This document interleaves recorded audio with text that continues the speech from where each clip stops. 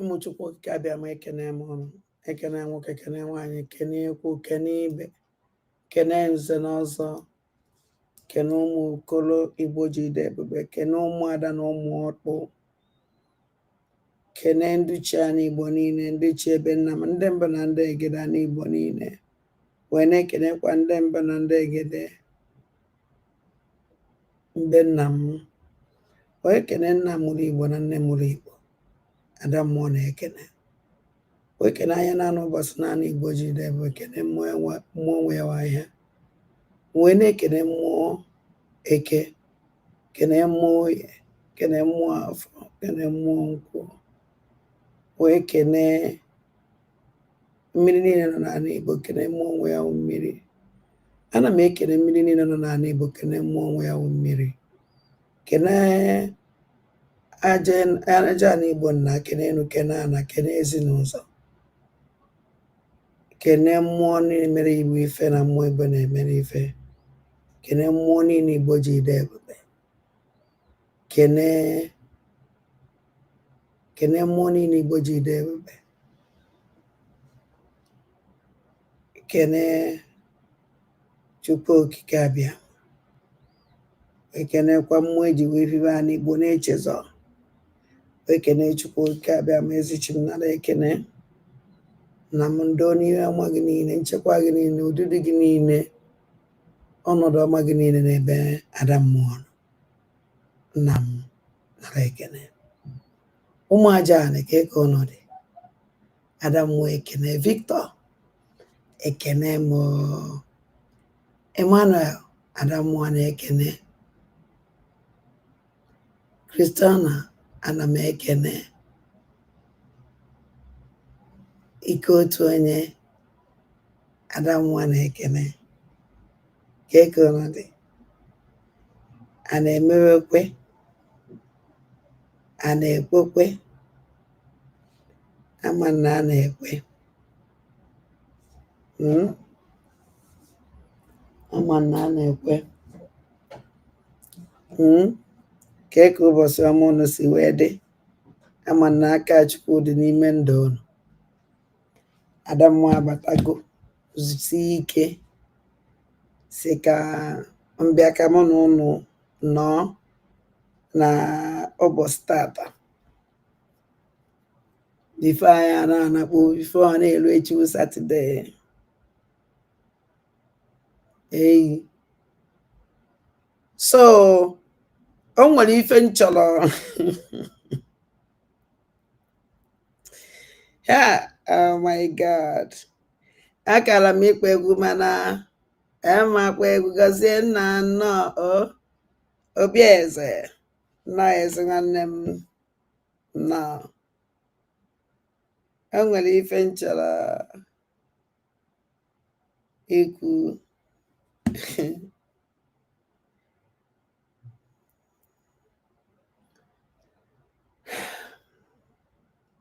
ihe na-eme kịta siri ezigbote ike, siri ezigbote ike. Onye ọhụrụ na-awazi ọkpa, na-awazi aka, na-afazi onwe afa arụghị n'afọ anọ onwe fa, n'afọ ka ha fapụta. Ngozi Alabaeze defense minista ya pụtago ebe a na, because na ha pụtara na like this, ema na nsogbu adịgo. Ha pụtara ha na like this, kọwazi ife ekwesịghị ịkọ, ema na nsogbu adịgo. And Chibuzo egwu atọ apụtara na akọ ife ekwesịghị ịkọ, ma na nsogbu adịgo. And zombi isi juru na social media, ema na nsogbu adịgo. A sị na m aya na-ekwuzi maka fa, I'm jigodu mmecha program mụ aya emezi ya na Rise because na enwere m time. Jerry nnọọ, aka Chukwu nnọọ na ụmụ aja anyị, enweghịzi m time na-edresi their nonsense. Achọrọ m ifocused because addressing their nonsense doesn't make sense. Yeah, addressing their nonsense doesn't make sense. And Rosaline apụtago si na ada against shewole na site na protest o tinyere anyị o tinyere n'isi for Eliza for our leader Maazị Nnamdi Kanu. Then okwu our leader Maazị Nnamdi Kanu kwusi no sit at home. Let me clear something here. Some people now it's not old video. Not old video. Then I can go maka then it's not old video. Wopụta but say this video and they wopụta the date. Yes, because ndị otu Ngozi na-asị na old video. So achọrọ m ịjụ ndị otu Ngozi Olabeze. This video kedu mgbe emelie? Kedu mgbe Awarida Maazị Nnamdi Kanu kwuru okwu a? Ekwugo okwu a bifo enweta ọbata ekwuo n'okwu a mgbe ọbata Obieno ya. Ka ọ na n'aka Ngozi Olabeze ka ọ na-edress. Nena anya ka ngwa ụnụ. Ihe osoro ụnụ nwa na-ebugharị ya. Ife ọrụ ụnụ nwa na-eme ka o suit ụnụ na-ewu ewu zombies. Awarida Maazị Nnamdi Kanu say no sit at home. And let me tell you something. Another thing m na-achọ ime ka ụnụ malụ. Awarida Maazị Nnamdi Kanu na ụnụ hapụchakwa that na ampụtala na-ekwu that achọrọ m leave message Awarida Maazị Nnamdi Kanu leave. And achọrọ ka everybody nweta that message Awarida Maazị Nnamdi Kanu leave. Mana onye Awarida Maazị Nnamdi Kanu gwara okwu ndị Igbo. Ọnwụ na ndị Igbo ya eme understand the message Awarida Maazị Nnamdi Kanu send that please. Awarida Maazị Nnamdi Kanu is dying. Ọbata Obi etinyere sit at home iji wele make sure that na ahụ ejisi Nigeria ike ka fa nwee nwe ike ilelize Awarida. Ọbata Obi puturu sit at home for protest. Na ejiji eji Awarida Maazị Nnamdi Kanu kwuchara ndị Igbo niile mere obe na-eme that sit at home every Monday for how many years now? Kwuchara mkpụpụrụ Igbo okwu. Ọkwa sọsọ ndị Igbo. Kwuchara mkpụpụrụ okwu. Onye ọwụna fụla Awarida Maazị Nnamdi Kanu n'anya for condition Awarida Maazị Nnamdi Kanu nọ owuchie. Mmadụ any day isi gị go continue the sit at home. Because all the only way ị nwere ike isi wee protest here. All the only way isi nwere ike isi wee protest here.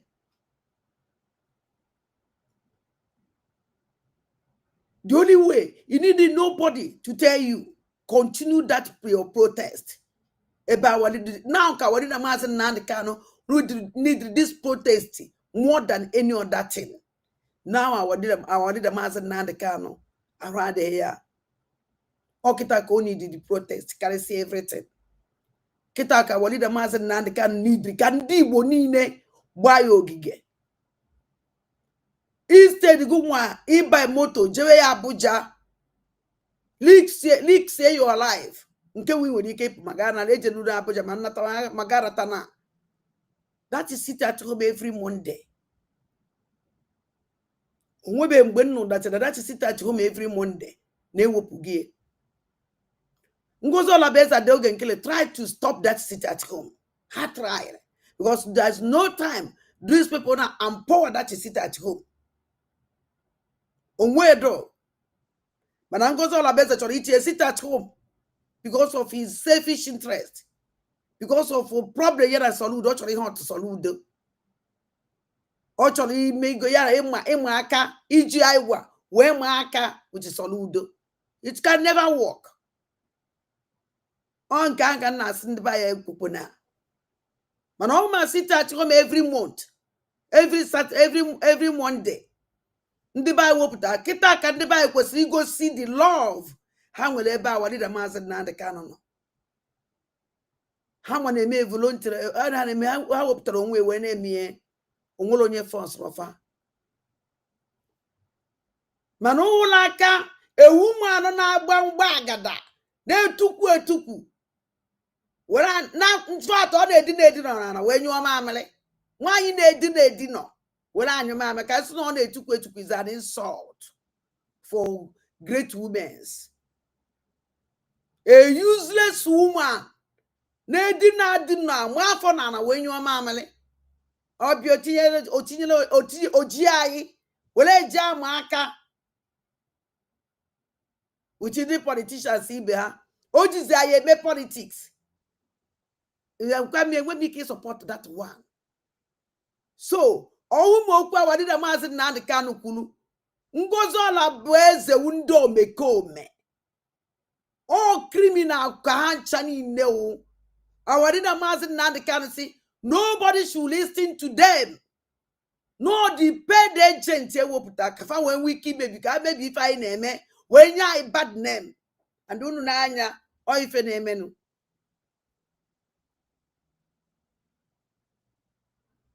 So this message from our leader Mazen Nandekano is message from our leader Mazen Nandekan. Etinye metinye ewopu me wopu. Oh kuye.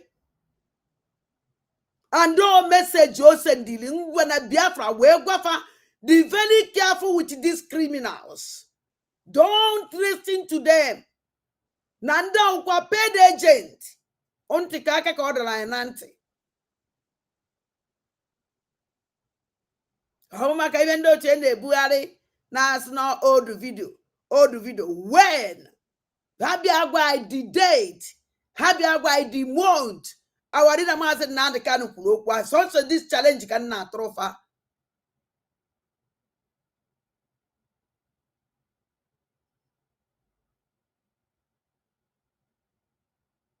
Habia go si ayi mgba warida mazi na the kanu kuriye.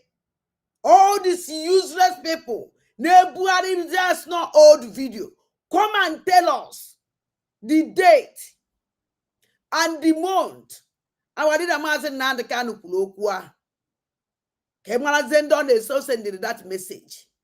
Kemara your criminal madam ko sending that message. Kemara criminal ogenkele ko sending that message.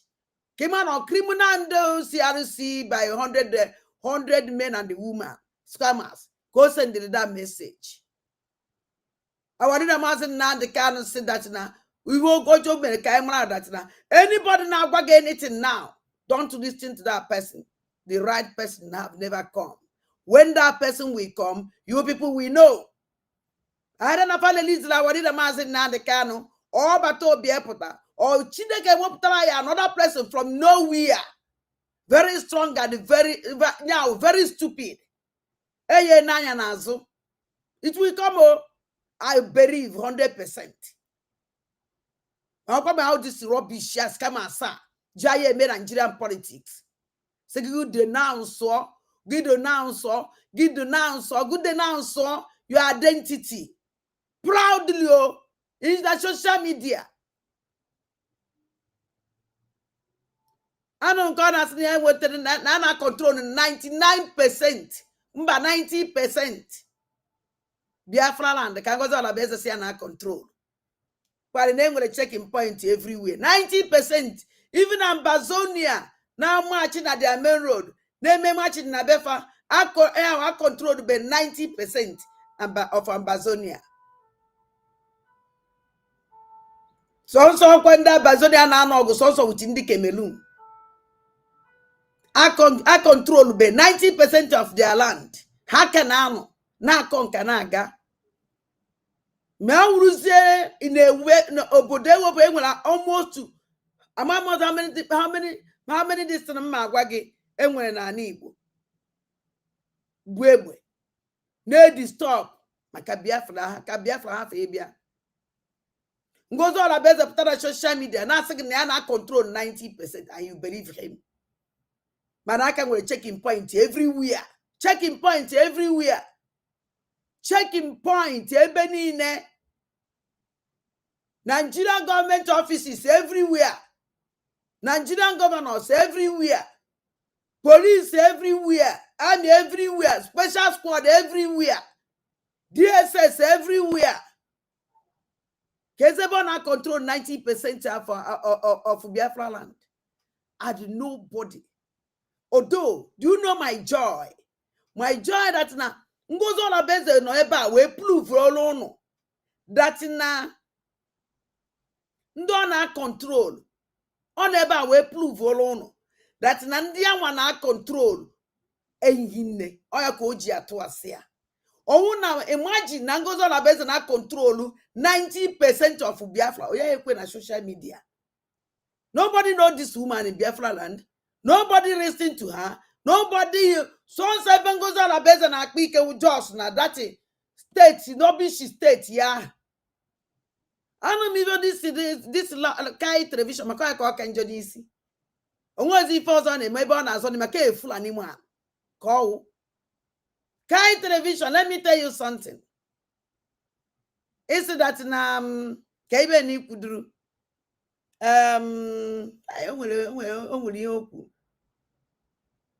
Oh my God.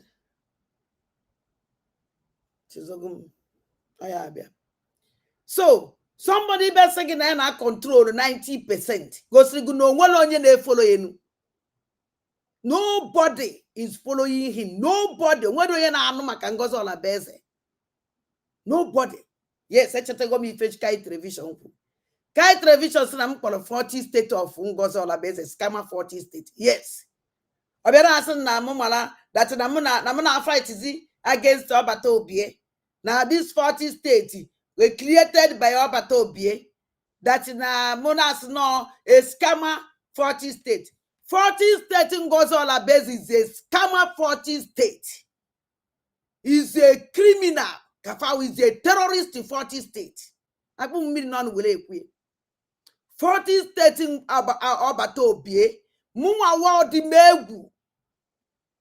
My own state is a great state created by Obata Obie.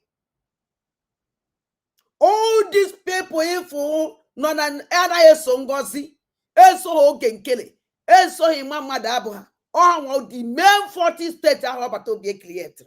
If you don't know, let me tell you. They are the genuine 40 states. Man, any 40 state criminality 40 state or owner. Ngozi Olabeze Genkele is a scam. A scam Biafrans. And all these people Kawarida Masen Nande can say, don't listen today. Now we pay agent to destroy what we are doing. Cherandi believe. I know what I'm saying.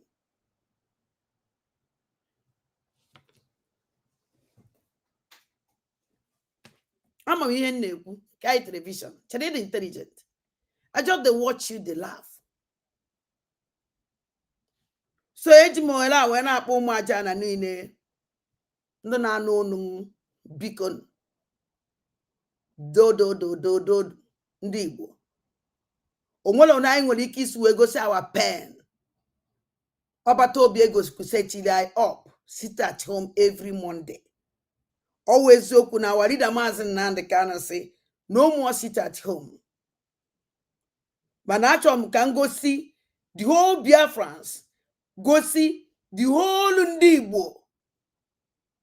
Ngozi Olabeze is a criminal. Don't listen to her. Our leader Mazi Nnamdi Kanu say so. Now how I'll pay agent. And then it's sit at home Ngozi Olabeze they put na Biafra land. Don't listen to Ngozi Olabeze. Our leader Mazi Nnamdi Kanu say nobody should put sit at home. These criminals can never put sit at home for us.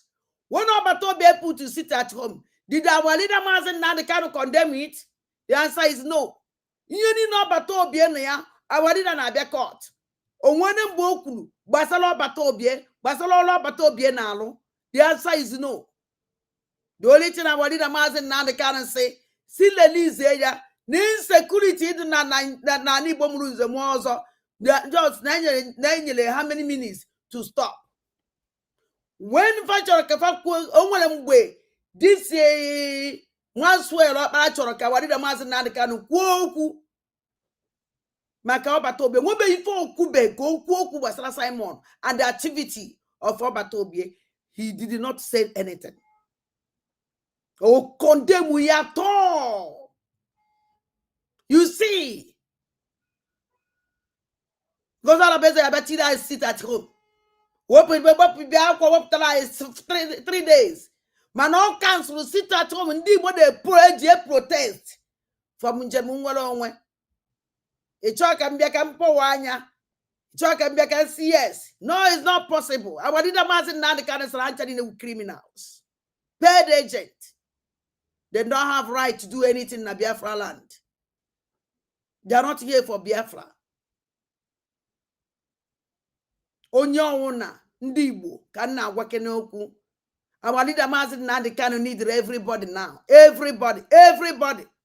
Mụnwa gụnwa. Ịmara nnọọ nke ahụ ihe. The only thing ihe emenwu iji wee gosi the pain. Iji wee follow our leader Mazi Nnamdi Kanu with this pain. Our leader Mazi Nnamdi Kanu no yawo. He continue that sit at home ahụ. Ọbata obie tinyere for iji wee protest. Not sit at home ngozi. I na-eme for anyị nwa. Anyị na-eme for ya nwa.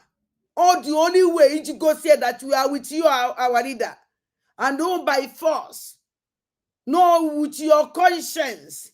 For our leader Mazi Nnamdi Kanu, Muwaya secondary by Abuja, no, from East Abuja, or the Haliski.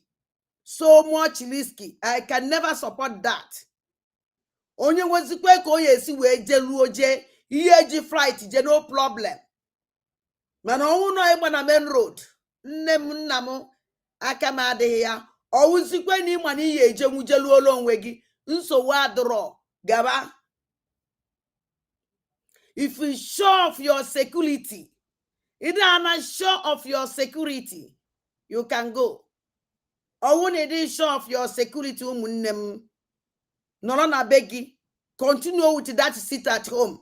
Okita ke kwesịrị ndị Igbo kwesịrị lock everywhere every Monday. Jiji we gosi ndị Nigeria that we are not happy. Obi adịghị mma, iwe da anyị n'obi. This is the time.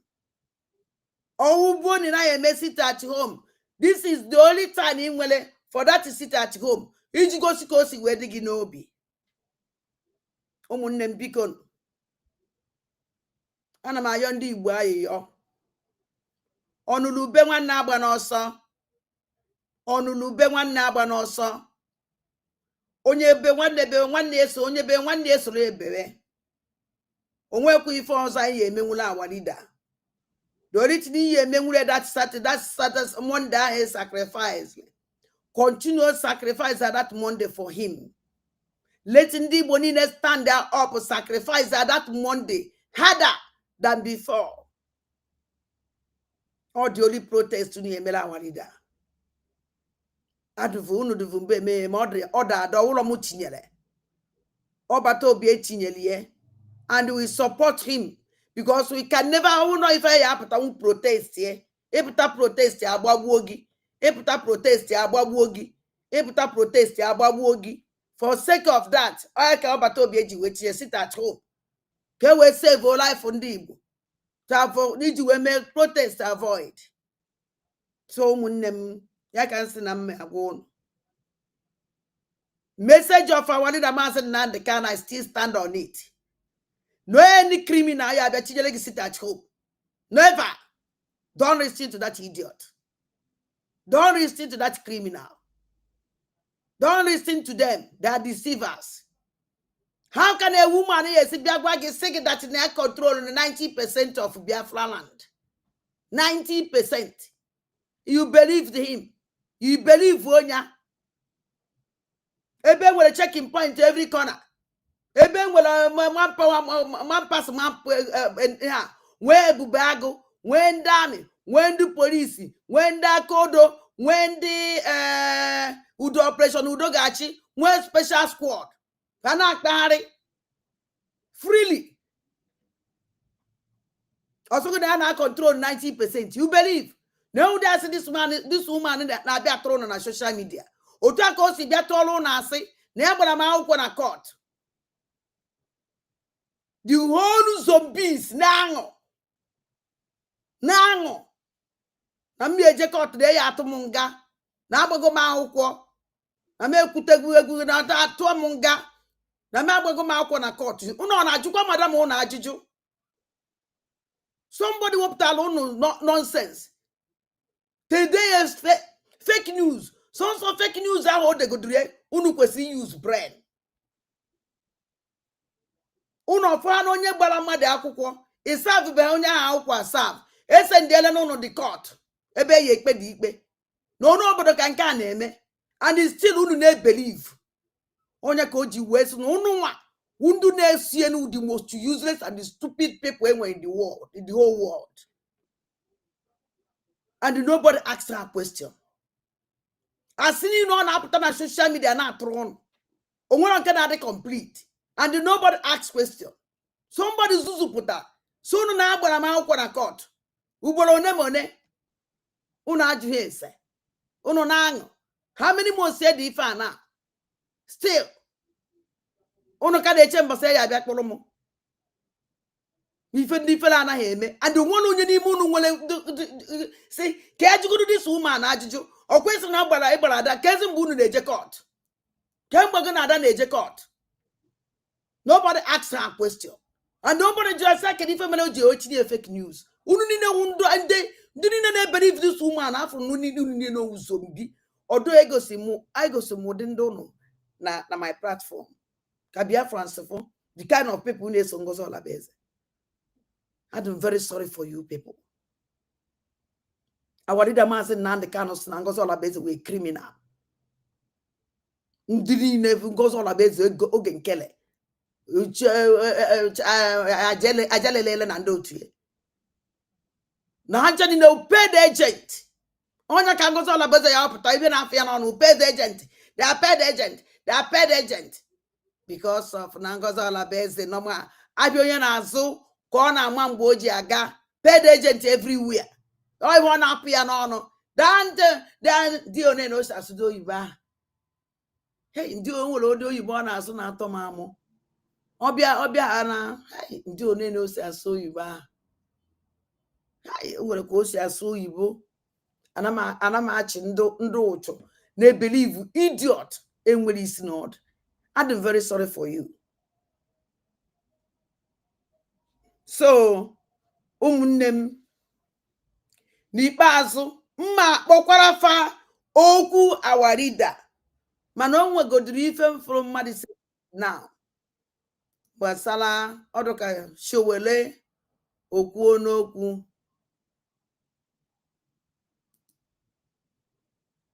I get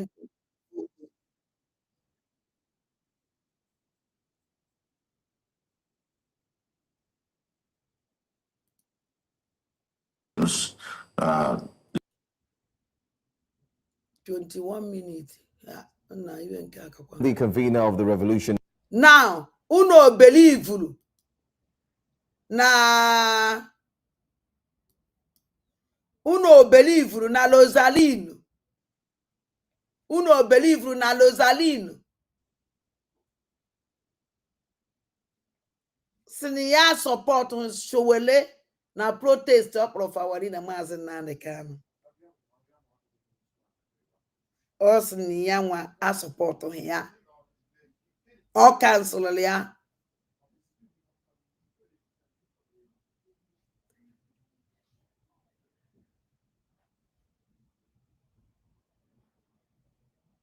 Na na-ege ka anyị gegodo odo a watch bekwe program ịma na request na onye ọ na-afụrụ ka Showele kwuru okwu ka ya mee ka anyị mara ka anyị gegodo ntị mana ife Showele kwuru mee okwu Showele analyze mana ebe o si abịa because na ka anyị gegodo ntị. Now movement Omoyele Sowore has called for the immediate release of detained IPOB leader Nnamdi Kanu, announcing a peaceful march to Aso Rock on October 20 to demand justice, describing Kanu's prolonged detention as a stain on Nigeria's democracy. Former Vice President Atiku Abubakar backed Showore's call, condemning the federal government's continued defiance of court orders granting Kanu bail. Atiku described the situation as an open sore on the nation's conscience, insisting that Kanu should either be released immediately or given a fair trial. However, the presidency has criticized both Shore and Atiku, accusing them of attempting to politicize an ongoing legal process. Government spokespersons warned that mobilizing public protests while the case remains in court could undermine judicial integrity.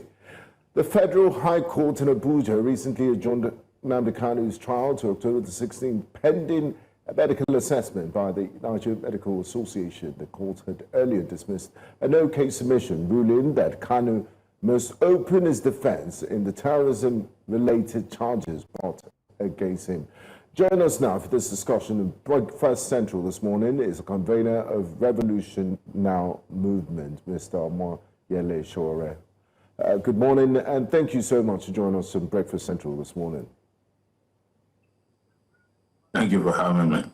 Now, Mr. Shore, you described Nnamdi Kanu's detention as a stain on Nigeria's democracy. What do you think his continued incarceration says about the rule of law and human rights in Nigeria? And why do you choose to embark on this planned protest for October the 20th?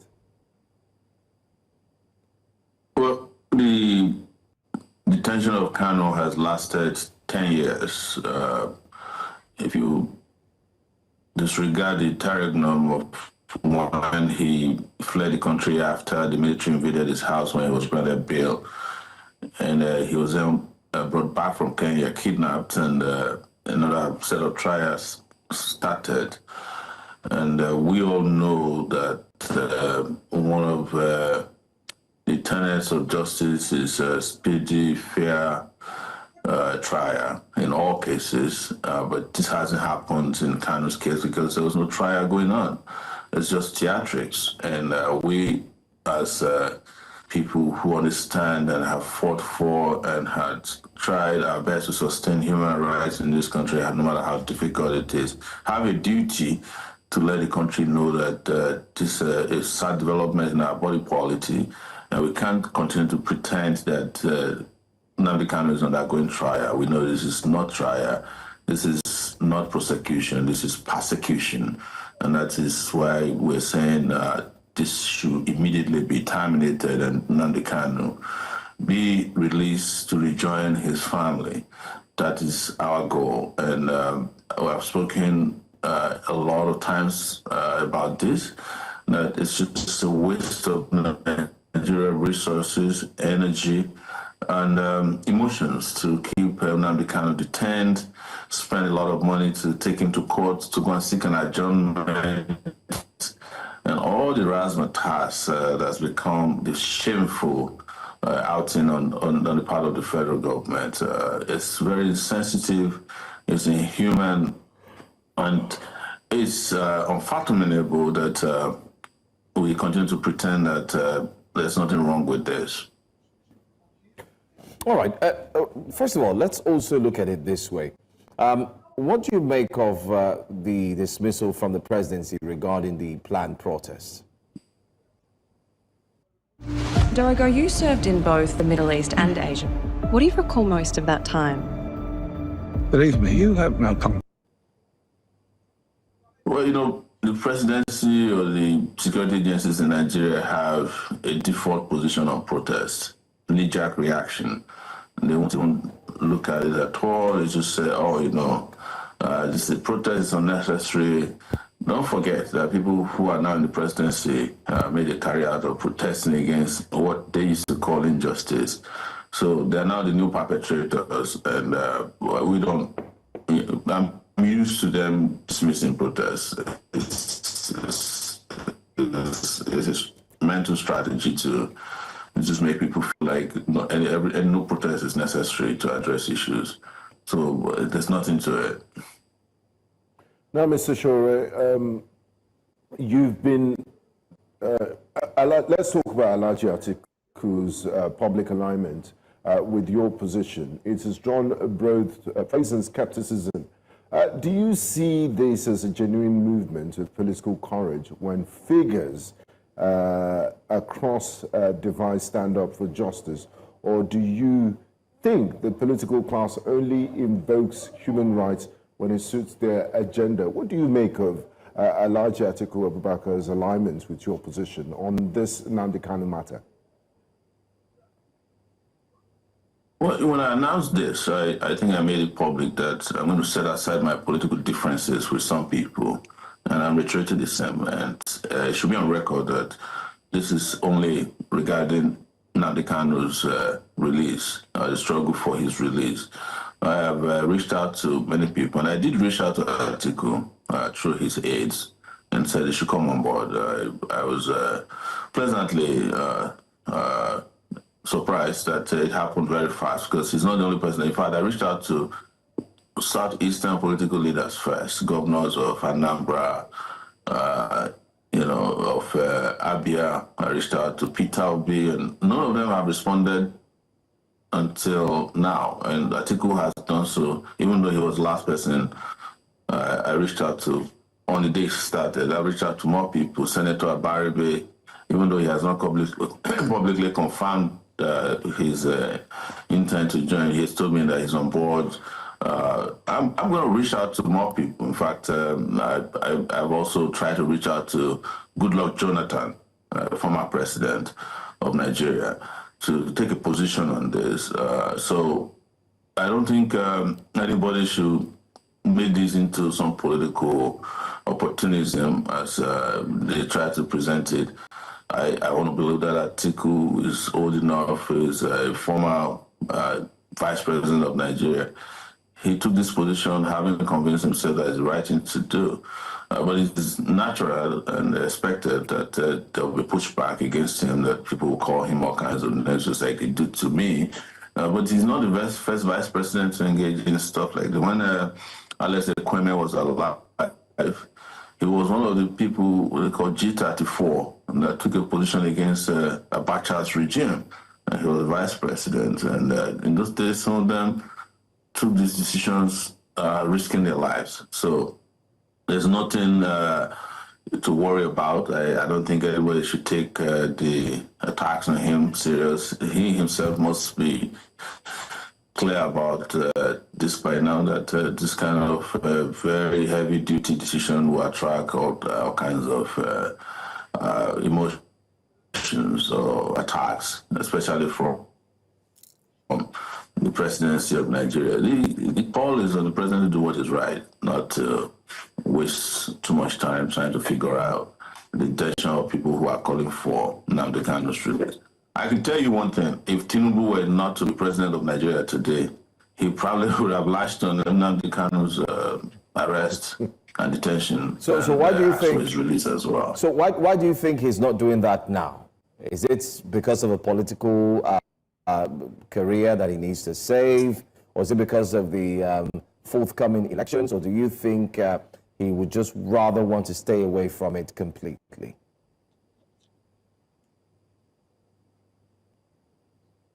I think it's political. You know, Nnamdi Kanu's detention has very serious regional implications. And for somebody who is seeking re-election, I think it's playing games with Nnamdi Kanu's detention. I have stated this before, that if there were smart people around Tinubu, Nnamdi Kanu should have been released the day he was sworn into office, because Nnamdi Kanu was Buhari's personal prisoner. But somehow, I think, and I've stated this publicly several times, some people in the southeastern horizon, politicians, who convinced him that if he releases Nnamdi Kanu, APC will not win any more election. And then subsequently, having given that room, he just had been under a lot of pressure, especially from some parts of the country, not to release him for political reasons. And I think he might be, carrying out some other things on the ground. Maybe they are trying to pressure him to declare for Tinubu, and he says no, because I don't put it beyond them to give him conditions that are so ridiculous that when he comes out, he will have no legitimacy, authenticity that he took into detention. Talking about releasing prisoners, just yesterday, the president exercised his prerogative of mercy. He did pardon Herbert Macaulay and released some over 100 prisoners, and that was another missed opportunity. But some will tell you that, look, this is a Nnamdi Kanu is facing serious charges bordering on terrorism. And the presidency and the government has also said this case is before a competent court of law, that why do you need to protest, that you're undermining judicial integrity. Do you see what you're planning to do on October the 20th as interference in the judicial process? No, I'm actually trying to help the judiciary to decongest their court files with unnecessary cases, irregular cases, burdensome cases, so that they can focus on real cases. But I don't want to forget the question you first asked, which is this pardon that was extended to a lot of people. If you look at the list of pardoned persons, Herbert Macaulay, I had to Google or had to ask Grok on Twitter yesterday, what was Herbert Macaulay's offense? It was an offense he committed in 1936 or so, accused of fraud by the colonial masters who are no longer here with us. So if you can go that far to pardon somebody, or Nnamdi Azikiwe, you pardon a cocaine pusher who is on life sentence, you pardon an alleged coup plotter, Vasa, those are grievous offenses as well. You pardon a former House of Rep member who was accused of collecting on tape. So you can as well just discontinue Nnamdi Kanu's trial immediately. I'm not seeking for pardon for Nnamdi Kanu. There's nothing to pardon here. We are asking for them to discontinue this sham trial. Or commence, some very realistic dialogue and bring about national healing and national cohesion, because nobody has forgotten that this is a sensitive matter, that the people of the Southeast always feel that whenever they come to Nigeria to fight for justice, they are coming with deficit, whereas other Nigerians have better advantage. If you are in dialogue with bandits and you allow them to bring their guns and their ammunition to your dialogue and you take selfies with them, if you grant amnesty to terrorists and reintegrate them into the Nigerian army, if you give pipeline contracts to Niger Delta militants, there's nothing wrong with letting Nnamdi Kanu rejoin his family. That's the position. So to now, and I think you should have listened to even Femi Falana yesterday. He was so a clip of him 3 days ago where he said, I am of the opinion that it should be settled out of court. Are you getting my point? So, point is, there is nothing to this trial. I'm helping the courts. You know, I go to courts regularly, and even though I'm not a lawyer, I can tell you when a case is frivolous. Anytime you find a case that there's a struggle to prosecute, just let's drop the ego and end the shame. That's my call. All right. I'd like us to go on a break, and I'd like you to please stay with us. We'll go on a quick break. When we come back, there are a few aspects we need to touch on. Recently, we saw you again with the police officers, and we heard a lot that they said, how they used to follow the politicians to go get money, and now they're struggling, they cannot pay again. You're involved in all of these works. We want to see what's involved in it, but stay with us. We'll be right back. Découvrez une banque qui en fait plus pour vous. Une banque avec une équipe dédiée 24.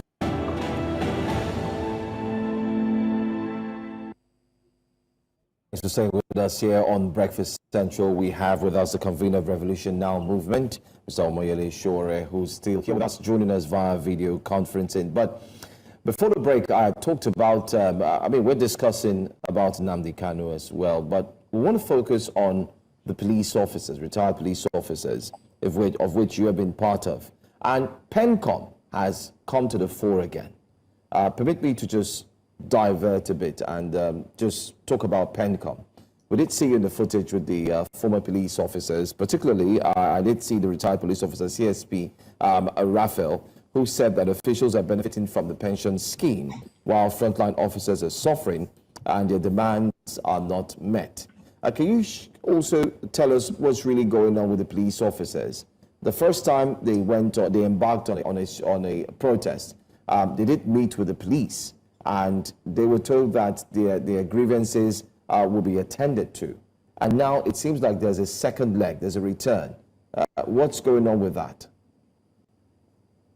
Well, it was because their grievances were not attended to. Their demand was simple.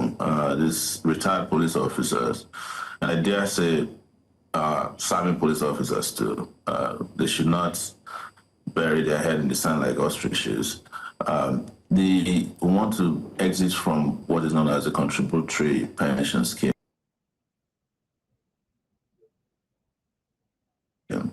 which I refer to as the contributory Ponzi scheme, where all their monies are kept and managed by PENCON. The PENCON officials are earning fast salaries, allowances, and the retired police officers are dying in droves.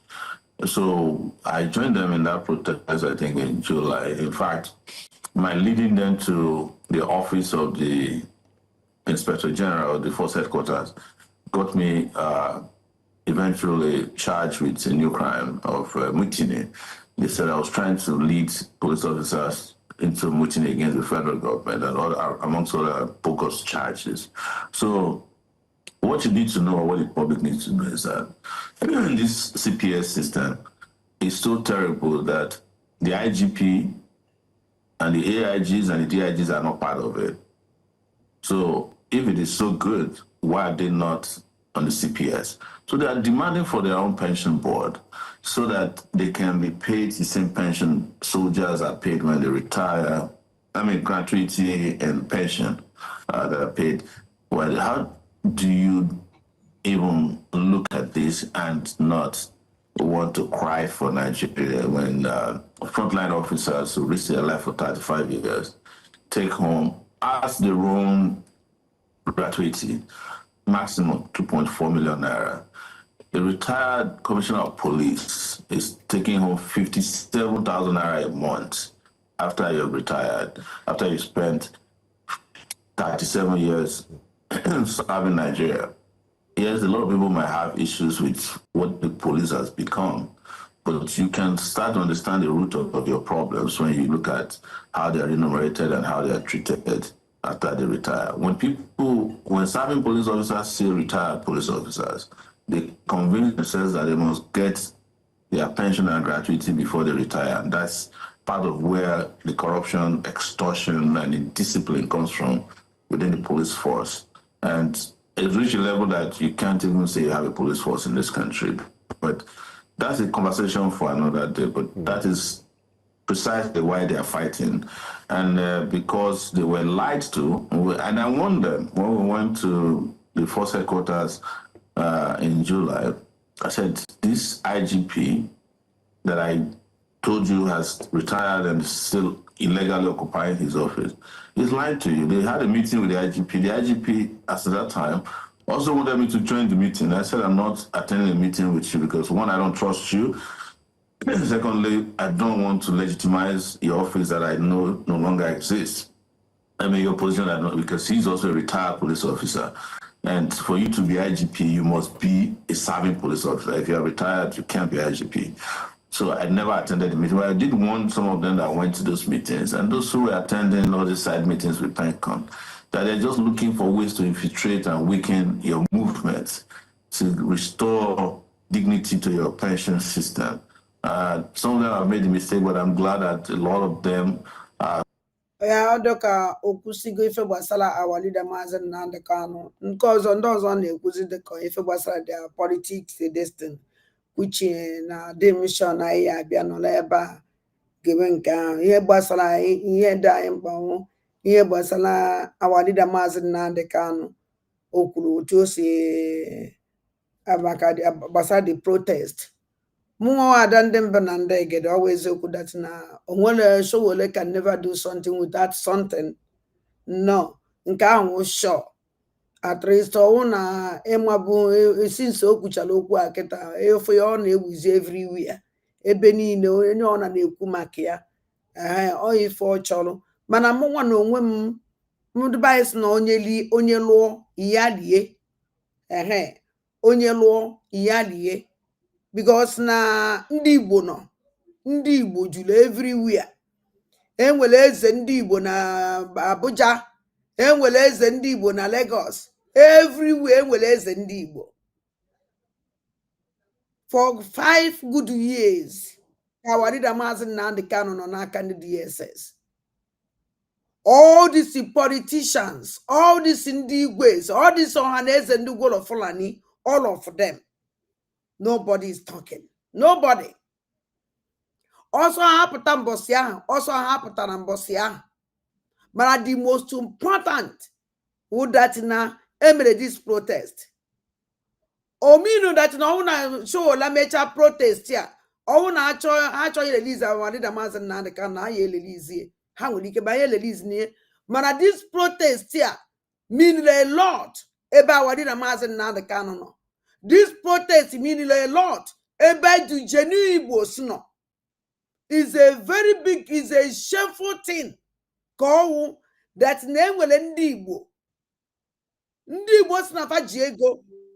Ndị Igbo nwere mbagabasi everywhere.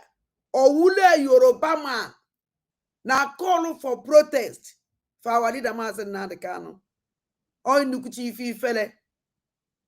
O nukuchi ifele. Who knows? Enwere ike release enya. Because protest we may pay United Nations anya. Because some ordinary person the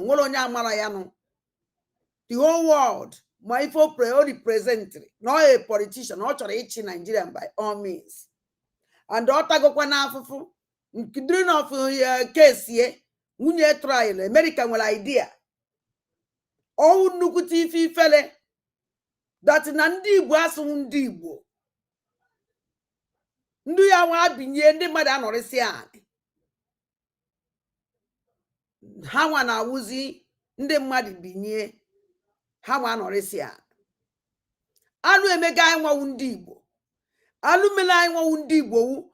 Ọkwa ifuru ibe niile ahụ ndị Fulani kpọrọ nnefa wele mgbe ọsọ na Jetuwa never ime a more nonsense akpọrọ nata na ani Igbo. O enwe problem anyị nwere today. O nwe ihe niile juru na ha nwa na-achị. Ha nwa ka enyechichara ọkwa and o nwe ndị ji Igbo ejeje anana. O nwe ndị ji ya ejeje anana. Owu ni na-eme expect na anyị ekwu okwu because si no our leader Mazi Nnamdi Kanu gwaneze n'anya showore call for protest. Obo na ndị niile the whole governors. Nobody nwebe nke reply. Ma enyi nna ya ba na-eri ozu onwe. Si na Tinubu nyere fe everything, nyefe nka, nyefe nta, nyefe nke. Na ofo ni release our leader Mazi Nnamdi Kanu. O reply. O wula Atiku. A Fulani man.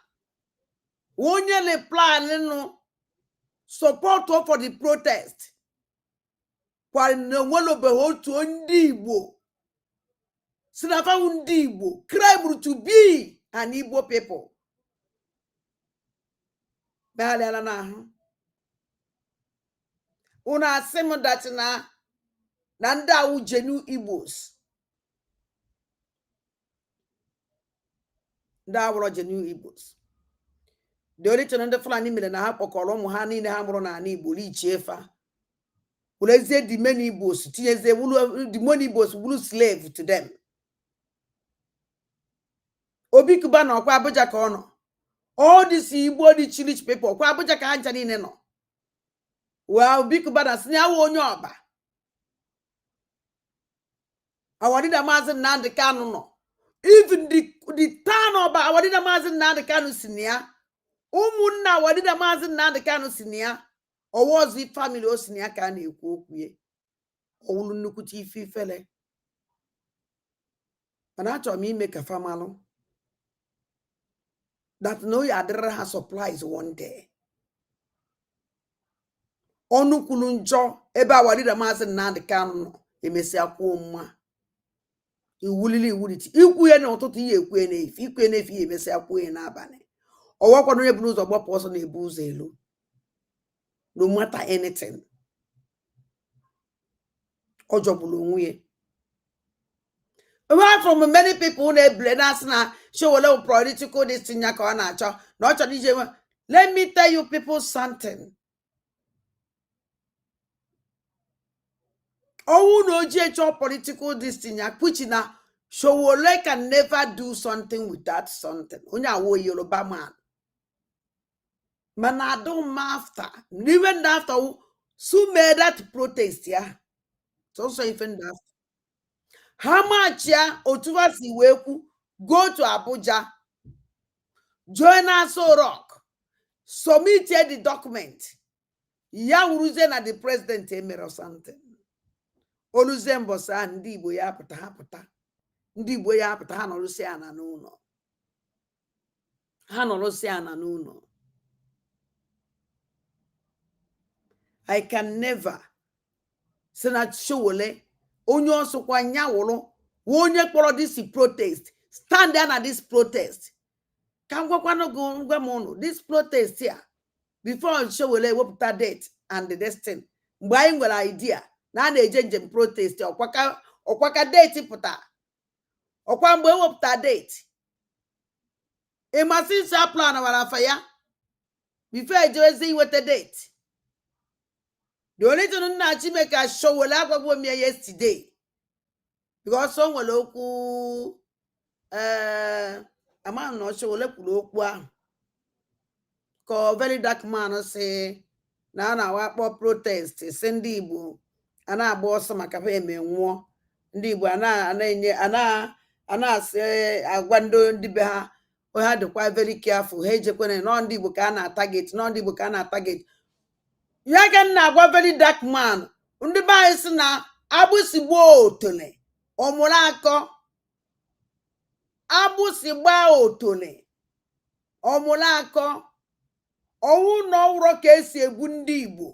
No neke n'anya ke ọkwagwu nwa jele ọkwa show as Kedafi anụ jele ihe a because na ndị Igbo egbugo ndị Igbo na protest. Egbugo ndị Igbo na protest gbuo ndị Igbo na enwebeghị ụzọ esi python ahụhụ na protest. Agbara na Ọnịcha, agbara fa na Agba, agbara fa na Enugu. O nwere ife emebe ndị Igbo maka protest. Kedu ụzọ fa esi benwu? O ife mere ha ji atụzi ụjọ. O ife mere ha ji atụ ụjọ. So una wakwu okwu ahụ onye kwuru okwu ahụ eme mistake. Because all of the target. All of the target. So mụnwa na onwe m from bido tata luo echi. I support m Showole mana the only thing the only thing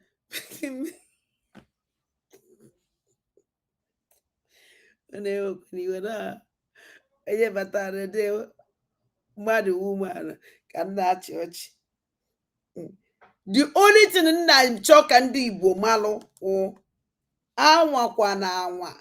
Asị na ị na-aha ya moto na ị na-eje Abuja for this protest. Don't try that. Onwe another way ị nwere ike isi wee jee Abuja na ọwụ na ị chọrọ ije for this protest. Jee na ọwụ that na ihe protect nwe onwe gị. Mana ọwụ nọ ndị Igbo ịba luxurious ọba bọs si na ba na-eje Abuja ijoin Showole for this protest. I don't support that. I condemn me na mbụ. Ana m condemn kwe ya ọzọ because ama m omebugo mbụ. And up to today I am the way well about those people are kidnap n'ụzọ. So biko mụnwa na onwe ngwara unu na-eje onye chọrọ ijenu ya jewe mana ị na-ejekwe make sure that na it deserve. Owazirike si na ya eje ọkụ ife okwulu ọbọsọ ha ifunu ya aya amara na o jere mara na amara na Owazirike na-eje with flight. Biko ndị Igbo una anwakwa na anwa onye owu na suru na Showole na eme protest ka elelize awanida Maazị Nnamdi Kanu na Abuja ka eweta moto ka unu bakọ iwere jebe Abuja. Don't enter any motor. The only protest unu emela our leader Mazi Nnamdi Kanu this Monday sit at home. Monday sit at home. So shall do only then unu emela our leader Mazi Nnamdi Kanu. So we learn na ndi buy no Abuja, ndi buy no northern side. Because ndi no northern side can go to Abuja for that protest. They can go to Abuja for that protest. Onye na-ejekwa ya marakwa ka o si ejekwa maka side ahụ udo adọkwa. Mana ọhụrụ mma. Eye ndị be anyị bigodo sọnsọ Abuja si ndị Igbo niile bi Abuja pụta chichichichicha na this protest. Iro ya eju. Aka ba nkụ bi Abuja. Ndị nọ na East sit at home every Monday. Our ọbata obi etinyere for protest. Maka protest a na-eme n'isi my God. Sit at home ọbata obi etinyere for injustice na-epre n'isi against injustice na-epre n'isi our leader Mazi Nnamdi Kanu. Sit at home ahụ biko kọtunuo niye gbachie niye bidokwa na ya ụna stop na kịta kunu kwesịrị ịha ya ha ya anya mia wụrụ that na elelizila our leader Mazi Nnamdi Kanu. So that one is okay. O save the life on. Onwere onye gburu unu. Now, amara m ebe m ebido ebe ama m nke mma akpakpọ. Ama na ọka ntinye ka unu ga-eloza. Ebe Lozalinu dị totally against Showole maka this protest ọkpọ. I'm in shock. Because Lozalinu actually anything ọwụ na nwere ike disturb Madanya or disturb their evil agenda somewhere. Because this protest is a slap for their criminality, a disgrace to them. Because so feel that na Showole nwere ike even honor into politics. Chere na ka m weta ekono n'ife okwu. Chere na m abịa. Then I eje na Nkwọcha.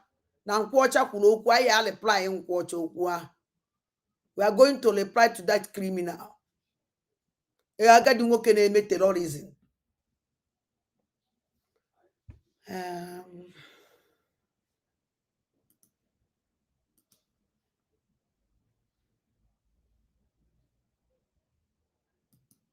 For the ego niile this man na-evu na social media. Oji ejegolo akwa. Ogo no yiri ofu akwa. Oyi nke red. Oyi nke every time. Oyiri ofu akwa akpagharị. Keze body.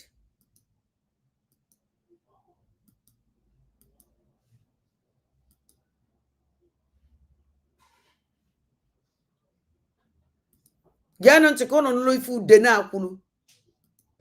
friends, good morning from here. I've been seeing this whole thing flying on social media, which I'm not really happy about Showore calling out the southeastern governors to come and let them march to Abuja for the release of Onyendu Mazi Nnamdi Kanu. I'm not really comfortable with that because, truth be told, Mazi Nnamdi Kanu has not committed any crime known to the four walls of the Nigerian laws. There is no crime he has committed. Now, you see that at the end of the day, Igbos are the one being used for political gain. You see, you went as far as Kenya to kidnap this man. Joanna, this idiot. Showole call for protest. When them boss na protest na our leader Mazi Nnamdi Kanu committee something. The answer is no. Showole call protest. We not say that na our leader Mazi Nnamdi Kanu committee anything. This idiot put and condemn onye call our leader onye call protest onye call one Nigerian protest for our leader Mazi Nnamdi Kanu. This criminal didn't come out and debunk it. Because or put and condemn Wonya. In a Pola Warida Mazin Nandekano, one Nigerian protest, our leader Mazin Nandekano, or support to go one Nigeria. This criminal Zombia didn't put and condemn Wonya. Mana so wala kobeziri protest for injustice. And many see our leader. This Ozua potasinia the totally against. Owunu ne ya nyeba ona agbaze gbarabadonu because no nwere system oji apụta. O nwere mgbe o ya wapụta like this onwuru ọkụ. When mgbe o ya wapụta udu ya da omi. O nwere many things system oji deceive ụmụ zombies ya na boy. Now, kedizie mgbe Sowore pụta si na injustice dị too much. N'isi awarida Maazị Nnamdi Kanu. Ebe ndị Fulani na-elenizi the main terrorist jiri AK-47 destin were mele bulletproof. E were awarida Maazị Nnamdi Kanu committing anything for Chienya. If this criminal choka awarida Maazị Nnamdi Kanu were inside the prison. If this woman, this idiot, this is zombie, this criminal, actually continue criminality here and goes on a base. Because now when I did a show protest, everybody killed because of that protest. When it is there, what did the Maazị Nnamdi Kanu plan here and goes on a base so he can ane. Plan here da ebo si eri mechie. Onya wonyo shiko. Nane gente if on a coil. Actually, couldn't get to the point. This criminal I will put here. Now, what did a Maazị Nana show what I call for protest? Our leader Maazị Nnamdi Kanu didn't commit anything. Kedizile show our leader Maazị Nnamdi Kanu committed something. Show what they make protest. Join this criminal. Our leader Maazị Nnamdi Kanu or committed something. Show what matikuha. Wazirike na ekwu okwu na fayeje join the protest, support all the protest, and the Funandi Igbo buy need support to the protest. So that support and do USB recharge card. The criminals onye ebeputago na na-egente, and that onkono ta gara mozua ka obi ebe a. You came back trying him for over 5 years now. You have not gotten evidences against him. Oh, you see, Okonofu, the same music, can and goes all a base and I go. Kedive bomb, Ibo Coslina Beba. Oh, you then know I go to Seketa or show a legend wake for protest. Because on a show a leg more time, they put on a social media. Now go poem every day. Now go poem every day. This kind of rubbish poem, this Utobo and I go every day. Up on social media. On our pasnaga. Utobo na go poem. Oguruba da. Take it to Kenya and they take it to Nigeria every day. And I go to poem. Oh my God. Every day. And I go to poem. None get this idiot on te. Actually, I'm only turn this program. He'll turn this thing back. Kunu will ever be this criminal bitter. Kunu fe born a Jesse. It was them close to where I'm more. All right. Dear friends, good morning from here. I've been seeing this whole thing flying on social media, which I'm not really happy about Sowore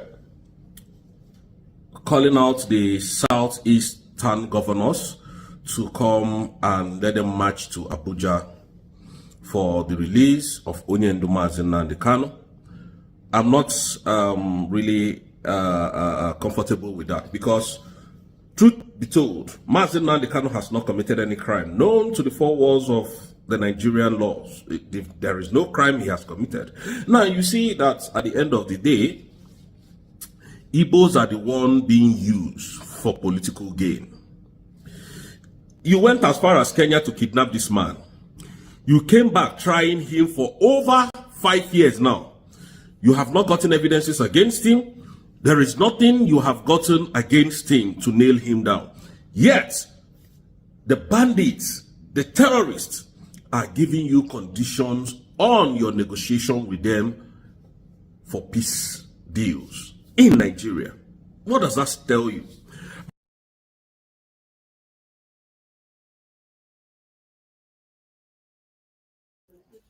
Uno fu zombia. When my daughter not from school. Hey, I don't know. Uno frive zombia pool.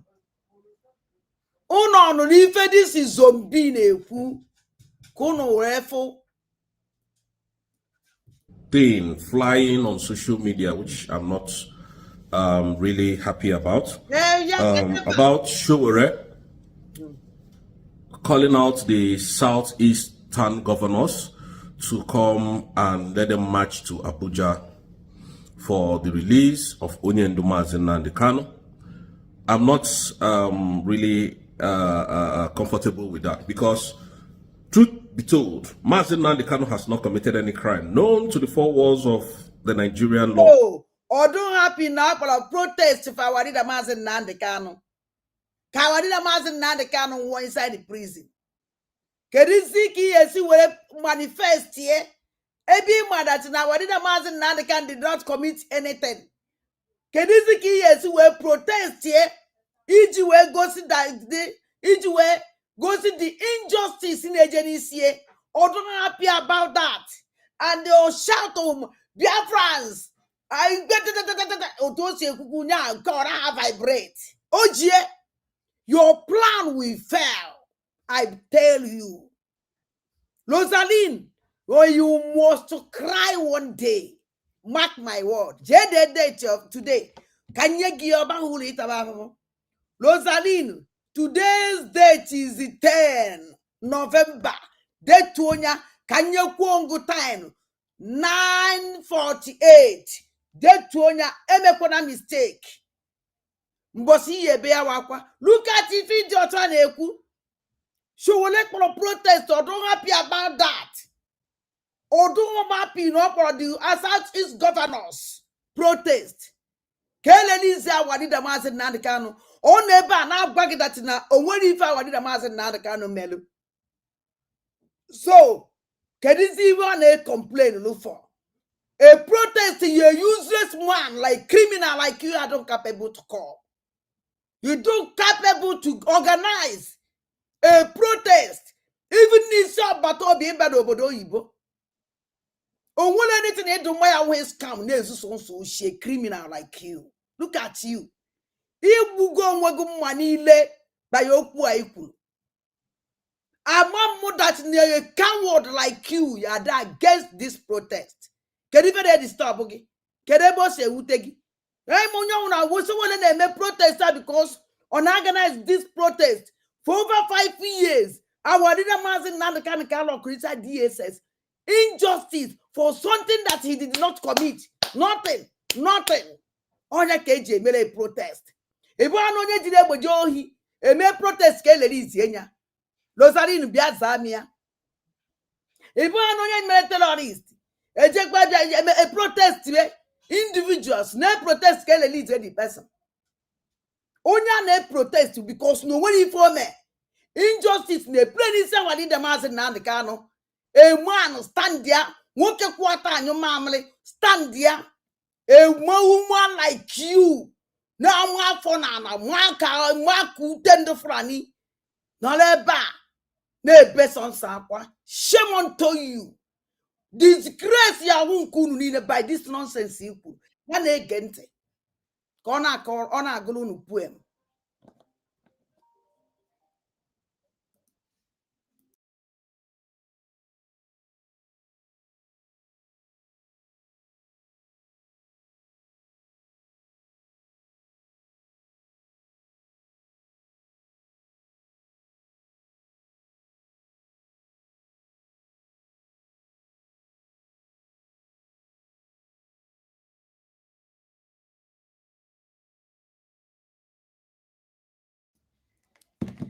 Rosaline ifuna ndị chọrọ ka idetuo date ka nkụ anaba akọleti gasị m 10-10 tawu 10 October 10 October 2025 time 9:51 ka m wepụzie nke ọzọ inyegharị ya na ngidi date a create one 10 October 10 inye gap dekwa 10 inye gap de October inye gap wee de 2025 time 9:51 Jackie date to this date. I will call you back. I will ask you, Rosa, how far? Now they get the rubbish, this idiot, this criminal eba. If there is no crime he has committed. Now you see that at the end of the day, Igbos are the one being used for political gain. You went as far as Kenya to kidnap this man.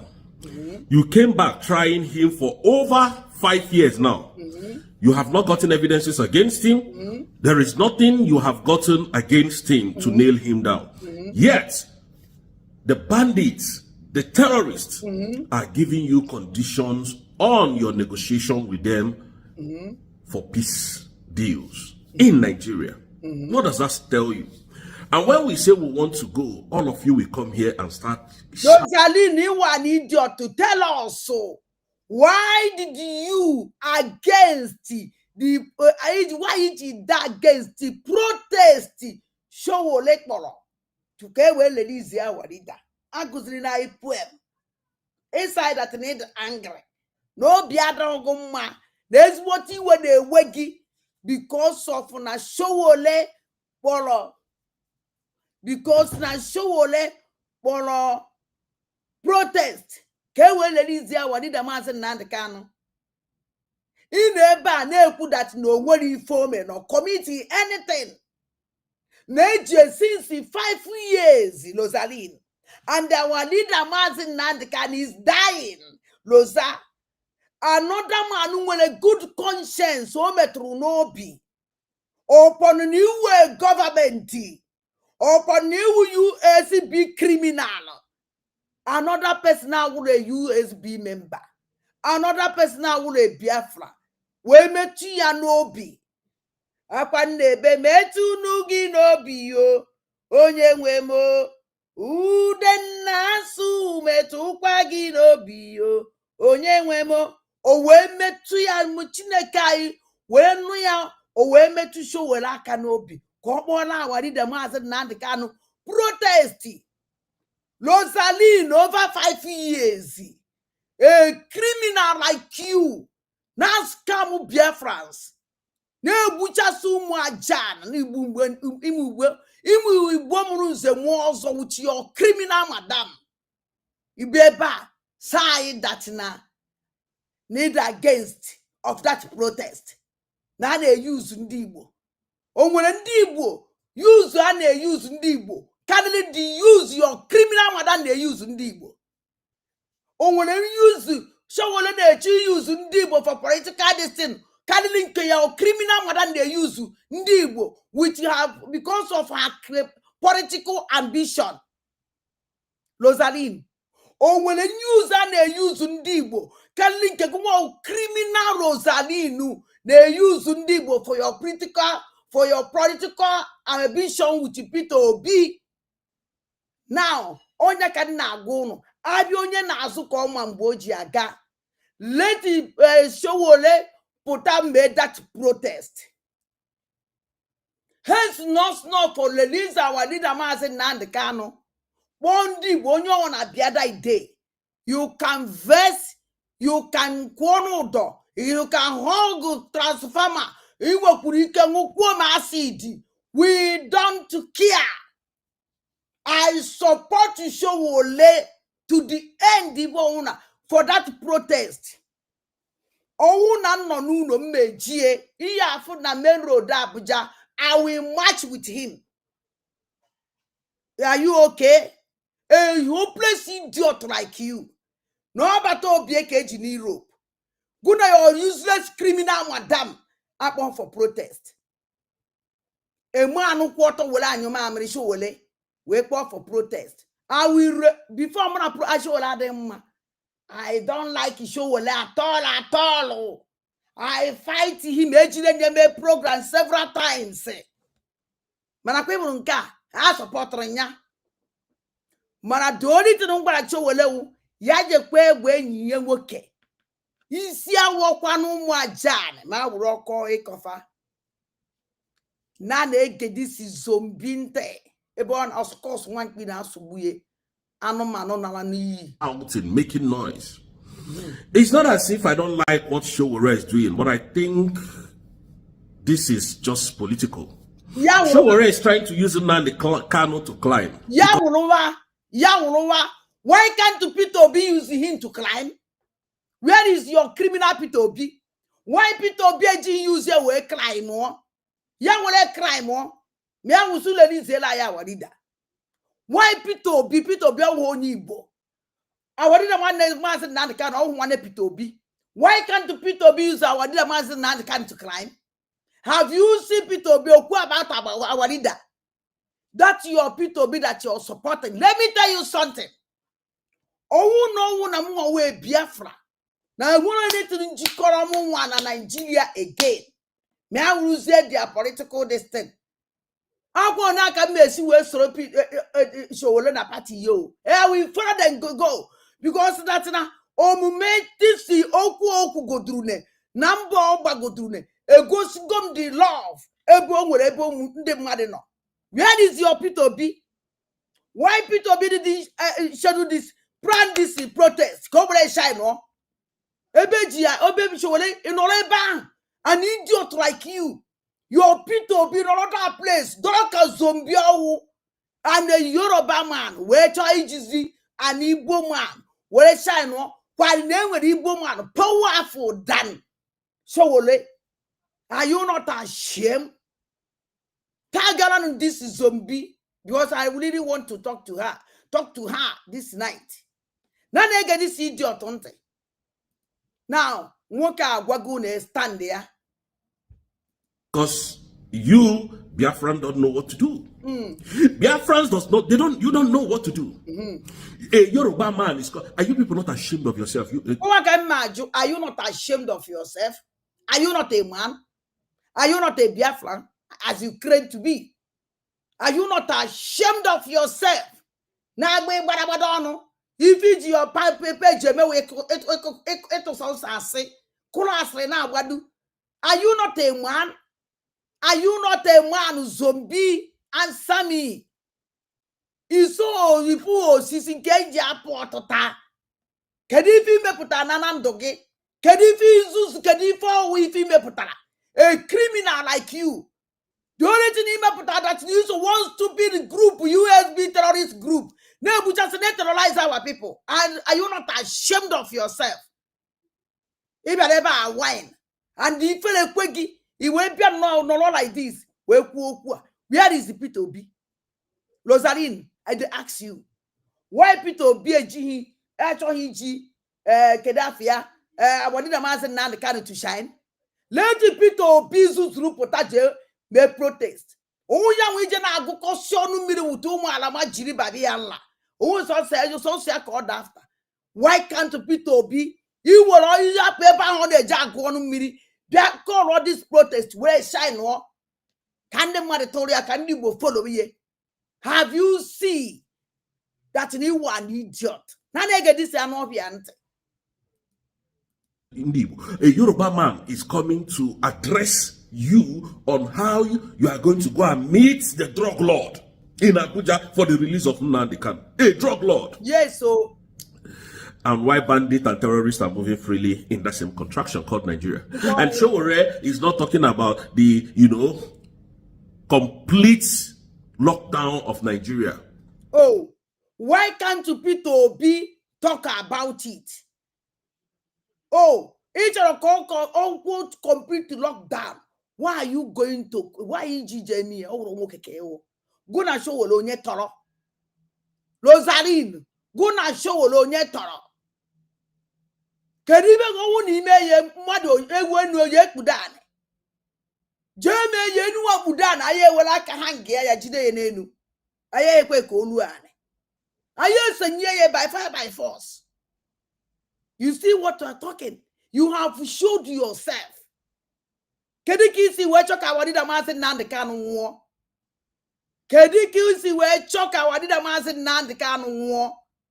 Kediki si we the wicked like this, Rosaline. Can you tell me? Rosa, Kediki si do wicked like this. I'm gonna need to I'm gonna need to now hey for the insecurity and terrorist activities in Zamfara State to be tackled. Why is he talking about Mazen Nandekano? Can you see that you people are foolish? The same governors that are holding Kano down, the same governors that are making sure that Nandekano does not come out, are the same people you are going to call for this movement. Are you people okay? And everybody is sitting down, clapping for I crap hey, I done get the crap for him. Let useless governors. Everybody money fire me. Kasho wole wafi fire me. In an even now wagi. Oh, that no pata atiko ya pata support ya. Oh no kuyo was Rico ya pata support wo. Let him disgrace the governor, the so-called governor who is a disgrace. Is a very big slap for your stupid P2B. A man ain't more uche, a man ain't more brain, a man am left and the right here. Now ready. Somebody who hope can go ye sit it. And ye Nigeria check. I bet go ye bido. Anna don't we just what P2B and I don't want to know the weapon armor. I put be monya no kete sinama do ma and our benia. You would just end for no ya fuzzy. Or suppose one guy and cow we guy wait for him. Obi ya body wait for do your plan. Our leader Mazin now they can't have leave a message. None again to this criminal. None again. Using your brain. Hey, Yoruba man is using your brain. Those Agwazia go see use our brain. Because we don't know. A Yoruba man they use protest, they call or protest for our leader Mazin Nandekano. Oh, not go where shine all his political agenda. Let it be. Oh, those are Jack Poko, Peter Big whatever is shine. May I will never release their leader. May I will know the protest. And let me tell you something, Rosa. That protest may not release our leader Mazin Nandekano. Mana. So oh go on all to go na record. Only a boy all to go na record. Now so person protect for the release of our leader Master Nandekan after Ndibo, after Peter Obi, after your criminal terrorist gang group have prayer for good 5 years. Now can the DSS and our leader Master Nandekan crying every day that he's dying, and you see our leader Master Nandekan on a court. Ebele mehigi wo amosu. You will talk continue now another place. Somebody over to Nobi. Well, now this injustice is too much. Let me organize a protest for him. You know, Nanya can wagi loza because I'm a mifunu yeme. I have known you people very well. If anything happen for people you may protest that day, because if I got your mother, you make it out, go organize a terrorist group. You just stop war. Let me tell you something. Unu may go there or to go the record. Now show will portal. You protest for our leader Master Nadikan. Unu may attack. Can go back. So I am going naki nanda in a nanya. Ye jabuja so mumma that day. Ema kwanke mara ya mara. So ka France. Mwarakwa kandi bonine. Mwarakwa because he was a very dangerous man. Very wicked idiot. Now they get this man on. How do you think that the southeastern governors will go to that place and demand the release of Mazen Nandekano when they have ships that carries oil for them outside the country, crude oil for them? They go, the no go. It doesn't make sense. We don't care. the most important una Showola ogofa. Showola manakba baraba habia. Mama bialo, mama biaro. The protest he will hold. You not even nagwagi. You if they like made them come. If when I made it expect.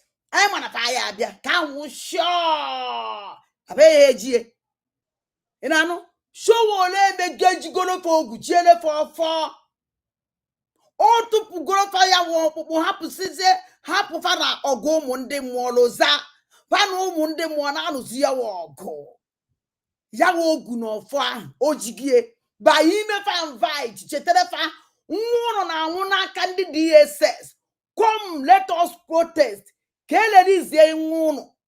Pawa juzie. Oh no, we even mela wadi da mazi Nnamdi Kanu. Mbanki ya mana Showole havu. Wow, oh yeah. Amonam kamesi we kowe ya. You can never do flow. Nka BP go rise 1 billion and they can never stop anything. The data have bring out, and you can never stop it. Oh, the only thing you need to go and do terrorist gang group. But I who know the boy who see them mad that day. Ogusia loza oifi me. Because do you know why? He's afraid because of terrorist group. Unu le kulu na ni bo go dan go to ala beze. Ona abobu sin dem mad. Na kidnap dem mad. Na na falanso. Na kwe onyo otu unu eje vuru. Content create on do tugi. And I told the boy up to the putabe. And the jibe ye kube ho we never say anything, idiot. Na get this man ante. How do you think that all these crazy, selfish people that have oil wells, that come to milk our mineral resources and sell it to the Western world, are going to listen to you? The Southeastern governors. Are you people well at all? Are you people well? Igbo zone Ahadukono. Hey. They are there destroying your businesses, burning down your shops, degrading you, making you look like you are a nobody. Now you are here talking about going to Abuja to release mass. So you want idea na na-eme iko ndị Igbo. So you want idea na na-destroy shop ndị Igbo. Kedu ibe imelene? Kedu ibe imelene? Good at your useless USB government. Ono. Kedu ibe unu melene? Okwunu so na control 90% of Biafra land. Use unu wedi shameless government. Wele obodo 90% gi. When Abuja see your indigi. Maybe see your their property. You will never anything. We are not well at all, as you say it. Mokobanka. Eba kunu ya wacha nikoni nukene abawono. Ourukwama. Support to Showela. Adande bonande gede. Aku Showela na 100 million times for this protest. And the Loza, you can go and have they will not transformer. Why go with the transformer? No problem. They will acid. What a waro, no problem. Malcolm and this, my shout to this the governor, my senator also, all these zombies, yeah, Fabia, Oduma, Fabia, so what draw? Even Wamosu. Hello? I don't know. Good evening. Onugu na-ejekwa outside. Good evening. Omo Biafra, good evening, Biko. I don't know kwa na apụtala. All have life and direct na bae. Onye buchi nwanne. Hit the point. Rosa hit the point. Nna gba ukwu n'eze. Chere o nwere okwu o kwuru ugbu a and achọrọ m ka Omo Biafra n'ihe Rosa na-ekwu. Rosa has said that they are there burning and destroying our businesses. N'ala Biafra na-emebi isi. And anyị chọrọ ịga Abuja ịga protest. Juzina nụ Rosa kedu ihe madam ya na-eme ọkwa sịrị unu na o capture na 90% of ala Biafra. Rosa na-agwazi ụmụ Biafra na madam ihe na-atụ asị 90% of ihe capture. Get ihe ọ na-ekwu. Then kedụzi ihe a na-eme ebe ha macha na a na-eme ụmụ ihe ndị a. Why are they still deceiving our people. Now, go every Saturday. Iji will protect her. The same thing Rosanna Ekuna ndani they destroy. Then this government hano. Yeah, all government to social media. Adanne. This guy program this guy no bara madam yo to manema. O jidere Ngozi Orabeze yipu ya akwa. Ngozi Orabeze gba ọtọ. Gente ụmụ point onye a na-ehit gasị. O hitiri nnukwu point here. Yes. Ọ na-agwa ụmụ Biafra. Chere mma ale tori anwa jai. Na na-destroy ihe anyị. Then kedizikwana ihe a na-eme ebe ha ma na na-destroy ihe anyị for how many months? And the Bama control 90% of Biafra land. 90% 99 Kamada. Oh, 99% of Biafra land. Okay. And the Naime control of 99% aha. Ona Rosanna Agwazia in Andami no they destroy our building. They destroy everything. I na chega gay protest. Okay. The truth remains that na ikena no hoku oburu na ihe goro issue in Nigeria. They don't want it. Due to Guinea, every issue release Mazen Nnamdi Kanu, their criminal enterprise. We end. Ima ada ọnọdụ ka meseji ịdrọpụ ga mana ndị mmadụ ghọtara ya n'ụdị ọzọ. O nwere okwu maazị onye ndu maazị kwuru n'okwu o kwuru mgbe that guy na-asị ya na sit-at-home ya sị mba na onye ọbụla na-eme sit-at-home nke a na-ebi ya ama m na sit-at-home continues mana o nwere the reason our leader ji wee kwu dị okwu ebrifugo na-ejidego maazị Simon Ekpa so ọ marago na ihe ọbụla onye ọbụla na-eme ebe ahụ na onye ahụ bụ criminal yes. But we the consensus Biafra will continue carrying that sit-at-home. Yes. Our leader send the go message in Odiabo na ndị abụ criminals yes. Maka mgbe onye ọbata obi eno okweghị ekwu okwu gbasara sit-at-home. Okay. Ekpoghị ọnụ ya medo ntị ka ọnụhụ ya that okwu o kwuru mgbe o kwuru ya bụ mgbe ha na-ekwu na during that day of a 10 after the arrest of onye ndu our leader leave the message nke gosiri na onweghịzi onye dị sincere maka ebe ọ na-ana information if you think that ọ na-ana information so then they carry on na-eti ndị a mgbada nwụrụ anwụ n'isi nna m na-etikwafa ndonna m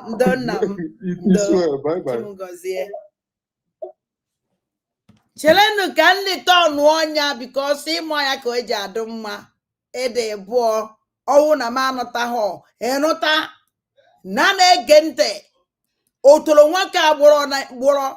That same contraction called Nigeria.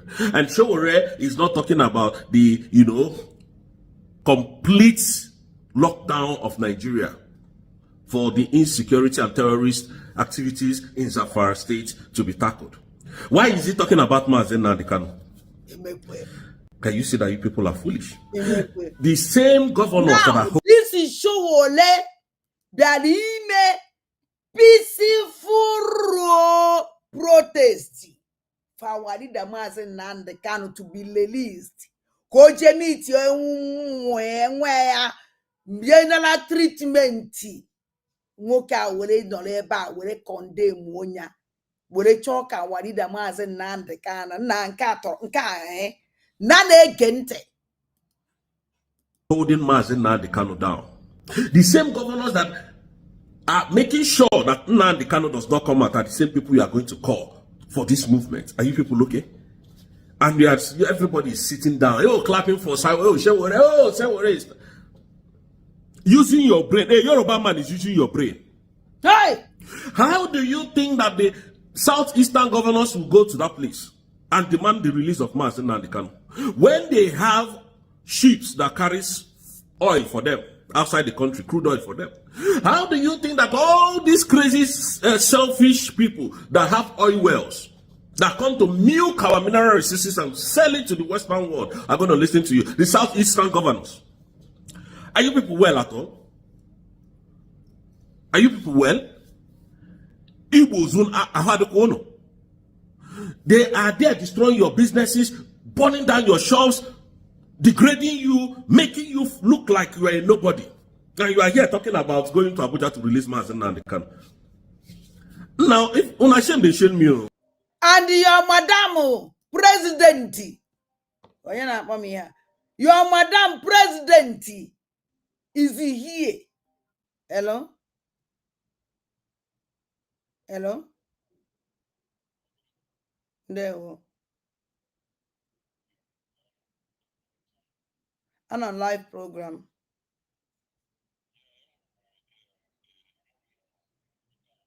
Mbo Olubentai no na bai. Olubentai na ebo. Olubentai.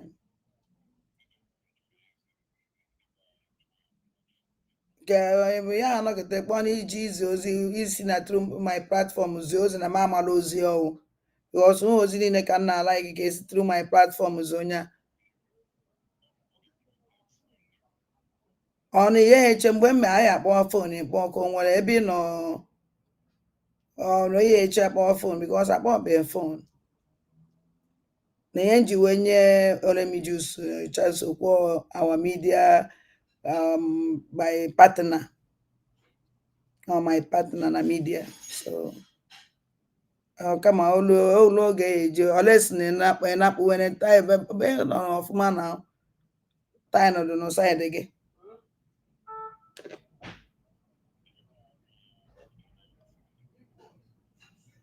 Okay, we 1 minute if you chọrọ ikwu because of the time. Just 1 minute, thank I you. beg. Yeah, because to me, Oboro suggest no this thing no ihe do n'iwu all of us ndị Igbo kwesịrị ime. Most especially ụmụnne anyị nọ outside, most especially Lagos na Abuja na ndị Yoruba na ndị Hausa. Onye anyị aganwu this protest. Ndị Igbo niile, afia ndị Igbo niile si mechicha ya that very day. Yes. I will ofu onu wee gwa ndị zuo okwu. Ịghọtago? Ha nwere ike na-abịa atụ ụjọ ha gbachie shop na ahụ echi niile ndị ofe mmanụ ebido ime nke mee nke ọzọ. Nne biko onye that is amụm ka m mesi putue onye ihe kwuru agwụ ọ na-atụ ụjọ for any other thing.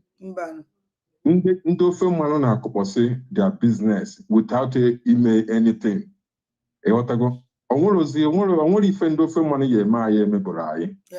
Ịghọtago?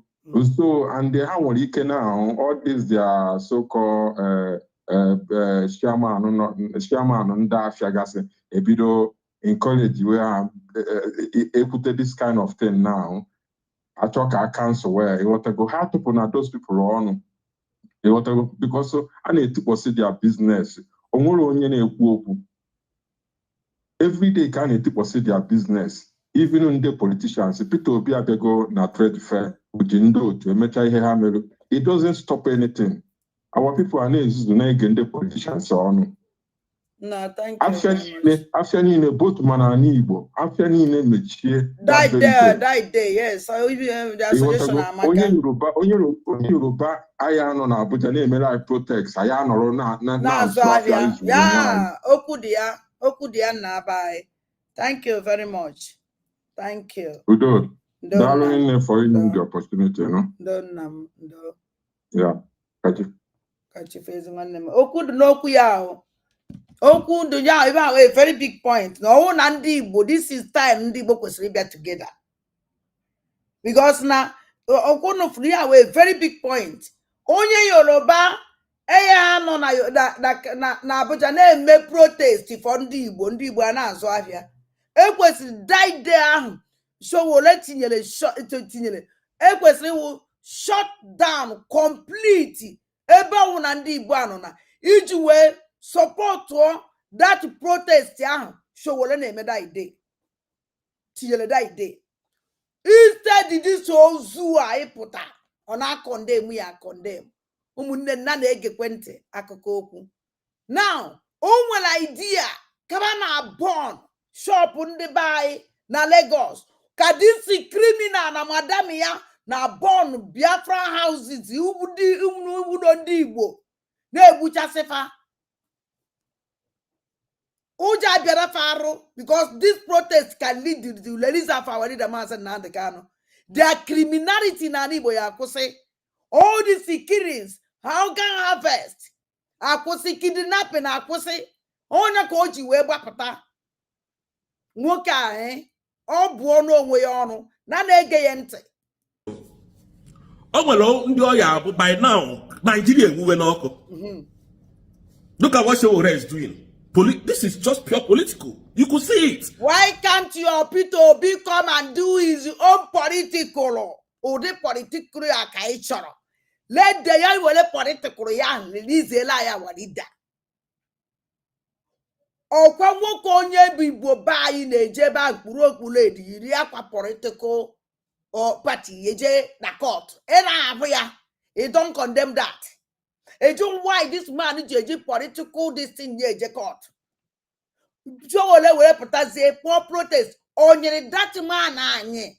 Equal that protest that Igbo man Obiago Kasago Obiago Iba Parayapo. Guinea Meloji for that protest or Pobia Abuja.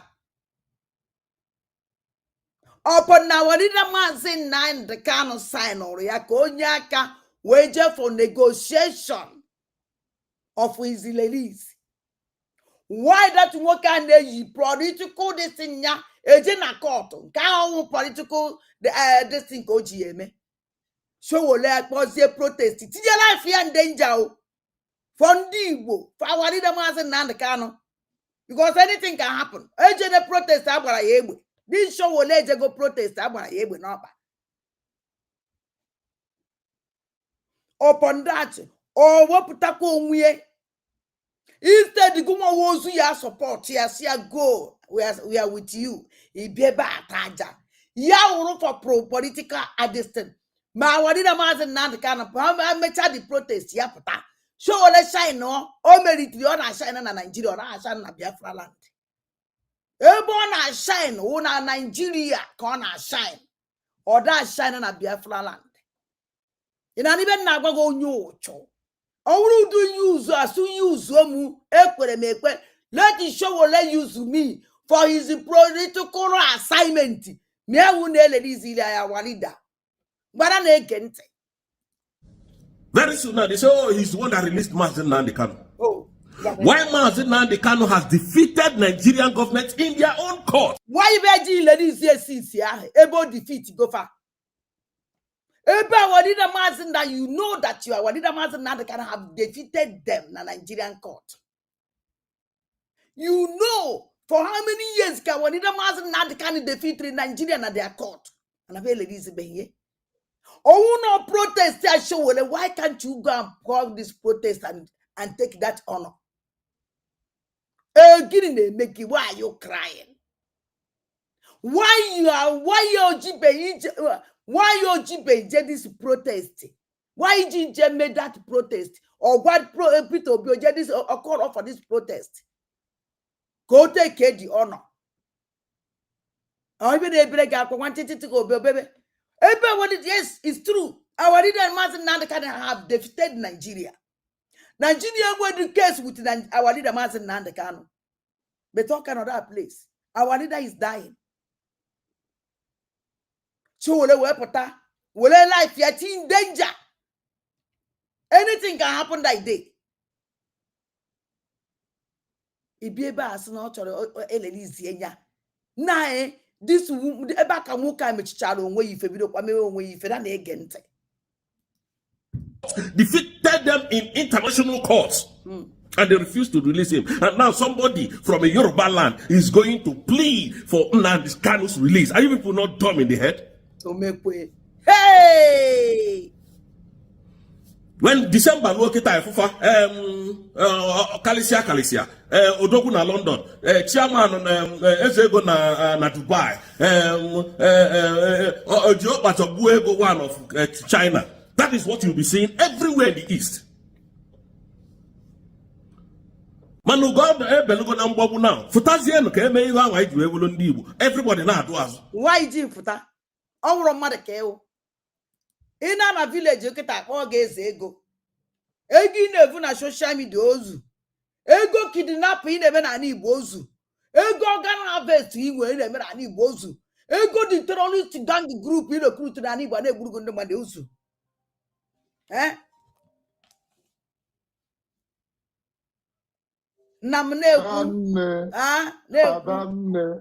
Program this evening ọkpụkpọ ọkụ n'ọnụ. This guy bụkwara ka ọ na-ayị.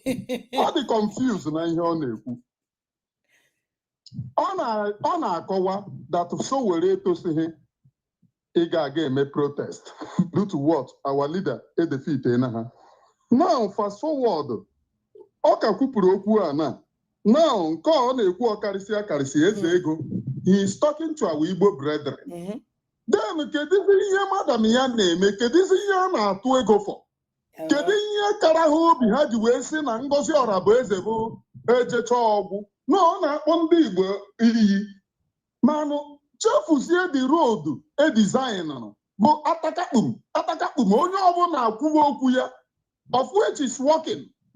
Mgbe onye anụ ya the second pope nọ ebe a with us atarakpum ndị ọfọsụrụ everybody na-ekwu. Even ị gaa na Facebook Maria Udenwanyị wrote an article there telling the ndị Igbo that Maazị Simon Ekpa is a terrorist. Ama my voice ọ na-apụta? Ọ na-apụta loud and clear. Yeah, Maria Udenwanyị wrote an article telling everybody na Maazị Simon Ekpa is a terrorist. Na Maazị Simon Ekpa anaghị achụ Biafra ole Maazị Nnamdi Kanu si achụ ya. Na Maazị Nnamdi Kanu dị peaceful. Manụ na Maazị Simon Ekpa na-achụ ya takakpum. Adanne, please note, Maria Udenwanyị castigate ga Maazị Nnamdi Kanu kpọkwa ya terrorist mgbe ọ na-achụ nke ya.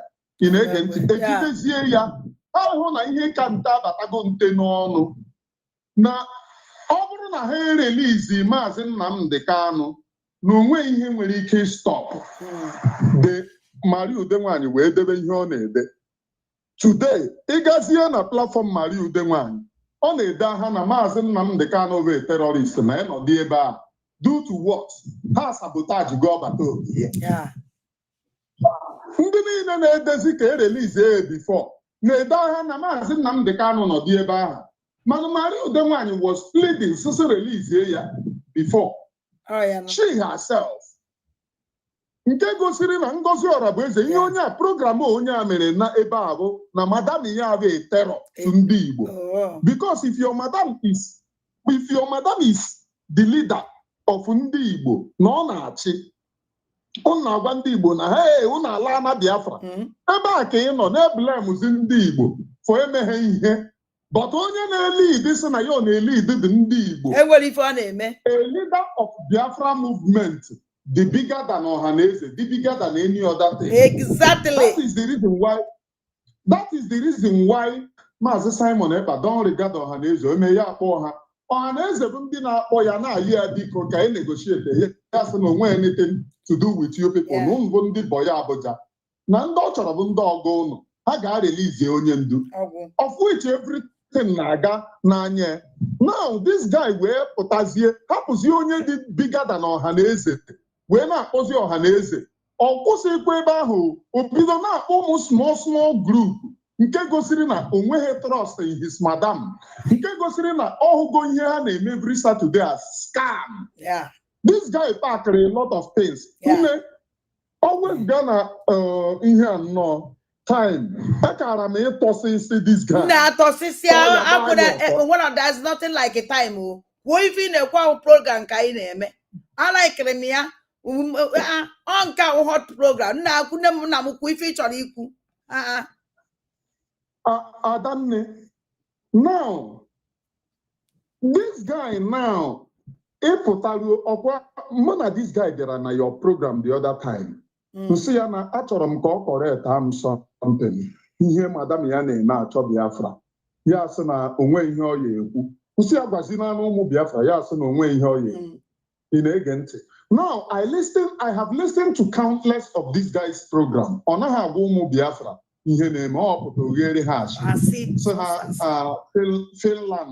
Finland. Ama mando na akọrọ on a reason kwe echeki akwụkwọ na akọ. Content creator. Ọ bụrụ na ha na mba ihe na-ekwugo n'onwe individuals ndị na-ege ya ntị. If they don't reason or if they don't look at any other thing, program onye a na-eme ebe a ọ na-akpọ ọhaneze, ọ na-akpọ all this Igbo group na ha nọ eru December na ha abịa zọọ karịsịa. This guy anaghị adị coordinated in his program. Ọ na-akọ akụkọ ndị agha because in 1 minute ọ ya nọ na-ekwu against something. In 1 minute or support kwa that thing. Now this guy na-asị why o ji wee bụrụ onye Yoruba ya akpọ protest. It is quite all right and the Yoruba staff guy at the back very well in agent. But with that being said, some good people. Somebody like this one, good people, and bad people on ya. Ani guy, good people on ani.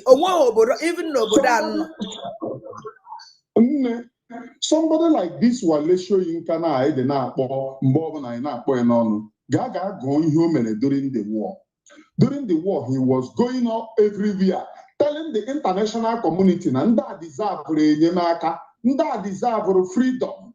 Whereas our own people now, somebody like Nnamdi Azikiwe, no the international community asina Ojukwu rebel. In agent. So ana ekwu good, ana ekwu bad, ana ekwu bad, ana ekwu good. And a has stab right, and we could good people among them. Yes. Now, with that being said, Ndin Kenana a stab begi, in madam. Madam gi, ihe eme na tampero ya pota bonda criminals. Na nakorego every Saturday, ne bruneti nangada. Then where's ihe eme go wait pressure for the release of Mazen Nnamdi Kanu.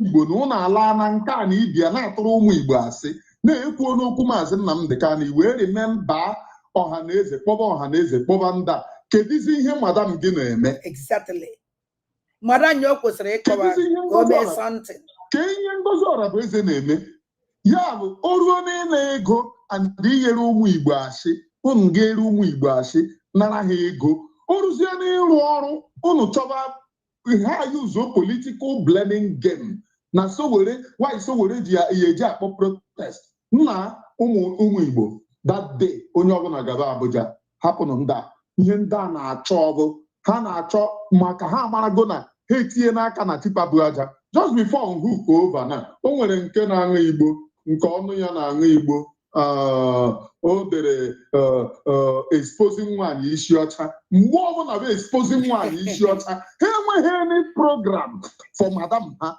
That idiot bụ onye meburu one program o mere usuru mee program also ọ gwara Ngozi Orabueze many things ọ ya eme na o mee ihe udo dị achịkọta after ka o mechara the program nke a ji Ngozi Orabueze eji aja agba ashịrị nke ezi aha ya nke na-ekpupa nta nwunye n'isi ada na-eme ebe mma brief gị na o finishiri m Ngozi Orabueze n'azụ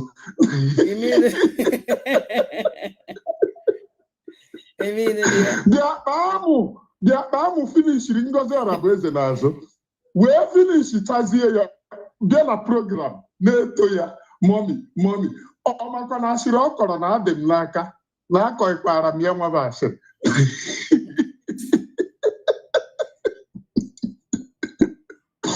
nne biko go on jare ị na-anwa go on anọkwa m ebe ya ege onwe nke ịnụchatakwara ịchọkwa ịbata o ịbata no problem no problem ọkụ ka anyị na-egefa ntị na-ege this idiot ntị. Why you people so? In fact, I pity people that is fighting for you. Dr. Ngozi Orabueze now has the declared independent state of Biafra. None of you can support her. None of you is even here to support. Oh, I thank God though. That's now all declare la. I'm nonsense is so declare because Biafra independent go declare because our leader Mazen Nandi can did not recognize it. But who now what did the Mazen Nandi can recognize it? Oh, ya has no dear o me ko me. Oh, ya has no window she. You are saying no. How can it support something that Jeraba might be fair? Oh, declare again. She did not declare anything. Biafra, when Biafra declare la Biafra, yeah, free fair. Or what is darkness destiny? Well, oh, chiche. No. Let me tell you something. Iye we kadake. No one expect hanya. Is better need why or party on we Google. Ma come a protest and work ya stop we. O when you chiche stop for this protest too. You what anyway and what I am on. Governor Bialo, I man of Abia. Show all them man of Abia. Even show what I'm oh, we mezuoku. Oh, when if only Jimmy Madu Guchidere or for or if me oh, made to disgrace them. And then I can go to up at a friend born in the way that I invite all of them. Atiku, Pam support one. Kedenya wokenu. Okwimana kedabeano. Was Riken Atiku best friend. No idea. Ozibu was Rike support ya. Best friend ya wa Atiku support wanya. Atiku wonya neku was Rike snona wa bia no bake on ala. You see, none again ebo this man na chibu where. Show us we are fighting for our own leader now. Yes. You see. And you want a BPM. You want a BPM. Where is your BPM? Since you are the master Nandi can be a court or Obia. Where is your criminal BPM? Ungozo la beze. After Kawadi the master Nandi can be a court or Abia. Did you see your criminal Madame Ngozi tweet something? Or designate? No, I'm chilling a cut off to go what is it can get him. Tabishiwa with the one ya. And Nigeria just come. I'm not Tabusiano. Very useless human being. Look at you. Naegente. Nanegedisi anoviante. Where is that woman called Bianca Olowu that used to say, oh, if it's not the activities of Simon Eber, Nnamdi Kanu would have been released. Oh, we have been speaking to the president. Where is she today? But I tell you, Boso di ye tebe I ne teno no makono gonna bowas nacha white. Ite yo to yesi we discreet. Etara kota. And the boso so be bo awo no ge bodo kamade bo isi e na so yi. Bo awo no na ebi tere no ko na shine ono go ro no nwa agbo. Ine te wi ma.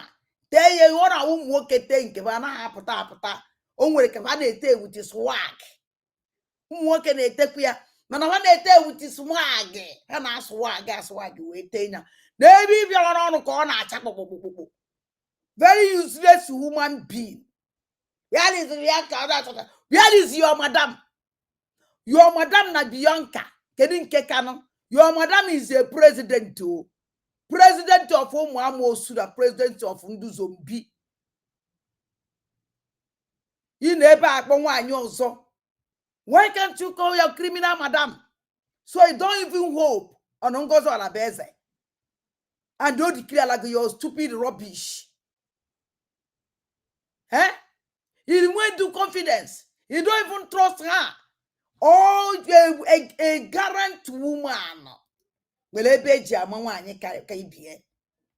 Bianca won wine. Ngozo Alabugolo Fulani won wine. Manakangwagi.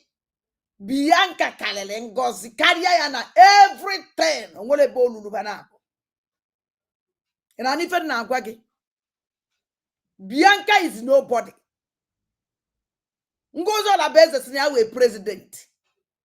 You know ebe compare a woman enwere uru ọbara na n'iyi a common simple woman wuru onye wetere kwa isi na rigoro ya were akpa otu akpa tụkwasị ya n'isi ọ na-agbazi nnekọ nne ka agbara idide agbụrụ nnu. Are you not ashamed?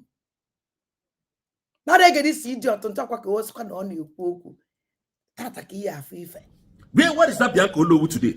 All of them has collected money and ran away. Left Nnamdi Kanu and now make sure that Simon Ekpa is jailed so that nobody will speak about Mazi Nnamdi Kanu again. And someone left to speak it against him. You, madam, sell our leader Mazi Nnamdi Kanu. No, sell our batobie. And your madam is the Azugem. Kawadida Mazi Nnamdi Kanu happy pota. Your criminal madam goes all about the social media. What the whole Biafrans? Now, why would you wear the clear rubbish? Show the clear because it's not Biafra. Because everybody, ya council that declaration. I could makapano ya handle. I said council on ya or my declare anya. But I wanted a master not can organize ya. Ebo we why I wanted a master not can organize you, madam. Why wadinda mazi nani kanu zombilo zalinu? Why would you well organize your madam? Your madam name everything ka wadinda mazi nani kanu water place. That is why would you wear potasina na nwere kepu that na DSS chori hapa wadinda mazi nani kanu ko be Finland this maybe if I name. Na is a shameful. Na go and shout. Are you people not understanding it now? Are you people not understanding it now? I don't know how you people reason. But this is what I'm trying to make you people to understand. Yeah, you got to go. Why is it look at mother? Why is it look at mother? Then I saw you. We I can understand of something. Without go when one boy isigi, or anything in a understand. Now they get this criminal ante. Nnamdi Kanu will come out like Master Simon Ekpa said in an heroic way. It doesn't matter what they do. I am not here to sugarcoat words. You see, Tinubu, all this your madness, you know, you're a very ruthless politician. We all know that. You're a very ruthless man. You're a criminal. A very ruthless man indeed. You're a tyrant. So we all know who you are. But you see, all this nonsense you people are doing will bring you people to your knees very soon. And I want to use this opportunity to tell Soludo that you see all this nonsense you are doing about Anambra State's election. Go and bring the best of your what is it called, your military. We are waiting for them. All those people, all those suppression, Ugudogachi, man pass man, Onyenka, let them come out that day. And I want to tell the civilians, there is no movement on the 8th of November 2025. No movement in the whole of Biafran land. Uno no. Agwara m unu that na recruit go and do a watch. Uno na no ife this man ukulu. Okakwa makunu na take note. Okakwa makunu na take note. Agwara m unu na onye a nwere terrorist gang group nke. Una dey maybe no na believe. Maybe no na anaghị believe. Uno no ife this man ukulu. Onda na-ekwu okwu bara take the innocent individuals. Na ndị na-pay the price with innocent children and with anything farmer. How can a man like this in London with a family here no terrorize ndị Igbo because of na fe nwere pefa yeje, because of na fe nwere opportunity ikpo ụmụfa wee gbapụ.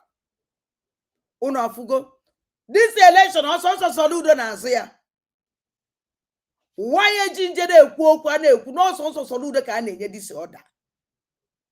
Why these people the way head of Soludo and they proud to put on social media I need that head by all means, and I can never support evil. When you can support the killing of anybody na Biafra land, whether you're good, whether you're bad. I can never support it. Obaramari can never enter inside my hand. The only people, Dimjo, Eweniki weapon, what found that, so I found the terrorist. Soludo is not a good person.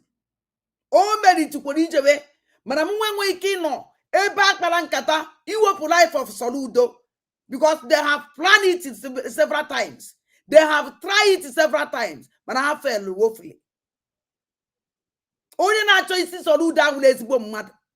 If you want to hear, it's only choice, your choice the whole governors, not only one person. Why would you rule one person? Why? How did you not do these people? So who don't want opposition and answer the election? If you put there is no election na Biafra na Igbo. Put the was the election na Igbo. In atru onye ka na atru election na. Ka onye ye je through vote. But let me take what Rosaline. Rosaline, let me tell you something. Nanambla. But normal, but I to vote to Nanambla and we total lockdown. I didn't make any business in Bosana to vote. And they make public holidays. Bosona to any vote on Anna to Kangopagia. Coffee wall Bosa when you put an good Madame Garneco. No need to sit at home. Bosona to vote on Anato. Nani everywhere. And they declare no public holidays. On one office name mepe, on one shop name mepe, so that Kija go on Goya.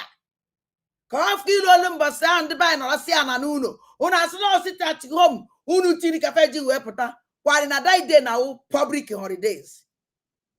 And let me tell you something. Ndiba ye will go public Muhammad at number so nana to vote.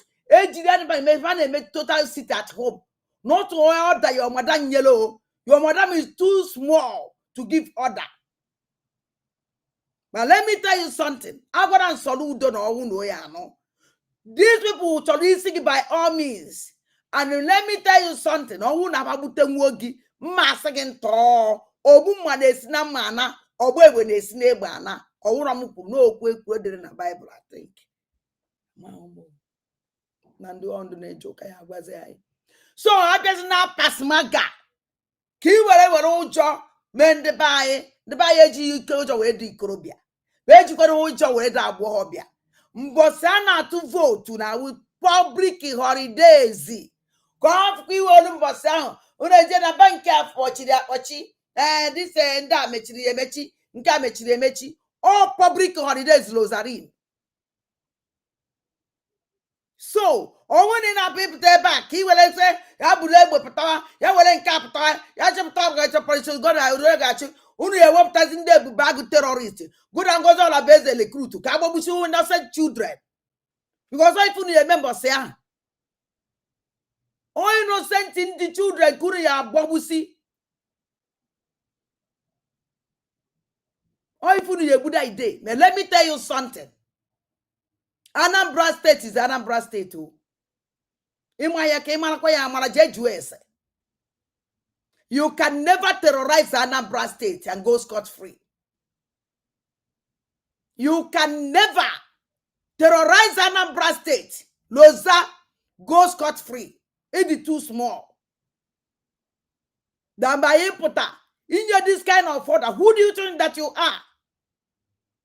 In when they saw you when they are pata. So you want to release power. Our leader was in Nandikana now when I can DSS. If you bet this kind of order, if you bet hanging no hanging kita, what Lena Yazi, Kanjuro Nangiloza, Ebeke Kwaku. Why would you wear Mapo out? If you were Butasumibo. If you just support Ngozola better because you need a crew to your own terrorist gang group or support Wage.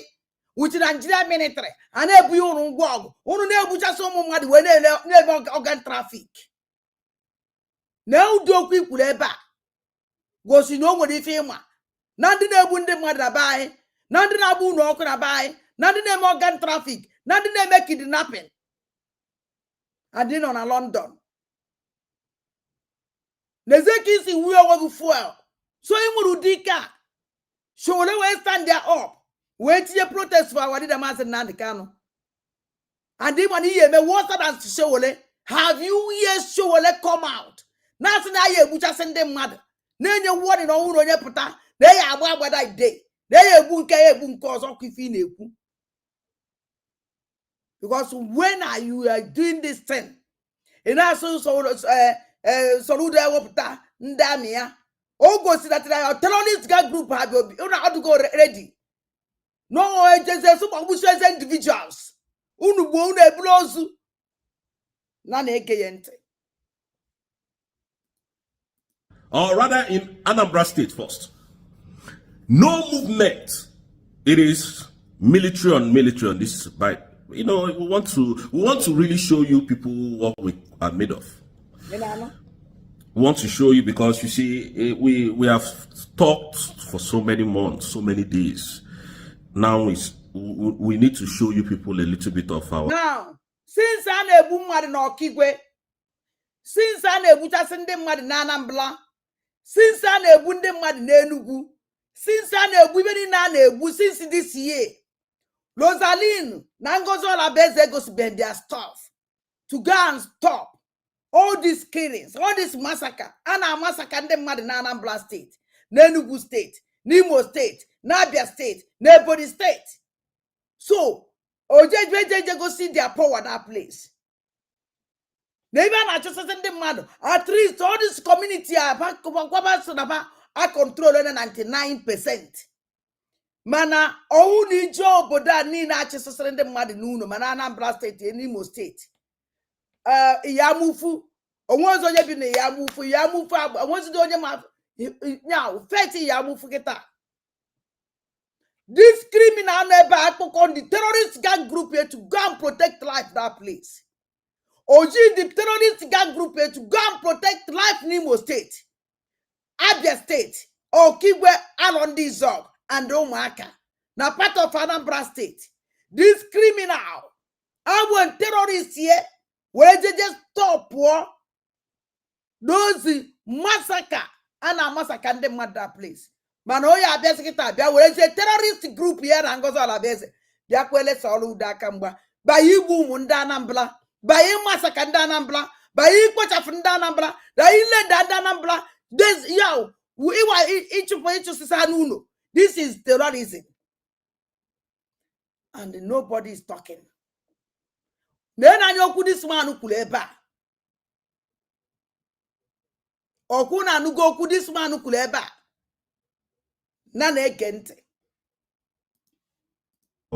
Insanity. So there will not be any on the 4th of November.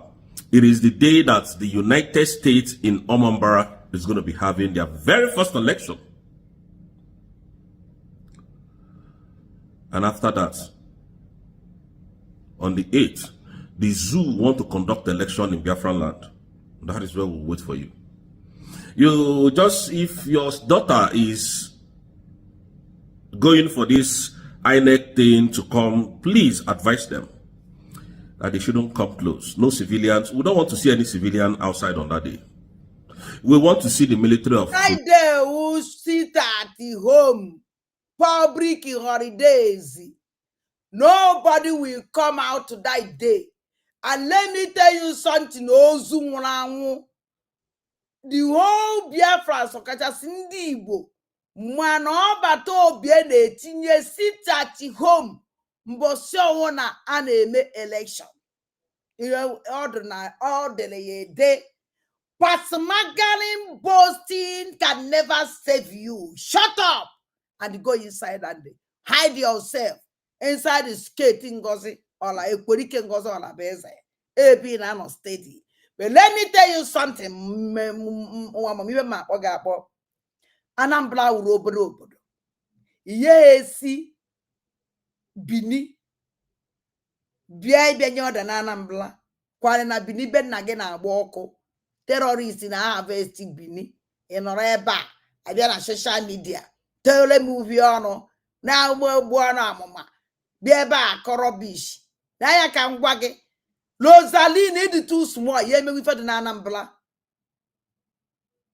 o me n'izu ome n'ọnwa oge na be elu ka anyị mara kede ka o ya esi mee. O nwere ife ndị be anyị na-agụsị ka anyị jee n'obi ọgaranya, ka anyị jee n'obi ka anyị jee mara mbe na abọ nke bụ oke, ka anyị jee n'obi ọgaranya. Hope Uzodimma were governor today. Do you know why? Nobody voted for him. Nobody. Atru vote. Nigeria marago onye ba yenye. Ine chemgbe ya atu vote before you chufu ndo Nigeria. Ebi control the 99% of Biafra land. Kine eba na agbakasi anya. Good onye si na azora na. Ebi control the 99%, just only 1% kine agbakasi ya mba. Ikwesiri ime mkpato. Ikwesiri ime boast. Na ka ngwakwane gị o.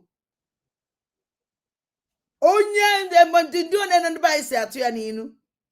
Rosaline, ada ndị mbụ na ndị egede na-asị gị, go and sit down. You can't do more than a dead rat. If you was nwụrụ anwụ. Sọnsọ egbu ọnụ ka ị nwere. Afọ mgbe ya madam pụtara social media. Ọ na-aba echera the whole echera ndị Igbo niile kwu ya n'azụ. Nobody know this woman. The only people on our control mkpụrụ mmadụ one mo na na that group ahụ ọgwụsịa. Ibe ahụ group president. Social media ade agbakasị ọnụ na ya. But let me tell you something. If anything happen to Igbos, maka okwu anyị kwuru, ibe anyị na obodo oyibo, ebe na ebe ahụ London ebe ni. You said it in social media and we heard it. And all the recorded. If anything happen to individual, ibu na-emezi unu gbuo unu ebulu ozu jeti na n'ime ome unu gburu egwu. Ibu na-emezi kịta unu gbuo unu ebulu ozu jetu n'ime ome. Ama no ifu na yemeda ide. Mana chere ka ngwa gị. Onwe na ife kaliri Chineke na omume. Na na-ege ntị. Ludo. We want to see your military. You know, this time around, we'll let you know how determined we are to live. We'll show you what governance is all about. We'll show you what leadership is all about. It's not this nonsense people are doing in Nigeria. We have already, I want to tell Biafran as well that we have already gotten Biafra. Biafra has been redeclared. Go and get your ID card. For those shut your hell up. You're a criminal. Jano to ala be gunu neje with the ID card. But somebody na enyo no ID card no exile in America. Ona Biafra land je go office ye. Jano je to ego je no fake ID card, fake one. O wene nke original one gosi unu. Mana nke oye nyezu no fake one. O gwara ndị ji old one wete ka enyazie ebe nke ọhụụ. Ọ dị ka okwu ite ọsụ denounce because of ada ndị mbụ na ndị egede. Ngozi Alavezi ebegwu ihe dị na ada akarịrị nke karịa chi gị. Ezekwu ka m gwara gị. All these zombies niile anyị kpoju na social media, they are nobody. Sọnsọ nnekọ ụnụ ya na-agba every day. Ma gị ma fa. Na na-ege this idiot ntị.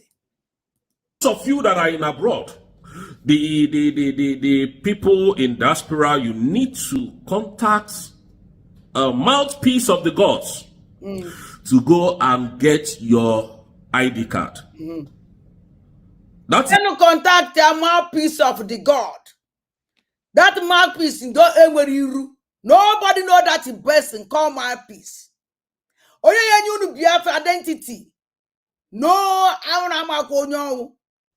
That mouthpiece don't you know. That mouthpiece don't you know. Nobody know that is the idiot called mouthpiece. Jen will go. Yes, somebody. Onye son na Biafra biana. Mana mouthpiece na no identity ono. Mouthpiece of rubbish. Mouthpiece of evil. Mouthpiece of rubbish. Jeno ka mouthpiece. Enwerire one identity. Una amara onye owu ye mere una identity card. He ogwu ndo Fulani na alụkwa n'ọlụ. Fia! Bubu na so owo no manle. Can you get my brain? How can somebody this idiot to an eba na mouthpiece guje komelega identity card? Somebody mar identity, somebody for be picture, somebody mar onyo, ye just melega identity gi a ghost. Imar onyo. Why ye melega identity card? You will let them send the lady your daughters. Send them everything about you. Somebody mar onyo, somebody for behind before. Ye melega identity. An idiot. Very useless human beings. Mad people everywhere. Tano to ego nyomu zombies. How can somebody name get identity? You don't know that person. You don't ever see that person. Or we more doji maro or doche maro. But he is sending everything somebody maro nyo. If you make identity, no say gafere or gafere e maria. E will all go to plan in that name us name. Rie brain uno. Wake up ndibo. Une so the zombie useless people. If not, uno ya to that place. I can assure you people. Okuno sina woso. Yellow na woso. So when na mo nechalanya sina mo woso. Ono sina mo wogo magana. Nsu yeso okunu undu bruzo kpom ego ma kamu chameleon. Na meso na anu enu na mama ebe nna niwe wu chameleon. Ngwa okunu na ma wu chameleon. Unu na asụkwụkwọ nna ebe dị ka unu kwụrụ akụ. Ebe ka unu kwụ akụ. Unu kpọọ m kwurikwuri nzaba kwurikwuri nsogbu ụdị. Fia na na-egedi so otolo nala n'iyi ntị. It's the first delegitimizing the country that is in our soil. That is the first step. All of you should go and get it before we now come to the homeland. Then after that, you will understand how twisted we are. You will understand. Musa, it doesn't matter what you are planning that day. Bring the best team. Bring your best team. It does not. You see, the Inspector General of Police, we have been warning you people to leave our land. Bring your best police that day. The people no, you people are not capable to take them out. Even checking point of police no, you never put that checking point. Check police not that place. Nanda wo John Woje. Or we need go on that the boast of this useless coward. Chena man ne kwoku. The man I even in a kwoku ozu. I just me because so kucha go kedum ba man no come even ozo kunu. Was if edum ba now that na. On by una amara go do na egbu ocho na bae. Because now when one on this guy with a terrorist gang group, before we put that woku and we take go intel. Because of no neba, na information in name with the waja. When one on this guy with a terrorist gang group all the crew through the blue ocho. Name kidnapping. Una believe or odogo na nyaketa. Odogu nanya now. This idiot okubugo kwa before. I'm telling you people. Ngozola beze have solundibo to wipe out. By this criminal Sahurondibo, this idiot wonye bini. Just no be na Igbo. On a name on an Igbo. On us one opportunity is Igbo. Nezi anyi for neku. While na bed na bidi bed ne na walk. Ojebe heba. Agwara m unu na ndị achọrọ isi Soludo. Everybody capable. Okwa Soludo na-eme campaign. Why be bejeje gbagbuo ya ebe ahụ? Okwa Soludo na-emele onwe campaign mbosi a ọdụ nke ọtata ka ọnyịnya ka o jere ebe mmiri mebigasịrị ibe. Why be jije ebe ahụ ngozi ọla beze na loze? Why you people did not go and stop Soludo ebe ọ na-eme ma campaign ebe ọ na-eme everything? Why? You people are very useless. a very common human being. Ebunu nwere ibe niile. Where more the tanking, where everything Nigerian people sponsor on everything. So do na apụ kwade emere onwe campaign. Na-eje na-abata, unu agba ube ihe. Ebe unu nwere amọdụ, unu nwere ntana nke na Imoroko, unu nwere ike iji wee chụpụ everybody. Kwa Nigeria military can exist. Nigeria police can exist. Everything gbasara Nigeria kọrọ na Igbo, kọrọ na Biafra land. Rose, how I got social media, what I go and ike. And even now, what get me in a zeba. Get me in a zeba one and the buy for being about say yo, hey, that we may know that we mean, Yaptaquanilo, Orumbosa. Let me tell you something. Nobody will come out that day or to go na edegwe dodoe. Or not because so nobody knows goes on a better than Igbo. Nobody know her. The only way goes on a better than may exist in our social media. The only place goes on a better than may exist in our WhatsApp group. That is the end. If not, onye no fura kwelo kuna anakpa afia kesa akpo Simon. Onye no fura kwelo kuna anakpa afia kesa akpo wali da mazen Nnamdi Kanu.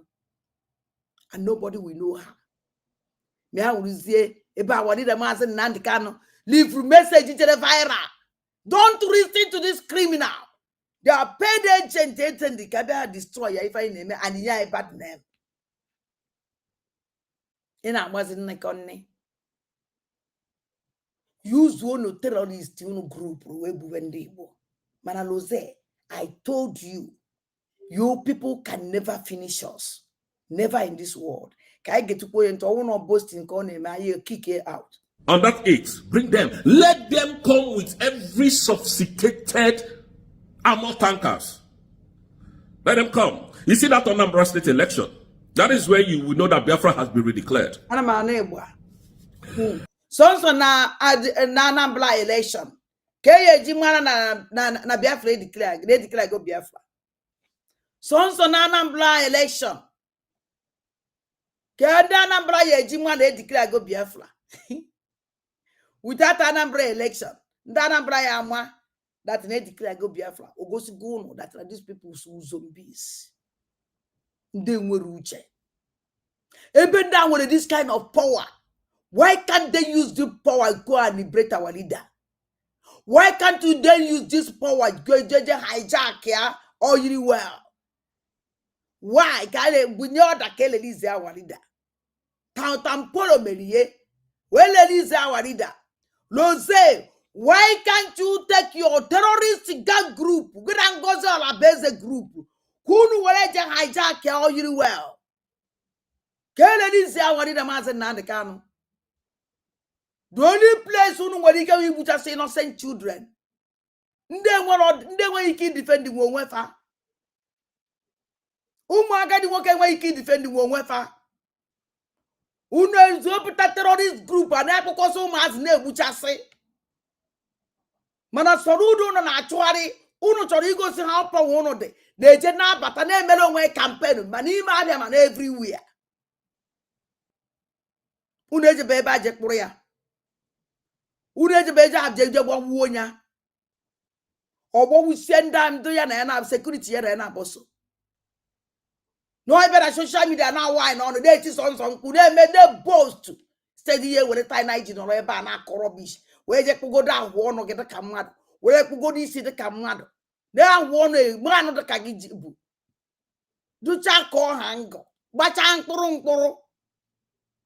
look even back to Akalo Tuku.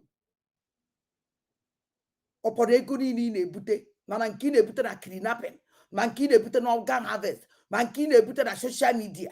Is it not enough for you? Chineke Bogono. Chukwu Bogono.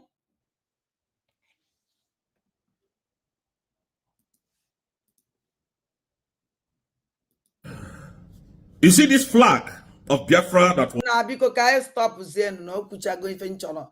Even Jiwe Kora, but I ever Okusigie, and I'm making nonsense. Was in a continue nego, look at. Yeah,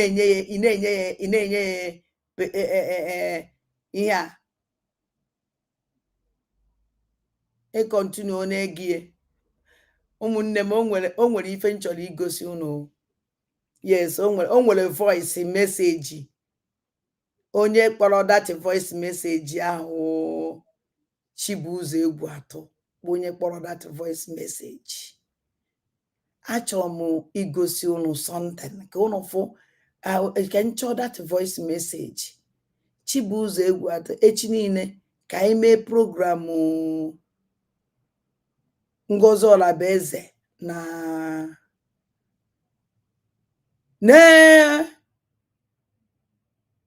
ka anyị mee no program Ngozi Olabeze na Nkwọcha, maka na Nkwọcha ka nche godo how many minutes Nkwọcha kwuru okwu a ọnwụ na mba this okwu a ruru 30. Okay, chere ka mara how many minutes Nkwọcha kwuru okwu a. Chere.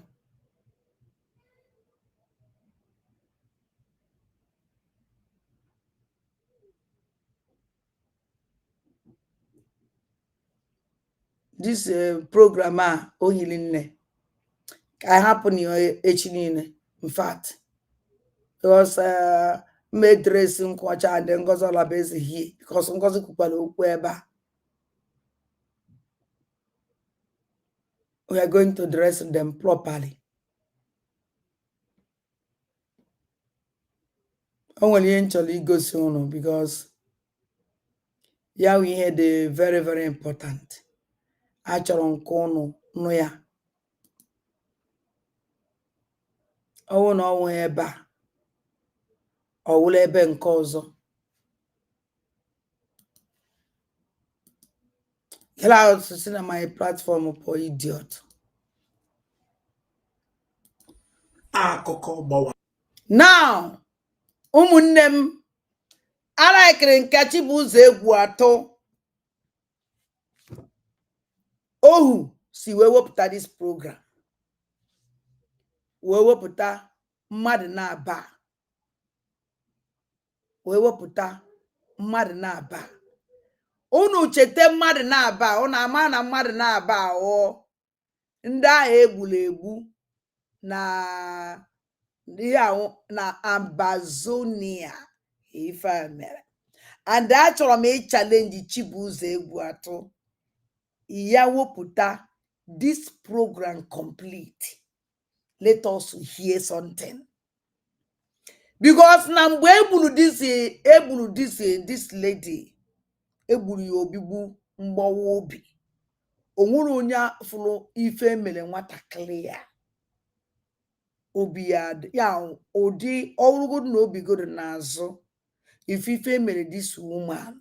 In fact, nobody can take it. And this girl, this woman kwesịrị a fight. Emere ya egburu ya oh my God. Mama me for my spirit ji back. Now, this guy mgbe egburu ya after ke challenge nne Chibuzo Egwu-Atọ na Nnewi. Chibuzo Egwu-Atọ, I challenge you. After ke egbuchara this woman na die wee mee fife asịsị eme na-eme akpọrọ phone. Chibuzo Egwu-Atọ akpọrọ phone and a woman report akpọrọ nwanyị eklemuru as no mama this akpọrọ mama this girl. Akpọrọ onye unu sno mama ya n'asụsụ Igbo. Were gwe ya na egbugo nwa ya. So achọrọ m ka iwepụta the complete program mgbe ahụ egburu this woman. Akpọ na phone. Achọrọ m ka iwepụta ebe ahụ akpọrọ na phone ahụ. Onye na-ewepụta this thing na akọ Chibuzo Egwu-Atọ, I challenge you. Bring out the program mgbe ahụ egburu this girl or phone. Ka I check the voice of that person kpọrọ phone ahụ. Onye ma na ihe menwe. Because unu bi na ejije wepụta ya.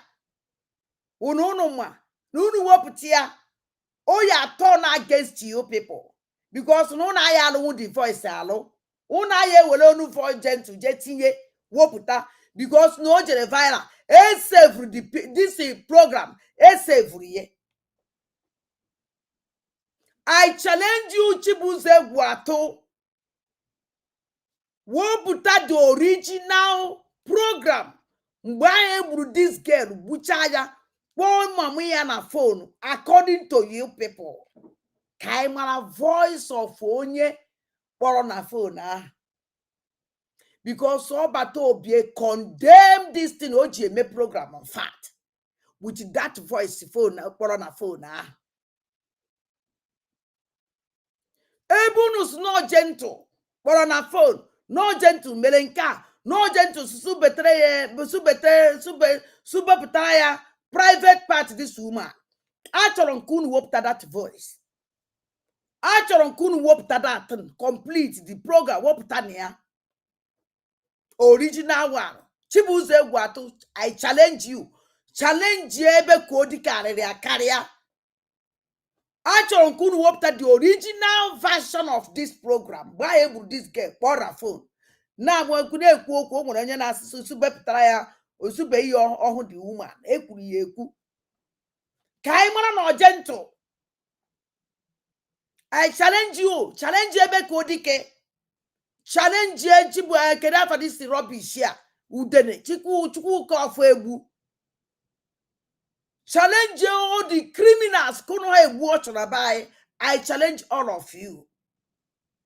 What put that into original program? Kai wanna the voice. Mbunu what does the Kai what does rono? The main one because on your own I got a file also now no ya.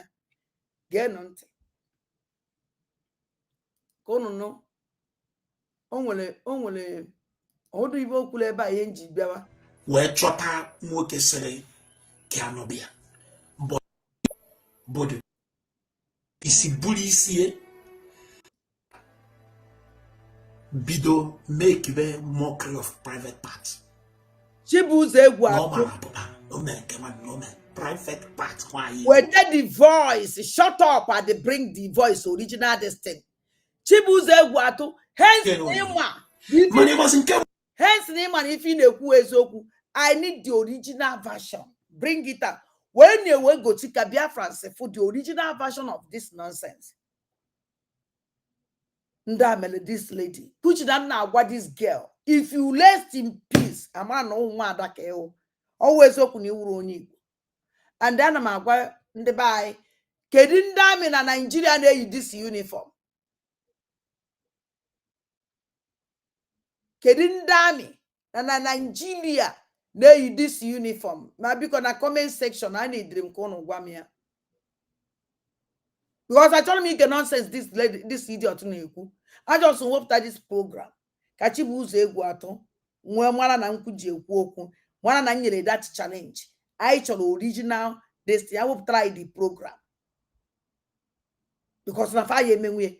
Because I hope ta na akita e mana di e ba ze de go no funa even in nda na ekwu Igbo ka na ebo gentle Igbo ka nda na ebo gentle steady.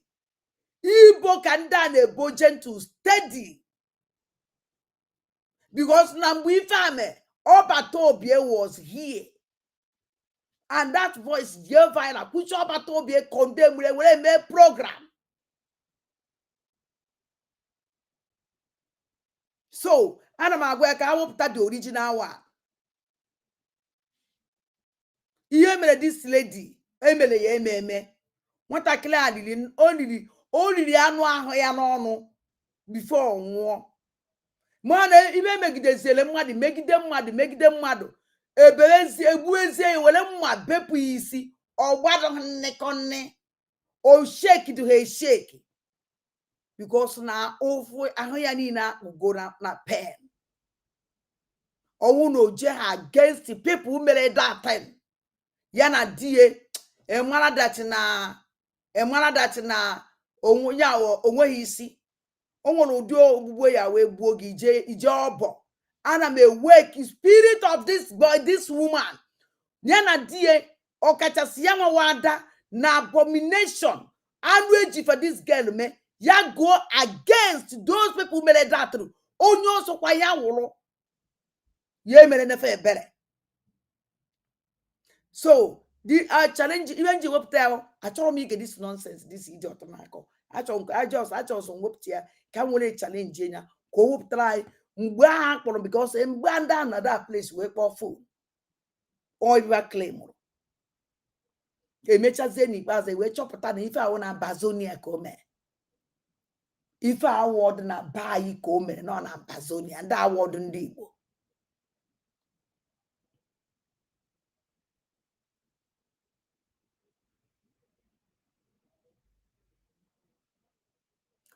Okay, military police. Okay. So, onye ka nna agwa Chibuzo egwu atụ. I just bring this thing ka ịkọwala m. They know nwere ebe ọzọ m meje. I will bring another thing for you people. Then I emechie.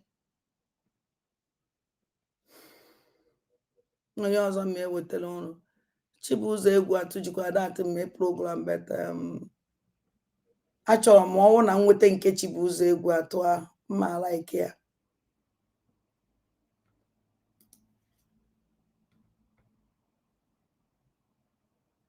If I can get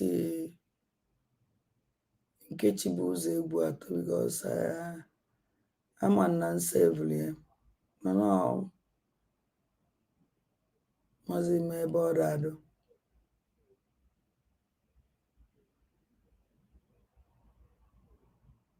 Andani na ondala. Achọrọ m igosi unu something.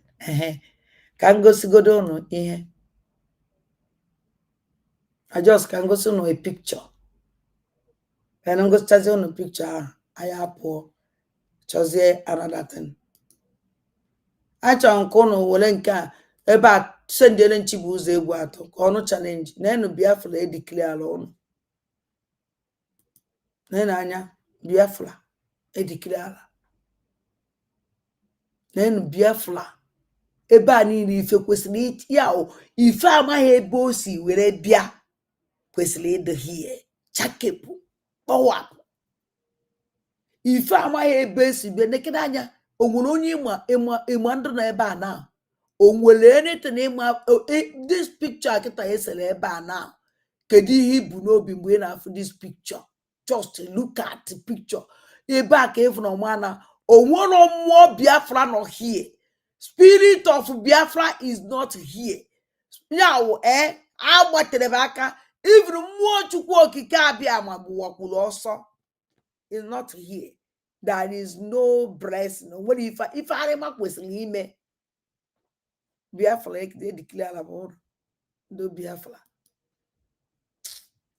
Chere ka anyị gaa ka m pụọ ka anyị jee ihe nji wee kpọpụta unu here. Ka m gosi unu this thing. Ịma ana m ekwu ihe anyịnya. Ana m ekwu ihe a yesterday. Ọdụnụ ka m gosizie unu the video. Emechara m chọta the video. How many minutes? Okay. Now, this video ndị mere anyị one Nigerian protest. One Nigerian protest. Geenụ ntị ka unu n'ife onye akwụrụ ebe a. Yes, we are here to demand the unconditional release of Nnamdi Kanu. His continuous stay in detention is unacceptable by all of us. An injury to one is injury to all. We will not accept this again. Courts of competent jurisdiction have granted him bail, and we don't know why the federal government is still keeping him in detention. This is an injustice, and an injustice to one is injustice. All of this one I can make mistake. And the one Nigerian protest never in the Fulani. Ndo na-achọ ndị ba ya ikpu ememina. Cheno ka nchọ ife nji bịawa here in fact.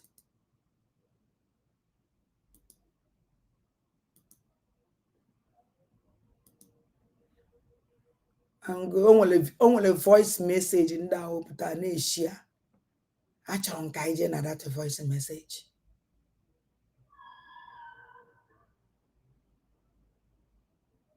Chibuze Egwato can natural and our phonomia because ya want to win share our voice. Kono no if this evil man okulu. Kono no odonko nyanwa denka. Amara mo no part 1 corner part 2.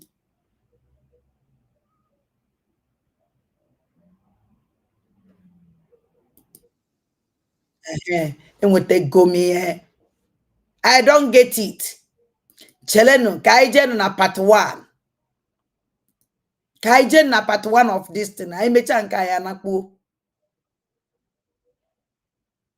Cheleno, Kaijen na part 1 ya.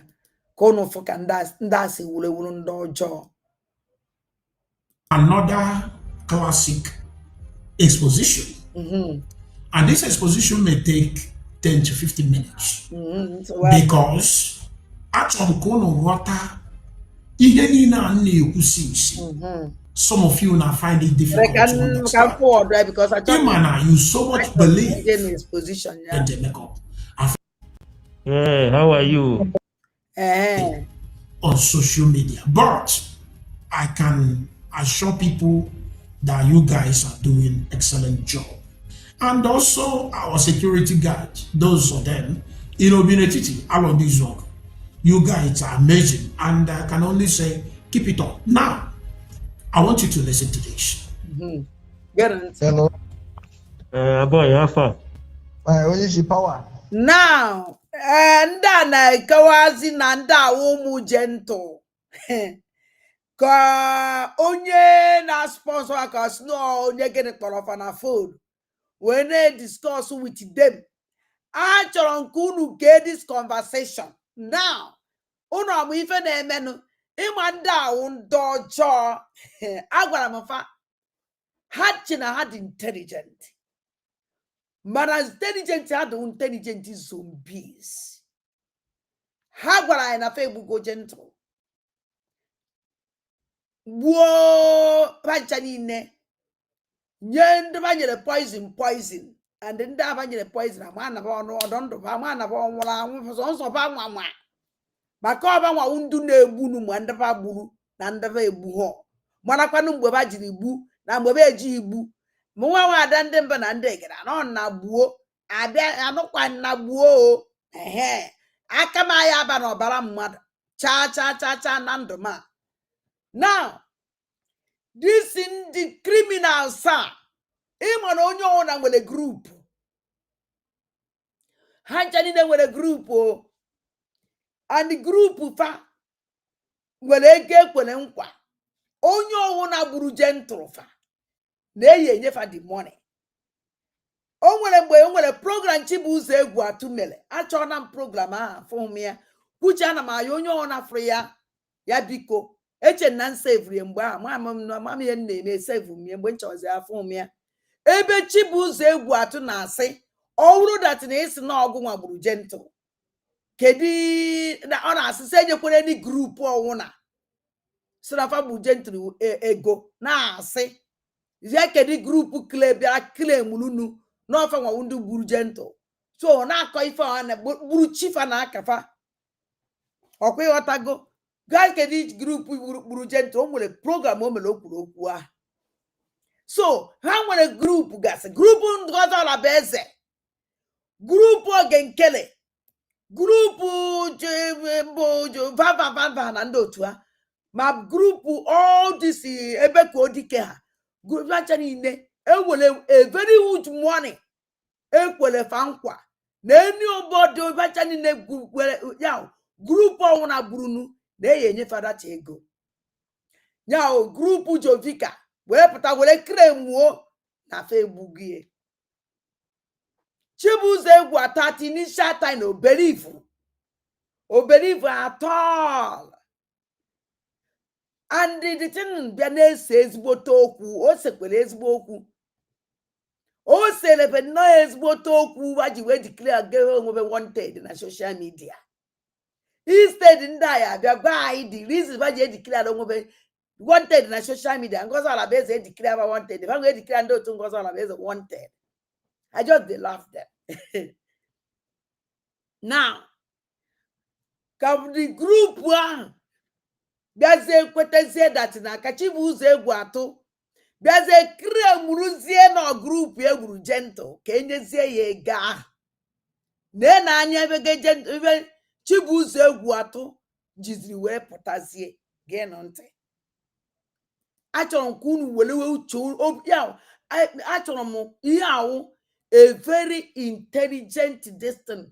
Achọrọ kunu wepụta the spirit of understanding, the spirit of nyocha, the spirit of if what is going on inside this voice. Wepụta ya genu ntị. Yeah, how are you? Unu na men on ground. How are you people doing everything there?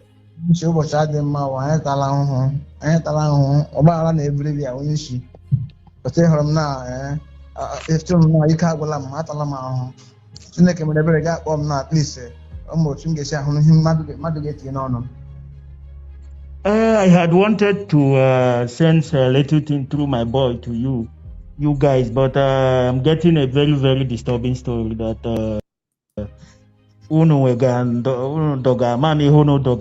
to the extent of killing 4 of our men, 4 or 5 of our men. I heard 4, I heard 4 or 5. I don't know what happened. Can you hear that? Now we hear that too. Now when if you chop na voice onye isi a, achọrọ m ife na comment section. O nwere ife unu chọpụta na this voice is now voice na nke we onye isi. O nwere ife unu chọpụta. Number 1, Biafran Liberation Army can never be this kind of stupid. No, not possible. Biafran Liberation, our angels can never go against Butuza. Not possible. If no one when if they can never talk. Then I na as na na-akpọ onye isi na-ekwu okwu nwere ibe o tinyere n'ọnụ were na-ekwu okwu a, because so onye isi a onye asị ahụ onye isi maybe no ya lekọdụrụ ya watch ya nọ ife ndị n'anya na ana-ege ana kwuru n'ọnụ watch zie na onye isi nke si ahụ onye isi. How can onye isi yes na-akpa nkata with ụmụ boys ya were ife tinye n'ọnụ were ife tinye n'ọnụ? Just gain unto the voice of onye isi na ajụjụ onye isi na-ajụ. Gain unto ka unu no nonsense ife ni na ife konu kọrọ ka ha wee nwee ike present na egbugo gentle ka e wee nwee ike ịkwụwa ụgwọ ha nwa ukwu ndị oshi. And mwa we na agwa these criminals na ndị unu na na-eme ka ibe dị intelligent ma karịa onye buru unu egbe na eze unu eze unu evuri egbe na eze onwekwu na ezekwa onwe unu. Because this ebe achibu ụzọ egwu atụ wepụtara ebe a amara na ndị onwekwuru uche just na na-ege ntị na na-ege ntị. If Abo, their sponsor, those I call the camp owners, most of them live outside Nigeria. Or one of the camp owners, now, Biafran Liberation, there's one on your camp Biafran Liberation. Nobody. So, all na chibu zegwatu with this voice. Imano ndo to Jovika, ndo to Jovika. I can't do with a camp. Onwe Biafran Liberation camp. Nobody has it. Nobody. Onwe sponsor. Nobody. May I will say on a phone like this. I don't possible. So all chibus in the way camp. All come about the camp program when a bunch of program where say all these boys no undu bi obodo yo bugachala egbe bunyefa. I don't know from where this guy and Kedafia and expose. somebody up or can up or loan or the business. The person happy when can loan or the business. Can the Biafran can aqua Biafran child. Can aqua bari degu. On will oh yeah one away with terrorist group unkie. Ndanina no bodo mwechala group. Onu mgbe agbanwo ngere na-ekwuye. Then Ngozi Olabeze wee biazie wee mere ha ọdụrụ ha easy. All the governor Ngozi Olabeze, all this governor so a na-ekwu wu terrorist ha ncha niile nwechara group ebukọrọ egbe a na-agbagbusi ndị be anyị kwa na the governor so called governor say nwere nke nọ n'ụlọ ana m agbagbusi ụmụ mmadụ. So ọhụrụ m ibe okwuru na some of na those guys, some of older some now, all of them are part for Biafra liberation. Hanchanine, ndina sponsor fano, bukolewe, bukoifa, hanchanine no bodo yibo, ane fa terrorist. Na kidnap from na ransom, ane TDB account. E whatever umaze made me slave. Because na eburi ga-egbe ije kidnap mmadụ akwụ ụgwọ ego akwụrụ n'ụgwọ nwere nke enyere gị ị nọrọ n'ọbịa ha na-ege ntị na ha nweta story na ha na-egburikọta onwe ha, and if I be finished just a few weeks ago, ha gburu 5 of their members and Khalifa Nsogbu na ndị ọka igwe selebe afọzi gentle afọzi enjemeko na ndị ọka igwe ga-continue ịbụ the leader wa na ndị Ebonyi steeti na ndị Enugu steeti na champion ụlọ igbu mmadụ say no their turn to lead. Ndị nke Imo steeti si no be ha na o nwere ka anyị si wee hapụ onye Ebonyi steeti maọbụ onye Enugu State to lead. Now, Egotako Nobro all about fighting for freedom. Egotako that these people are not even fighting for freedom. They are just common criminals who are grabbing territories. And they end up buying each other. They buyed 5 of their members. Ebanazo, Kelonye Gabo, Onyisi. I want you to keep listening. Ọkwa ndị ọka igbe nyere anyị nsogbu n'ọrụ a kemgbe anyị bidoro na-arụ ọrụ a na-arụ ọrụ a ka eme. Achọrọ nke unu gee ntị this boy na-ekwu okwu si ọkwa ndị ọka igbe o. Achọrọ nke unu gee ntị onwebeghị anything mma agwa unu na mgbe mma agwa unu okwu mgbe ala ndịzielefa ka mmepe unu anya na this voice na agwago m unu nke kpara akpọ si na ya wụ ọga bụ ibe n'ọnụ were ekwu okwu nke kpọrọ akpọ si na ya wụ ọga bụ ihe n'ọnụ were ekwu okwu ihe aka afọ ịma onye na-ekwunu na-ege ntị ka ihe dị mma ọ bakwara n'onye ọbụla ọ ndị ọka igbe onye ọka igbe achọrọ ihe ịnọ n'isi ruo mgbe ebi mgbe e bidoro ihe a ọ Zuma onye ọka igbe onye ụmụlọrụ ọka igbe emedola Zuma anwụọ Jento apụtakwasị na chọrọ iwe onye isi asị oke kama ebe Zuma wụ onye ọka igbe ka eme onye ọka igbe ka onye ọka igbe replace Zuma. Mgbe a na-eme ihe a anyị nọ wute nọ n'ime mgbe kampụ anyị ụmụchekwa okwe kampụ anyị dị very active. Mgbe ahụ ọwụ n'oroad bụ onye isi o kwesịrị ihe second in command, but because Zuma nọ dị ya Jento nakwa dị ya asị oke Jento wụrụ second in command. Ọwụ Zuma ọwụ n'oroad wee nọ n'ihu ọrụ ọ ya bụ ihe niile n'isi ma ndị zu terrorist ma ha bịara bata kampụ anyị ọwụ Zuma bụ onye gbara ha rikọ nacha ha ebe ha ọwụ n'oroad wee gburu ha nacha ha ebe ha. Can you hear that confession? Na mgbe Nigeria military bịa their camp no load jidere military officers gbusia n'ala ewe. Now let me ask you who is still sympathizing with these people, do you now agree with me that these people are not fighting for freedom? Do you now agree with me that these people are just common criminals? Do you now agree with me that these people are TT people? Nda media no road jidenda me bucha anala yegbe. Obuza manda me chiyata either search for their guns. Ibido tibe nda me na abata na ebusisi ndaka adiocha. Do you now understand it? Now, I want us to continue. Now, gentle, I'm a politician, actual gentle, actual, Moema Ebono. I know I'm gas if I am man, I got sitting a gentle, no more than the one. My way, I should like that man.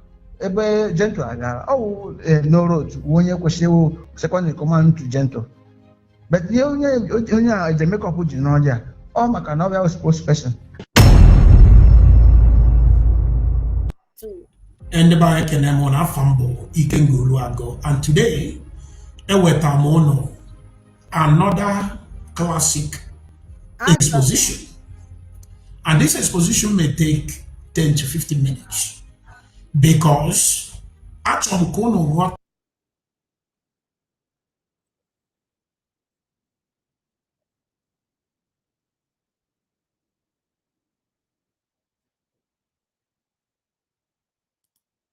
This is part 2.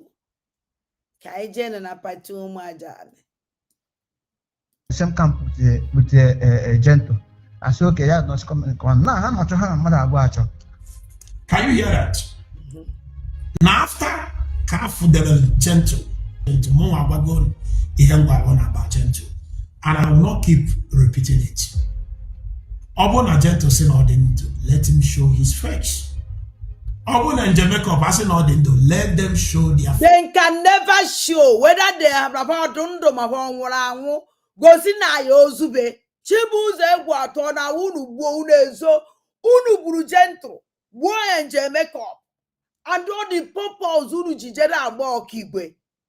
Gosina Yozu and Jamaica, Gosina Yozu gentle, or would no. In not just in Babapata. Before I'm one about Dundo Kawan. In not just in no way flange and makeup. A man about Dundo Kawan.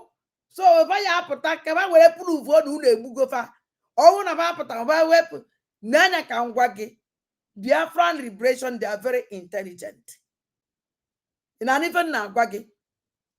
Why you do Jeme Unubue and Unufuterozu? Ono so no barako. Jen IDN. Gosina yozu bebono bayoko. Chibuze guato. Iba dandembanande request. I just to request ki gosia yozu gentle ebono bayoko. Yana enje makeup ebono barafoko. All this nonsense in voice video. Couldn't me expose kita. I de come. I don't call Bogide Poluonisi. Come on, even the by nature na comment section. And I even now, unu wewu number one that unu jemu di fa. Agwa mo unu nine. Unu nine wo mo ala ma jiri wo nke nwere brain zombies so if unu nine wo.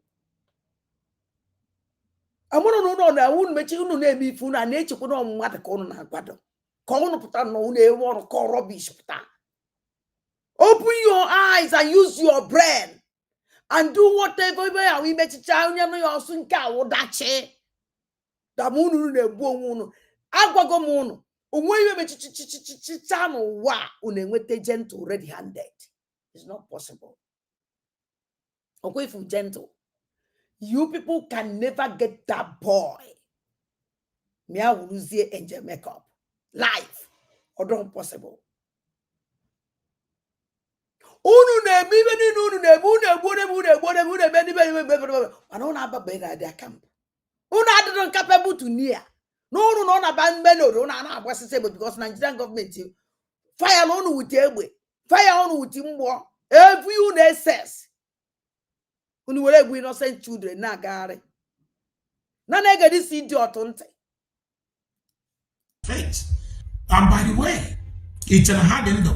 Yali put up an approval na have untouchable by him small video post way. Now I'm a now where a weapon gentle on and Jamaica take you over. On bank or the Azawa Brigadier General. Ngono na he bego ni onisi. Now a weapon Jamaica.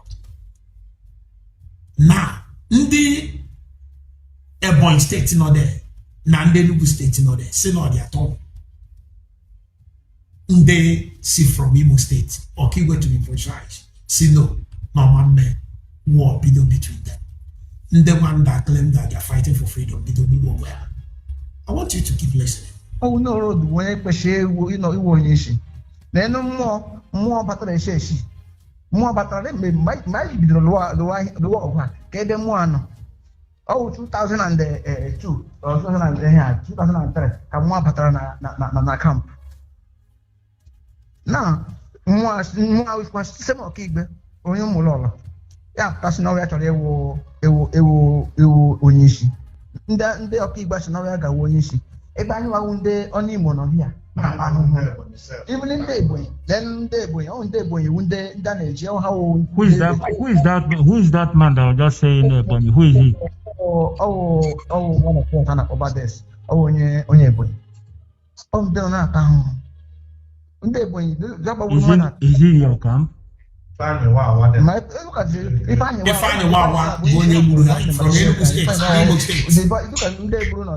the police are boy and the Nigerian terrorists. Do you understand it? The 5 members have people from Ebonyi.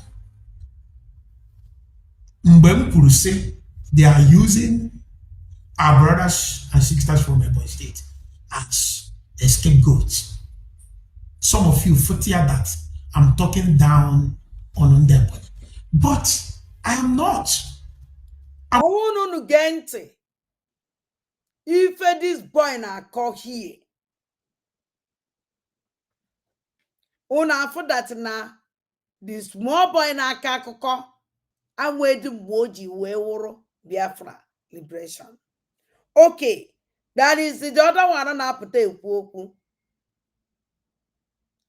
O nwere nke na apụta ekwu okwu echezona m ife ọkpọrọ afọ ya. After because je makeup ejecha na ihe a o jere na Ọkigwe ji nwayọ ọdụkọ mgbe ahụ ọsọ ọdụkọ after ka ejechara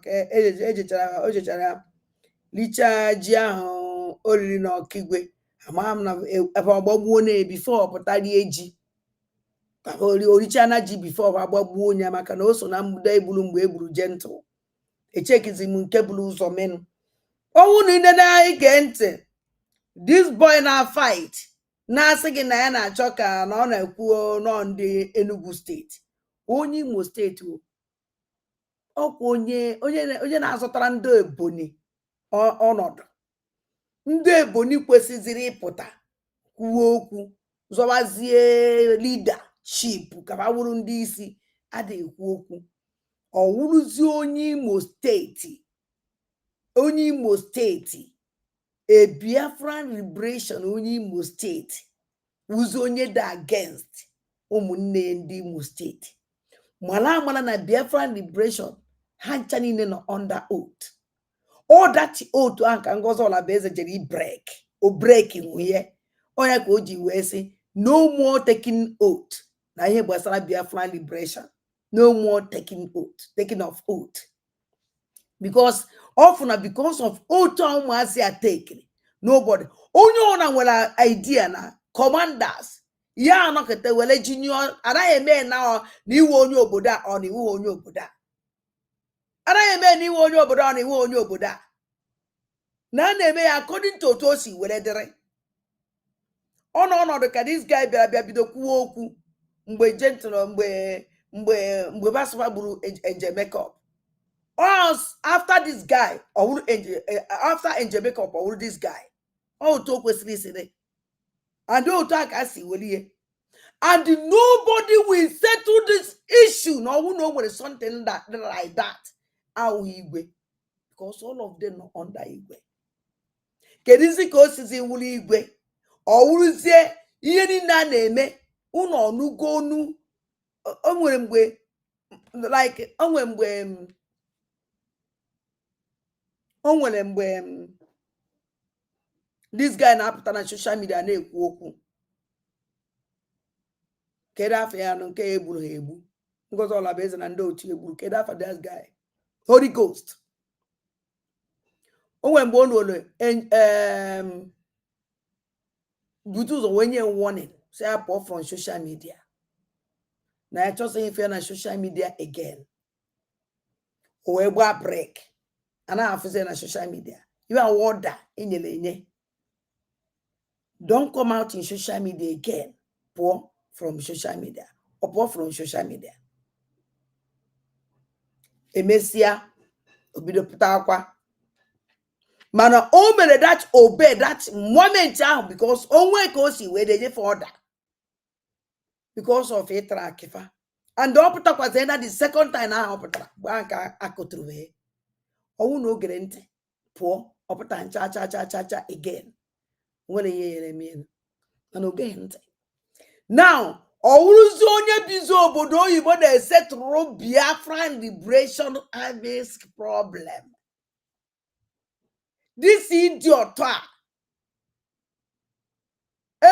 time iji wee chọọ business o ji eme as a human being ọ wụrụ business igbu ụmụ aja wele ego ibe ọ razi amawa o wele otu attachment 10 or 20 owu ihe n'isi ọ na-anyị oburu na-ejegharị now na-ege ntị rubbish somebody na-akọ eri Ebonyi sụkwa gị Ebonyi asị gị kịta ihe a nazi achọzi imewu is na I thank God na ndị Ebonyi dị intelligent. I thank God na ndị Enugu steeti nwe ihe ọkwa original ndị Enugu steeti ọwọkwa ụmụ nonsense a mụrụ ebe ahụ ndị Fulani mụrụ kọsụ ihe ndị Fulani mụrụ ebe ahụ 2 eke ọ ndị Fulani mụrụ ebe a na-ezu oshi ọ nwere eme mpụ niile a na-eme onye jide ọsọ na ya wụ onye Ebonyi ujejocha adịtị n'inegodu anya n'ihu ibugodu na ndị Ebonyi dị ebe ahụ iwu ọcha ndị Ebonyi mgbe a egburu ndị Ebonyi ebe a na-eme meeting na Anambra ifu mgbe ha na-ekwu okwu ifu the building of ndị Ebonyi and ifu that yes not that mana ifu ndị a na-ezu oshi ifu na ndị Ebonyi dị ebe ahụ ụmụ rubbish amụrụ dobe n'Enugu steeti dobe n'Imo dobe n'Enugu steeti and Ebonyi steeti ọba na-ezu ohi ahụ ọwụ 100% Ebonyi because if 100% Ebonyi you know say oh gịnịzi you know them n'ezi anya ibe anyị n'oje na nwoke kpụ ibe n'ọnụ wee jere ajụ mmadụ ajụjụ n'ezi ụdị ajụjụ a na-ajụ ana m egbu onwe m Biafran liberation hey God na na-ege ntị ihe onye ama ibe onye ama na na-ege dị zombi ntị. I'm only trying to explain to you people what is going on because I have the information. I know what they're doing. They go and bring them, making them believe, nah, and we go Biafra. By the end of the day, they will use them as sacrificial ram. The 5 they will bring them, and they're still no more. Makana na azo kiri onye ya bụ onye isi ọ ya agwa gị na jentu anọzi na njemekọp adị oke jentu anị ya ihe a na-eme jentu amanzi ozi bute ụzọ amanzi ozi ha just gbachi nkịtị ụmụ be ha na-egburikọta onwe ha but I don't want to tell you whether they are no more or they are still alive because you know nothing. You know nothing. You know that you're deceiving yourself. You don't want to tell them. Whether na for under, come on, woman, they confirm go that one go. You confirm. You know not and they that intelligent more than you. You make it and make it. And what did you see me be this guy? Gentle. Or webe would Daniel fee me be gentle. Look at the corner job for a one white, one for a one black. Kid ka gentle still a day ka gentle. I can never. in your eternal generation. They can gentle. Or not possible. So let me tell you something. If you buy a weapon or don't go on, because even I confirm. Chibuze what I buy a weapon or don't come on, okay, and I confirm. Voice you up that this fake voice you up that came because even you know them came out about we were away, maybe the man under. Because they're confused. You don't even know what is going on. Even I can tell came out about we were. We say, okay, can't proof again. You can never hear that something like that from them. Why are you people be confused? Unu gbara mmadụ nuenu gbakwo mmadụ ọkụ. Gbara ọkụ gbagbuo ya gbakwo unu gbara ọkụ gbaa everything ọkụ. O were dawuruzie nnọọ achisi ntọ. Unu kpolonu o still ozubere ha unu. Ozubere ha unu. Zuzienu n'ike. Hapụzienu ọkigwe ka ọkigwe zuo ike. Unu egbuo na-eje ntụrụ gbuo ụmụbe mmadụ 8 one na ngwọrọ. One ndị na ngwọrọ na-anụkwazi ndị ọgụ a na-egbukwazi onwebe. Ebe unu jere n'otu kampụ gbuo mmadụ 8. Ịgbakwa ihe ibu mmadụ 8. Mmadụ 8 ahụ ọkwa obere ihe. And the mmadụ 8, the main people, gentle, na-eche gentle nche. Imo ebe ndị nche gị na-gentle wee soro eligoro n'elu siri. The main njiri gentle ji ndị ya na ya na ibe ahụ. So e wee nọrọ n'elu siri na ahụ gbara ọkụ gbaa ma mmadụ 8 ọkụ. Ma eje makeup gbagode ju ebe ncha niile ọkụ. Onye ndị na-awọziri, onye ndị na-azọsọzi ibu wadu. Ada ekwukwa mmadụ 5 chọwaziwakwazi ọchịchị. Ọchịchị a na-azọ ndị Enugu State na this critical time. Chere ndị a nwere ụmụaza nwere time. Do you think na ụmụaza nwere time igbo egusi na social media? Igbo egusi voice message. Ichere ma nwere that time. Yo ndị akaba ya na-apụta na-agba egusi. So ogo na-agba egusi Chibuzo egwu atụ. You will continue to be confused, man, all your life. You can never remain anything. Go and report my page again. I will open another one. Also, so if you made a page other than them and dig, no one in the capacity. Because even name, because you will put a photo and gentle. Whatever photo, this thing, you go where the right. The way you write, you use picture money when we program. The only writing where you use program that person when we analyze program, you will write. And when right. I don't use your picture, I use your program. You know, if you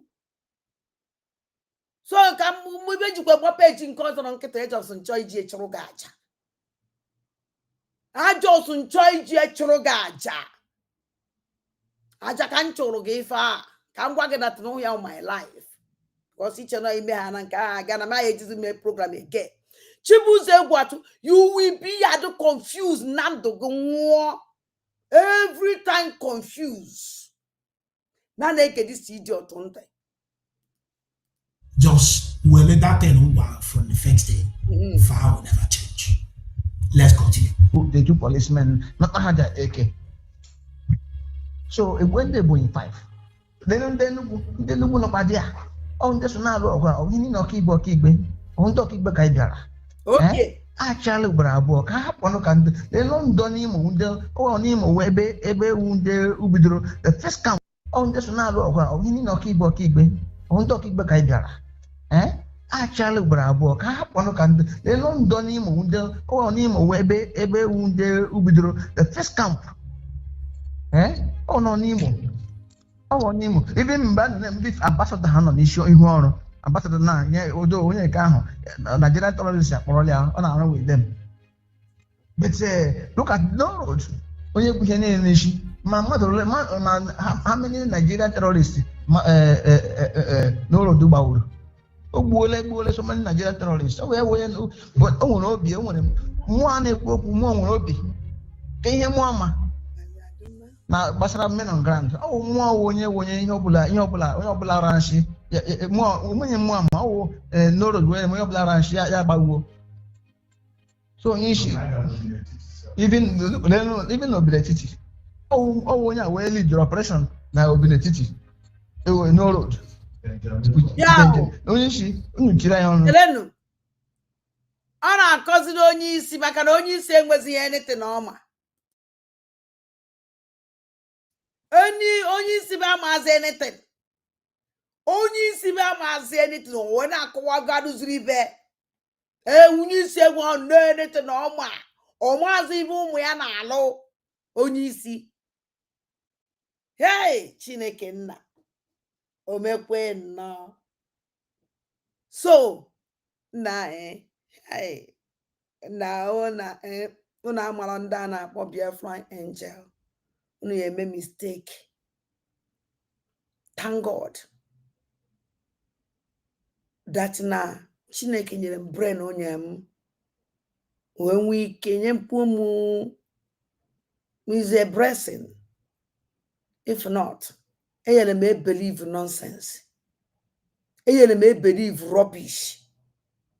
Eyere m believe nonsense ndị a na-akọ eri. And the majority ndị amaro we believe these criminals. Chanibe a na-akọ eziokwu. Nke eziokwu that na ebaso na fa gbawurube. Anyị na-asụ abanye anyị ozube. Mana because mụ nwa ada ndị mbụ na ndị egede.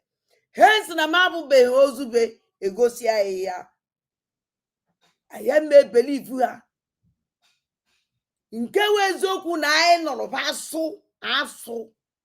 asụ aba egbugofa gbara ọkụ asịrị ozube dafụ. Anyị abụghị unu aha agbara ọkụ esete na vidio unu aha agbara nje bekọp bụ ọkụ na ya na jentụrụ na mmadụ satọ ndị ọzọ ọkụ. We no see the house. Mana anyị bụgasịrị unu ndị ba gbagasịrị ọkụ ebe niile ba gbara ọkụ ọ wụrụzie nke a nọrọ n'ime wee gbagbuo eje makeup Chukwu Di Ya a na-achọ by all means. Anyị abụghị unu ahụ. Anyị ama na village o mere. Anyị ama na town o mere. Anyị ama da ebe ọ rọrọ mee. If na ozu bụ otu ndị a si eme ejebe gosi na nobody hụrụ ozu agbara ọkụ ma a wụrụzie nke etere mmanụ ma a wụrụzie nke amịrị amị. We no see anything. The only thing I did not count the lies and the deceive ndị a jiri were bịa. And this zombie nọ na-ebe a na-akọ ibe somebody kpọ ibe n'ọnụ were na-ekwu so that ya ama onye ọ na-ekwu. Kedu osisi ụnụ na-anụ ihe ụnụ anọkọta n'ebe asị karakọtara akụkọ hafụzie kedu afọ ya anụ buju ụzọ nwezie another person outside.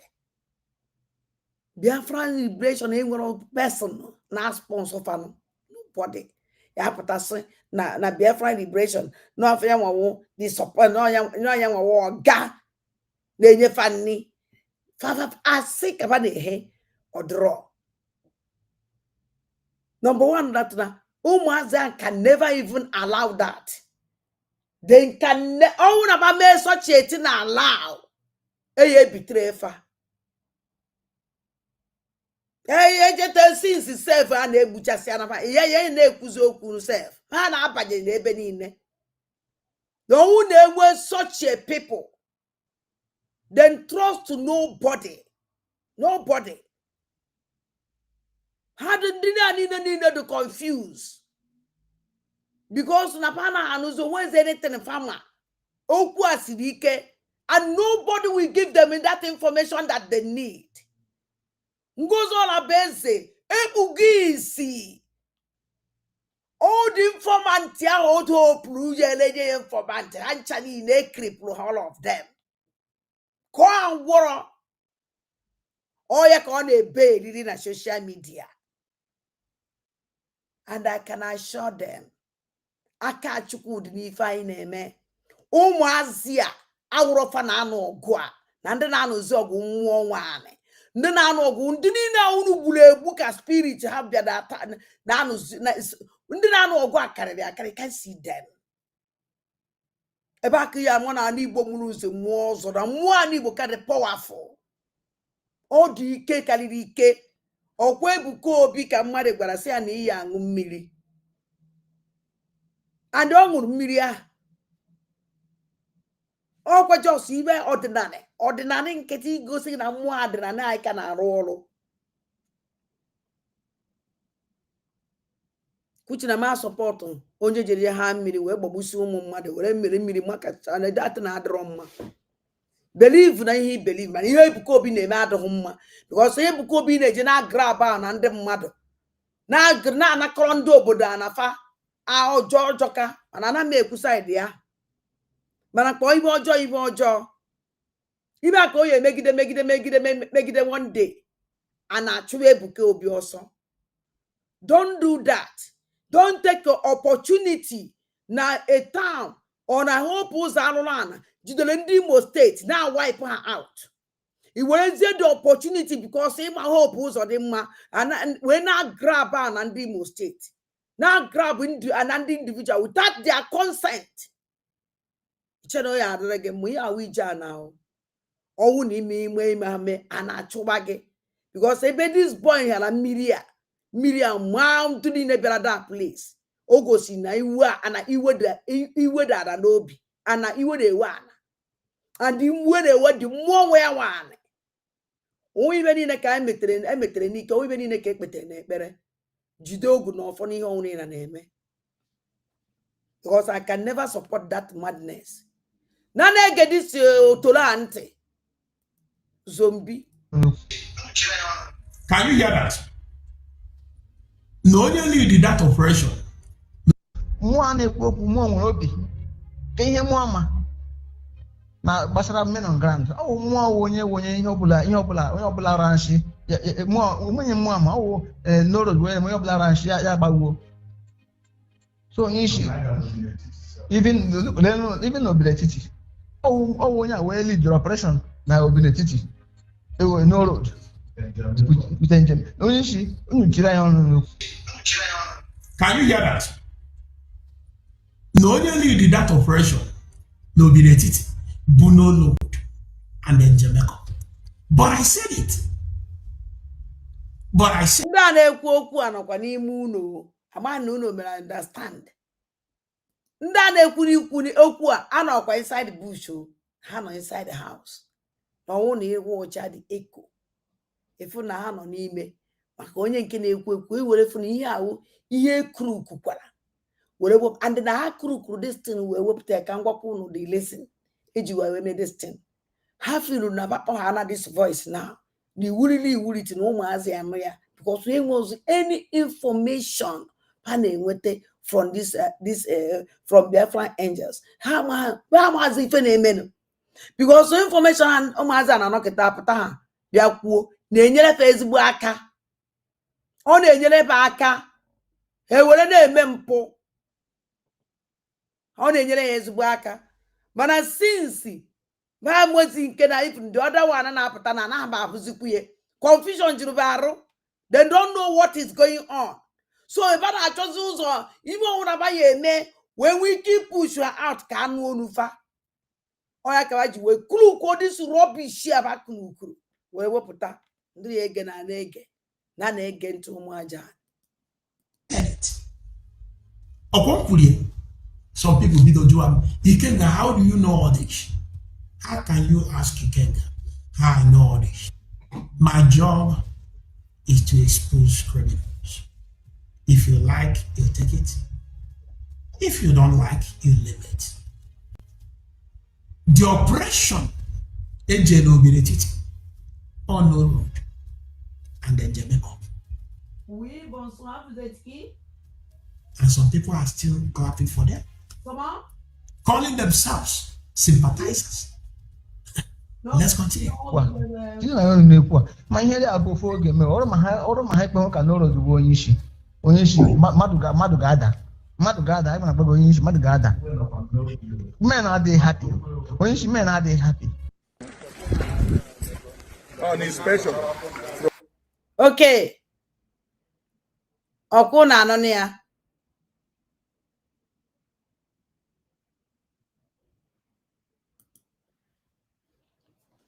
Ọkwụ na anụ gị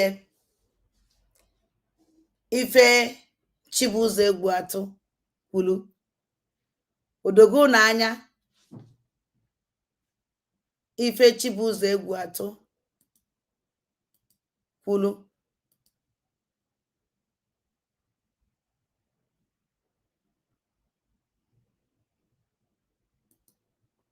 Ama na odogo na anya. Na another group terrorist ha jeje kpakpute. Na this man. Achọfa ama m ihe kpatara ya ọ Chukwu chọrọ ka mee this program. Mana before na-eme amana m na m pụọ here.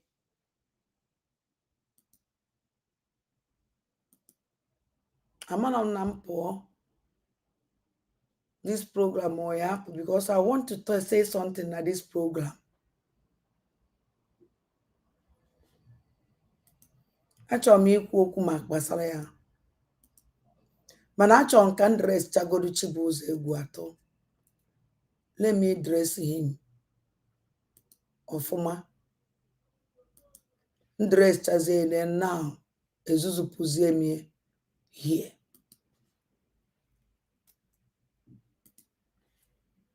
Yeah, no problem. I'll call you back.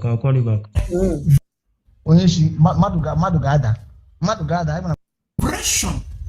Eje n'obere titi. On no road. And then Jamaica. And some people are still clapping for them. Calling themselves sympathizers. Let's continue. Chidi na ya na-ekwu a ma ihe dị abụ ofe oge mere ọrụ ma ha ikpe ka n'ụlọ dugbo onyeisi mmadụ ga-ada anyị na-agbago onyeisi mmadụ ga-ada men adịghị happy onyeisi men adịghị happy iwe ji onye ọbụla Chidi na ya n'okwu a onyeisi. Okay. I have to let you go now. I have another call. When I finish my call, I'll call you back so that you brief me more. Very good.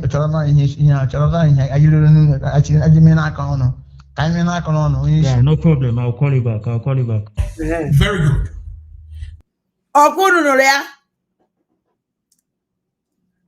Ọkwụnụnụ ka onye isi ahụ o nwere ife nụnụrụ that person kpọrọ onye isi kwuru.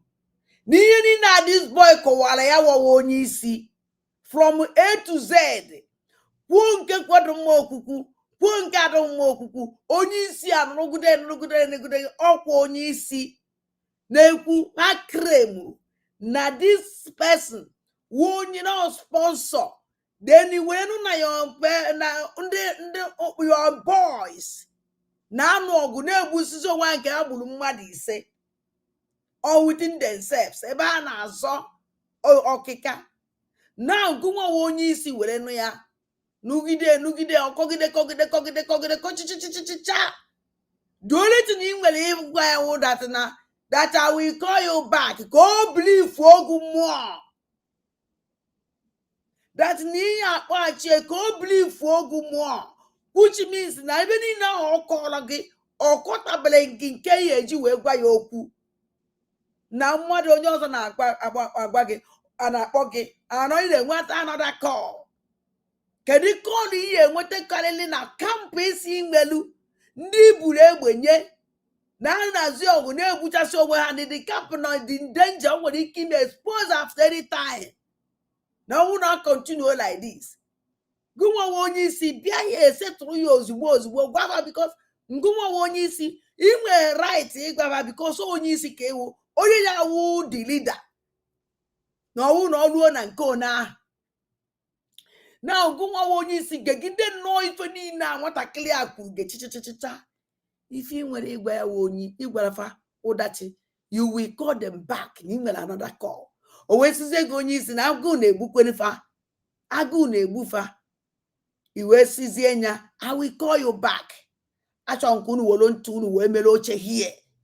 Kunu were funa nda we wu. Aba amara ife. Eche na short in fact ebe ha na ụmụ nonsense ya nda nebe jeje bulu nwaanyị Igbo amana mama ya ukwu n'onye Igbo anakwa even all this nonsense ya nwanne Chikawa efula ebe a this brother of Chikawa bazili na terrorize ndị Igbo awụna ndị Igbo adịghị careful I have and get Robiati. So now I think it's all about Kelonye Gabu Onisindo and they are willing to do whatever it will take. Now, Kedisi for the Wute, the Kedisi the Yachibuze Guato, so at least ono so na chu Biafra liberation, kono pocha siafa. Ono nuze na fa na problem within themselves. Gbagbo mmadụ ise, all gain for you people. All gain. Ko wolo nwa, undo ocho, na achụfana, still oju na afọ. Okezi bụ na anụkwaziri ọgụ. Wezienu wepụzie na ama all the time, all the criminal, all the terrorists unukpoje, they terrorize Okigwe. Bozeba na because una forgot that ha udad raw. But still, unukareba. They would just say innocent people now, and nobody, no picture, nothing is coming out from that side. That is another say, what is going on? Then the guy point here, going for another terrorism. Again. Then this man, I want to send the message to this man actually Ozi. With this program, with the homo man pass man.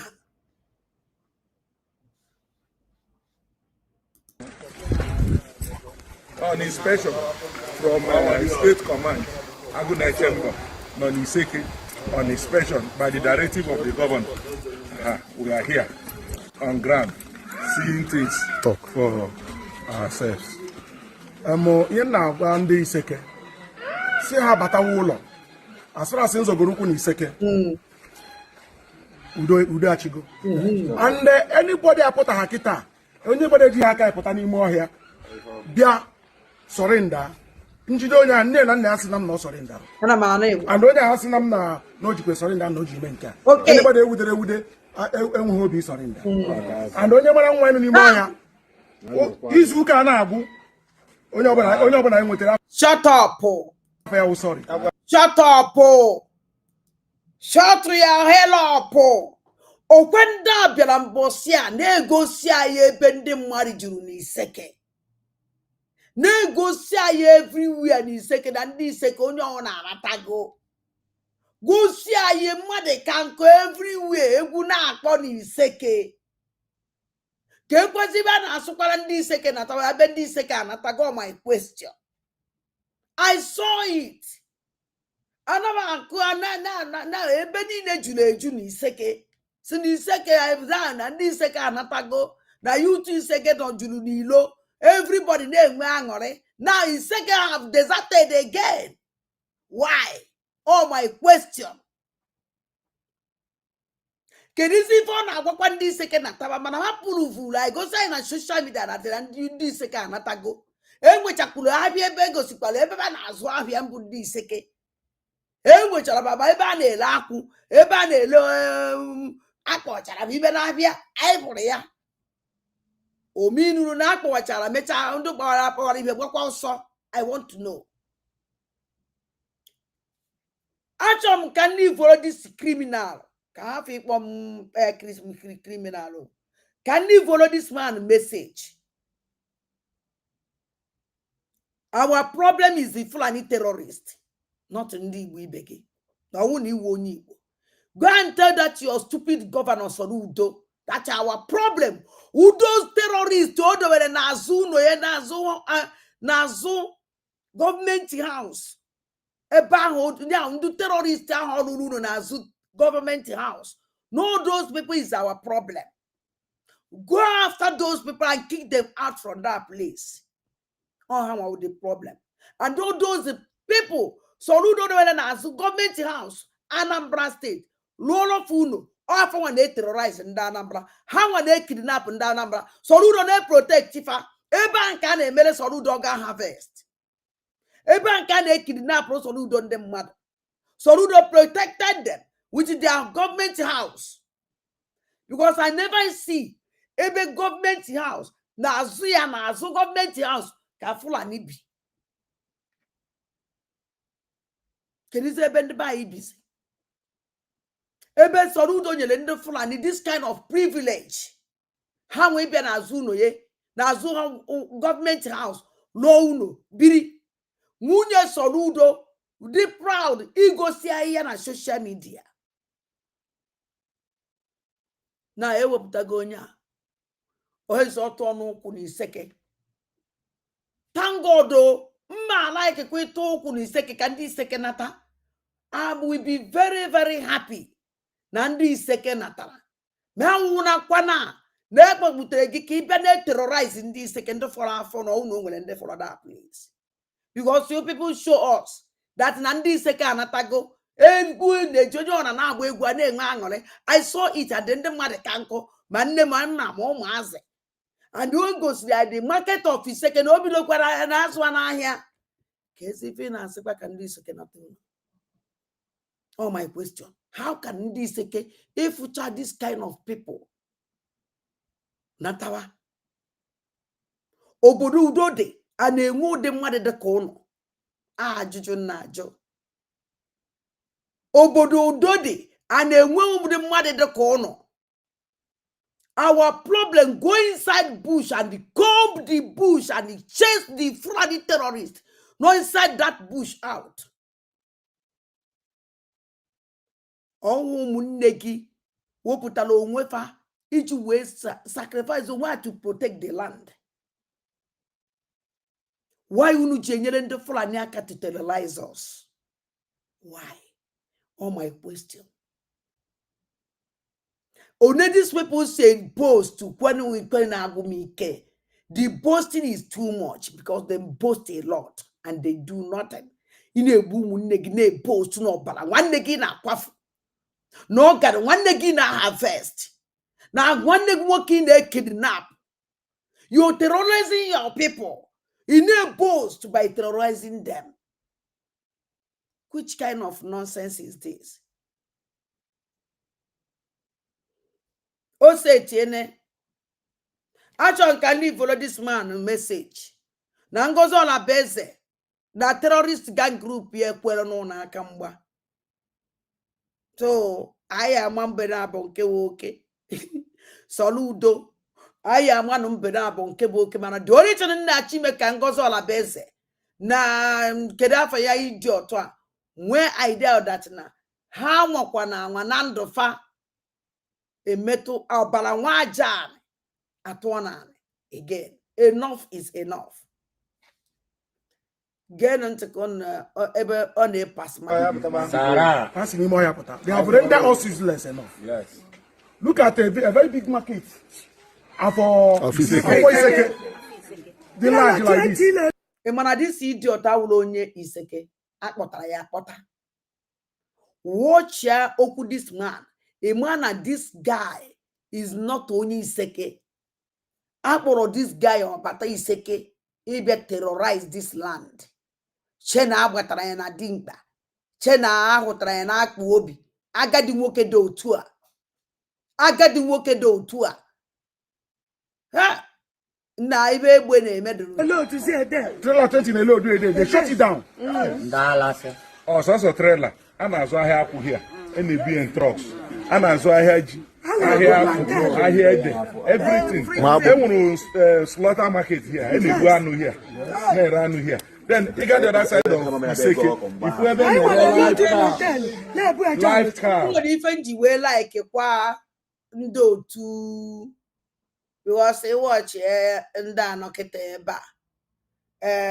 At least ndị na-egbu gị na afọ iru ndị na-egbu gị. Ndị na-egbu gị na afọ iru fa. Because onye owu na egosi onwe ya. Also na ndị ọjọọ. Ndị amị mampas man. Okay, the other side was like this onye nke akpụrụ mmọnwụ ebe a na. Onye awu onye ọjọọ. Also na the worst person. Onye niile na ebe a ndị ọjọọ ka ha ncha niile wo. Mana onye aso na the worst. Why are you hiding yourself as you're doing a good job? Ine alụ ọrụ ọma, ikwesị ị na-ezo onwe gị ezo, ikwesị igosi yourself, they're proud of your job. They're proud of your job.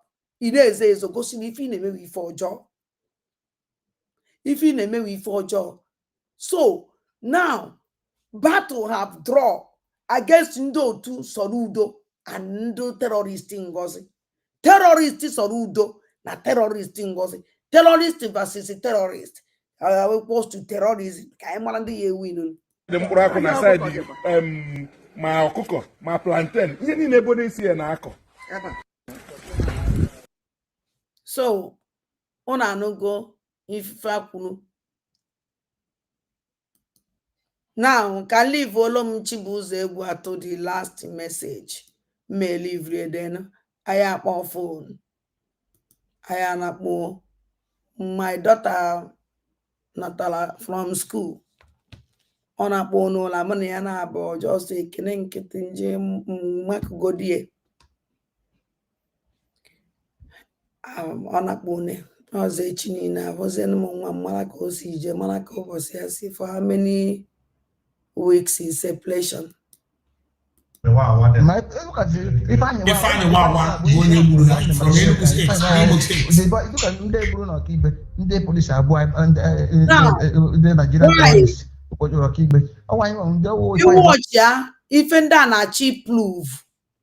We any na haneku, no on the Enugu State, no on the Enugu State, no on the Enugu State. Nyakan that on he proof no here. Because every time and then in the Enugu State ajafa. All that in the Enugu State on a Biafra liberation, I thank God. I will be very happy. Oh my God. For that na go na kereka, how we biaka fight here this thing and don't do flona na befa and achi take over of their land. Has sacrificed their life. It's not easy. Anybody sacrifice no we mana okwa nda na ekwekwu ebe a ekwuda na ekwu ife a na-ekwu awakwa Biafra marakwa na amala nda na ekwu ife a na-ekwu nda na akpọ na phone a na-make this call awakwa Biafra liberation o ma onye na end ma ndị na-ekwu ekwu ihe ahụ ihe a plan ibe ahụ just content creator ka Chibuze Egwu atụ mere ebe a owu okwa so ka unu biko no akwa odokwa m otu si chi has na this program. On this voice is is not Biafran Liberation Army. Biafran angels can never talk rubbish. They can never even make this kind of discussion. Anything no one a factual or anything no one a discourse. Hang general. General Igwe Butuzo. Only 100 everything. Or else you go down cabas na very bone. Because na mu ama na ba no ya kan na agwa biko ba gbuo ba wota ka ifo ka idiwe ka ikpe ekpere n'isi ha kenefa ni fo ma ba mela ai ogwusia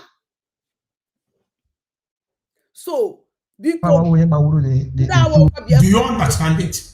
The 5 members have go people from Ebon. Mbem say they are using our brothers and sisters from Ebony State as a scapegoats. So, all nande boni no ife aketa. I see nde Biafra liberation eguzi nde boni. Okwa se nda nemeriba Chibuze Egwu ato wonye kunu beledisi nonsense woputa. Don't listen to this criminal. Or the impossible. I can assure you people. Now this man had to confuse. They are all confused. How did they stand? So Hannah talk about how they stand. And they can never get that stand.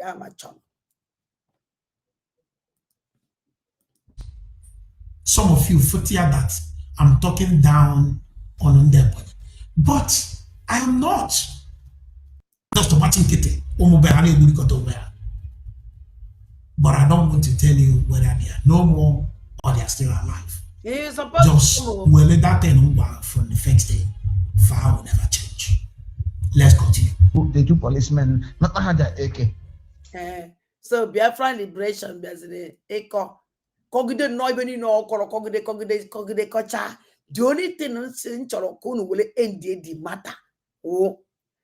Ono nya kozi ibe wo gaba ha ko ibe ni na ụmụadị jiri aka setie nọ ya camp seticha camp bụrụ AK-47 bụrụ ihe niile bunye ndị nọ n'ime ihe onye ahụ n'ụzie na ụmụazị a na-egbu onwebe nke na egbu onebe onwebe mmadụ 5 and egbu onebe mmadụ 8 nke ndị Naijiria sụva gburu na Chibụzọ egwu atọ sụva gburu ogwegide nọ ibe niile ahụ chichichicha ibe oji endewo. I have another call. I will call you. Can you believe for more? The line is open because nwere onye nwere ibe onye ekwu ya kpọọ okwu na ndị a niile ndị ọjọọ all of them. Nwere onye nwere okwu the line adịgo open echi niile anyị ebidokwa na ebe anyị kwụsịrị. So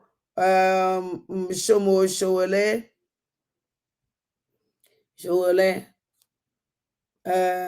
ada ndị mbụ na ndị egede sọpọtụrụ gị were ibe gbachisie ntị ụdị propaganda ọsụkwa aga na-anụ ụdị plasma ga ọsụkwa aga na-anụ. Continue your protest. We support you. Hello, nnem. Hello, Ada. Nnem Adam mma go on. Adam mma. O nweburu mgbe m kpọrọ m nna gị ka nje kpacha m ịkpada nne m. Oji na-esi anya ọ bụ na gị ka m na-akpọ mgbanyụzie ya ozugbo.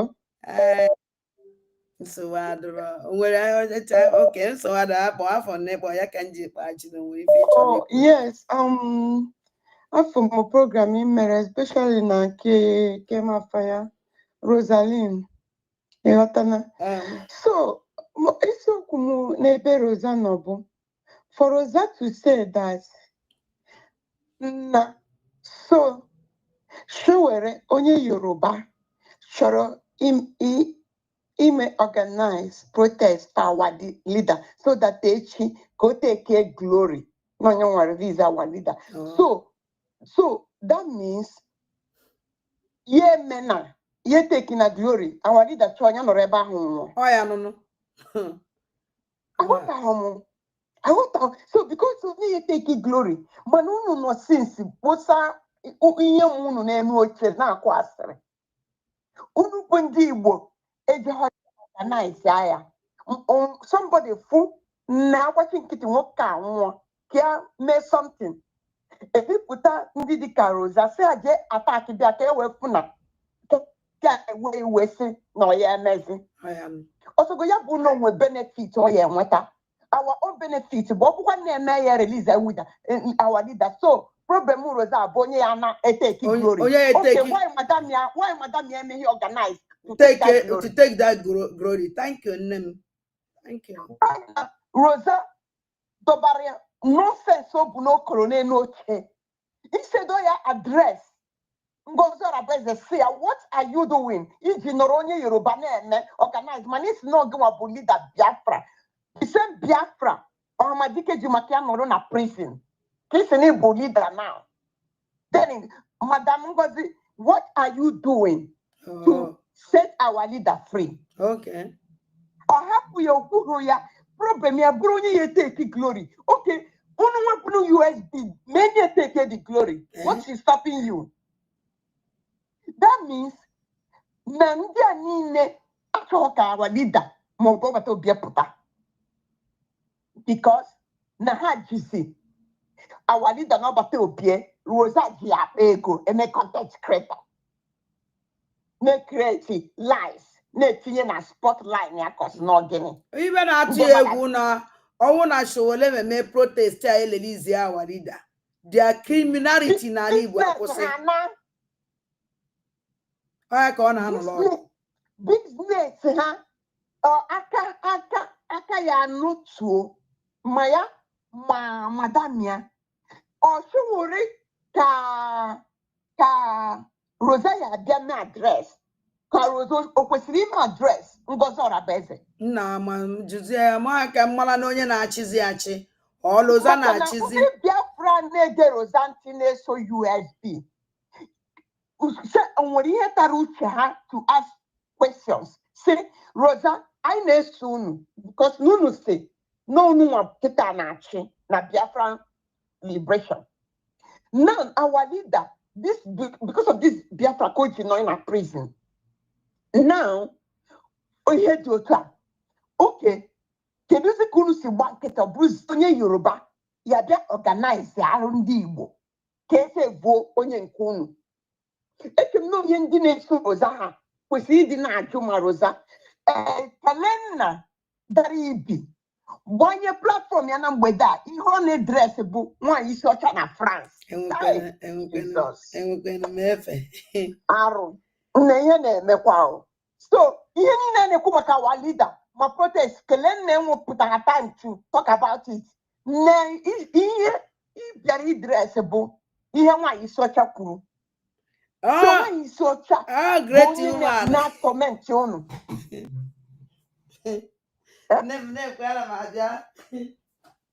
that is ihe nke agba ọ na-agba m nyarị otu anyị si eche echiche emechaa na-asị ndị Igbo o nwere ihe mere ndị Igbo this time amaghị na ya eritere ya n'anụ amaghị na ya ṅụta na mmiri kpata na ya hazi ajụ eche echiche na mmadụ na-ekwu okwu amaghị m otu Rosa ya eji bịa na bụrụ na onye Yoruba ka bịa take glory Rosa ya take glory ma sị kpọpụta ya na ndụ ihe unu niile emenwughọ ndị Biafra leaders ma oge idiot oge nkere ma vam ọnụ rembut they couldn't organize a protest for our leader they couldn't organize a protest for Simon Ekpa somebody just ime unu bịa ka unu criticize ya tinye tribalism ịma anọ ihe ka ha mekwara mgbe anyị mere nke ọbata obie ha ma criticize anya it's a shame ka anyị telivishọn si na-enye na ọnwụ na ndị mmadụ bịa na-enye ndị mmadụ poison yes the same thing so problem Rosa bụ ka Sowore ghara iteki glory no nya release our leader atom ko take the glory makunu bụ fools atom ko take the glory I put Sowore na 247 sure I support Sowore to the end sure I wish na Sowore ga-anụ our voice come on na ekwe na azụ na ndị a bụ criminals too far they criticize they are criminals also go yabu na Sowore for ime ihe anụnwa no nwe benefit ọra ọkpabọrọ ya arachu Roma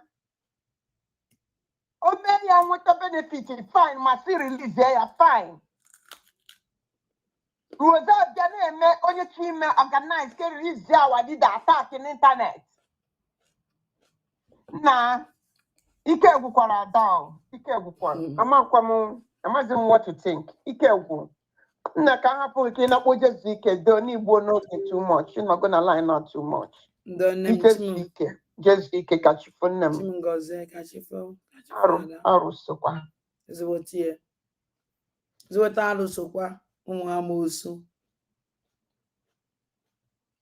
ndị etoghela akpọ awara ndị a na-ekwudara ibi akwa nne ihe na-ekele nna ha na-edres okwu awarịda maazị Nnamdi Kanu ịma okwu ahụ ji ha dati okwu awarịda maazị Nnamdi Kanu kwuru aya ka ha na-edres doritun m gwara ha wepụtara anyị deti awarịda maazị Nnamdi Kanu kwuru okwu ahụ ha ya mara hello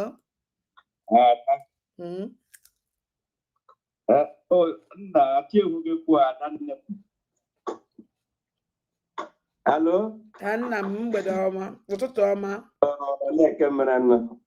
Adam mma anụrụ m olu nwanne m onye nwa gbaa gị ume jisi ike biko program a hapụga ndị ụcha anụ a biko Rosaline ka m tikene gị isi obi adịghị mma maka protest Nnamdi Kanu enwebere ihe ọ mere asị na o nwere ka m ji n'anya ahụrụ na asị Nnamdi Kanu bụ onye ohi emere onye ga-apụta for him ịbịa emere protest ọrụ na enwere ihe ọ mere nwere onye ga-apụta ọ because of his an innocent that's why ha jiri pụta ka o nwere ihe o mere onye ga-emezi onye ga-emezi ihe onye that is onye ohi ka a ga-agaziri protest ka ọ terrorist ka a ga-agara Nnamdi Kanu ha hụrụ na emere ihe o mere na aka dị ọcha that's why ha jiri were pụta ị ga-emere protest so Even under a moon no no there. Onye Yoruba dị lead. On no kwadi onye Hausa bịa lead ịga mee ịga protest. Onye nke kpọrọ for one Nigeria kwa onye ugwu. This second one onye Yoruba. Madam no even when they needed this protest. Nabai. Kedike country is a president of another country is in another person from another country. I lead the protest, even the money. Hey, The time I need mostly. This is the second time. Onye ndo si oji ha ka ya go law we go couple of soro ka ya poje ka ja treat onwe ya. That is akwa ye ngosi orabeze marira ahụ ka ọ na-abụrụ oge nke ka ọ na-abụrụ onye ọbụla just like that. When we need you people mostly ka anyị voice on na-apụta. When we need your voice ka mere Simon ihe ọ na-apụta. O itono domi unu no Ghana ko bata obi no pende onye Yoruba pata tigro ne gi pata wopụta ọnụ ihoro onekwa emegi. This man, are you not ashamed of yourself and your so-called madam? Even another moon, Another person now better fighting their citizen. Fighting for your leader. Just tell me, cannot yes, what do you want? Only then when I call ya kaya docha komuna, ko hana pata baraka Rosalind. Let me tell you. Excuse me, because Ada. When the address has some Igbo, they are not Igbos because Hamadi here will be Hamadi Igbo. From today, because every community, program Adadioramma, and when Daga Wapoga, I was in a handy, Mapahani, Una, their community, and the villages in Imaya, Chona, somebody like Chibu's Eguato, only on Igbo. He's not an Igbo person. You cannot put them on a person Igbo. They are not in Igbo. Every village has a Capona, Napgana had that here, all of them, any person I will put again who go against Igbo people. Maybe try Napgani and Igbo, Igbo. I don't want to have that Ramana about not this protest. But you're not to them. Because that's the okay, he was okay, mother, Chawai. You want to go? Okay, if you also, okay, mother, Chibaya. He will make you name weather. Only when full. Learn that you didn't have a quote Kahana, or Facebook or say about that very day, don't be surprised. I got on one side the blue flag. They go against the release of Nnamdi Kanu. When the brag the judges set on the when brag the guy, that you when I get a wire. I'm a Bugonia before no one came and came in a social or if I were a mother, I would be every corner, ever when I got them. All the police no guy just said on escape route. When I get the guy, get the ego, you don't finish because what you got too much. You know, hey, when a gentle, everything on Potapa again, don't know about the gentle, don't know about gentle, organ. Chibu's Equato. That program in Potrana, know about gentle. Imapanada, Emerson, Nigerian journalists, maybe investigation. The village has this leadership. Up here. I got a village, so I made him and I don't want an army. I got one of every church here has actually get that church never exists. Yes, I'm an investigation. Yeah, one Ambazonia come. Yeah, Nigeria at all. I'm Ambazonia. You see how we get this and desperate at it. Chibuze come chicken and kill for Trana or Jamaica for gentle. He not just go again. And he's dead, he's gone. No, Muslim. All these things. Well, it will be the third time or the fourth time. You want to kill him again for the fourth time? No, Mama. Or you want to kill him? Yeah? Or we all know Put on the crook here and the crook here and the crook on crook cha on Potabuta on a Chirai.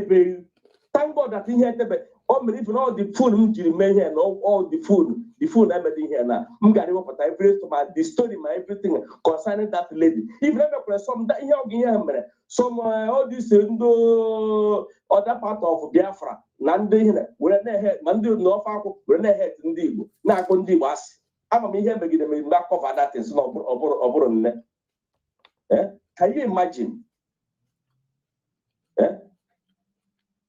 ka mgbakọ na again ihe ha gara ga ekuru ka ọ na-apụpụta ya ọ na-akọsi ihe na-akọta ihe wụ lie ihe kọnkọdọ edofu ihe na story ọ ka were na-ajakọta ụmụ Igbo isi apụta ụgba the Nigerian Liberation Army, there's nothing like a one year soccer, a one year, they are working together, united. Because Igbo niile bofu, Igbo biko, and when you call your one soccer, on your one. Even on here, na Anambra State, Jebon de Enugu State in a meeting, Wabu Sia. Chalk Eco Tokozia, Anambra State in Enugu State is Kabu. Chineka when plant. Because Liberation Army, wherever you come from, you are fighting for your fatherland. We don't imagine a 1 year bonyo, a 1 year, a 1 year na fight over Biafra. Biafra will cover everywhere. So this rubbish habit that they conquer, they will be trying. You could have I got you see here will lie. You actually may have bringing problem. That Joka is sure, but it can never work for them. Can never work for you people. Why are people so desperate?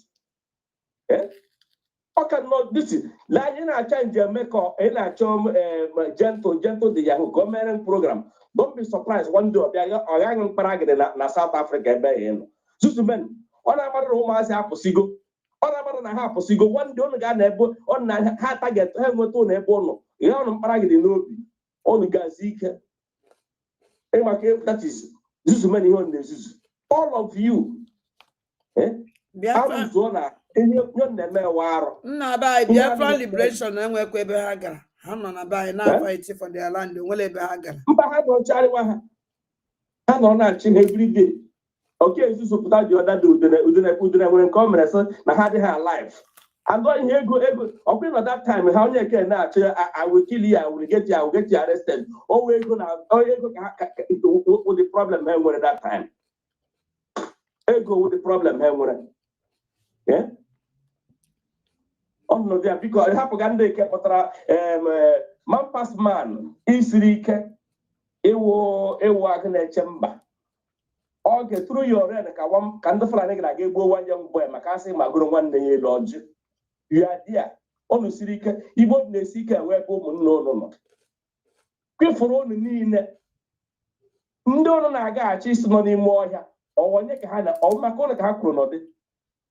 The answer is no.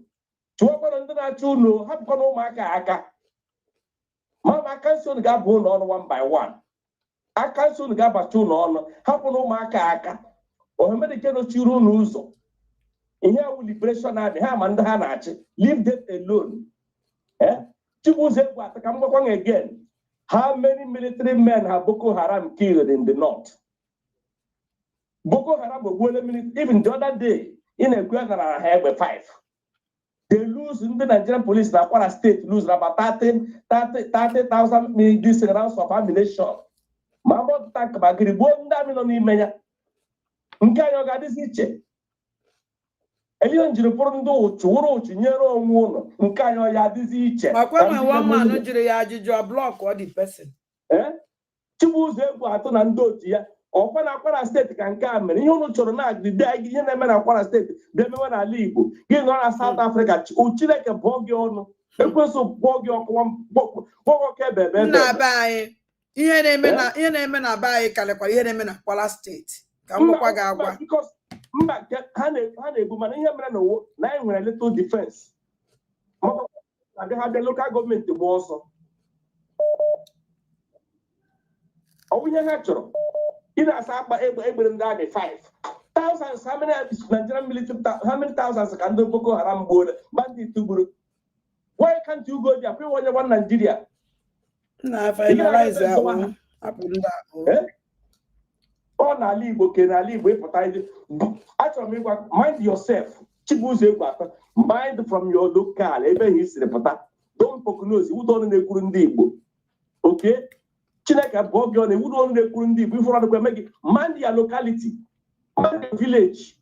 Brugodos all your village, Brugodos all your communities, all your local government. Before you prognose, you Tianya, no other places, Nalibo. Or when you was again. Yeah? Get a beck Odike Nando Chibuno. Ebe Kodike. Even under a mega, if for under a mega, from 60 years, 120 years, idiot around, Kamba Kodike, that appeal, nobody have here with 6 years. I appeal on the Tigel, never had a tea, I get what they have, but he had either not for a win, I hope got the sentence complete, or yeah, they lose, yeah, I got 6 years. Oh no, Joe. I'm not my boy. Yes, I got 120 years. Come back over Cody, Counter, I'm or what happened at the game. As long as Europe is concerned, every Cody can thank God that idiot. In the European Union, they make they made him commit. As go to Tongue and got 50 years already. He can spend more than 20, 25 years. Danga, yeah, Patachineka Bogiono, on your watch. On Nage, Mwangaganga, 150 years. And the Bogaga on China, the Bogaga on Kuwait. Ndoch. Chineka for sure. Because that wouldn't be one woman address. The village is history, Nimea Pata. Not forget that title, we reject on her. It's all on these people. Kill a war, Ebe Kodike, Ebe Kontumo, kill a Chibuze Egwuato. Eh? Kill a boy, Udene. I am the Cambono. No, finalize. And the secondary check and data. Lastly, you know, a minute. Kelena TV, Kamwage. Or not under pressure, not under compoint. Every day he need to see we know the truth. Simon will be the reason why. And not get Simon who could I maybe all the name the kind of potter. I will sit at home, do everything in the opposite by the reject or see on an Emacronia negent. In a side, Simon Potagay, your onion. No, we will take order from onion. You want to go? We will take order from him. I want to hear the Kayanin as Simon a reference. Simon is different. All the different from your hopeless and criminal madam. Okay? We will go in the come again, we will go name of Atani Molo. Euna now. He obliged to go into Yak or Obutremusu or talk at the chon one by one. Ada. Thank you, one number. Yeah. How defend the way? Come on, young him date. But our leader Mazen and the Kano Kulokwa. Kaimano could embower, I did a more abato bien near. Kata Kele Lobato bien. Augusia.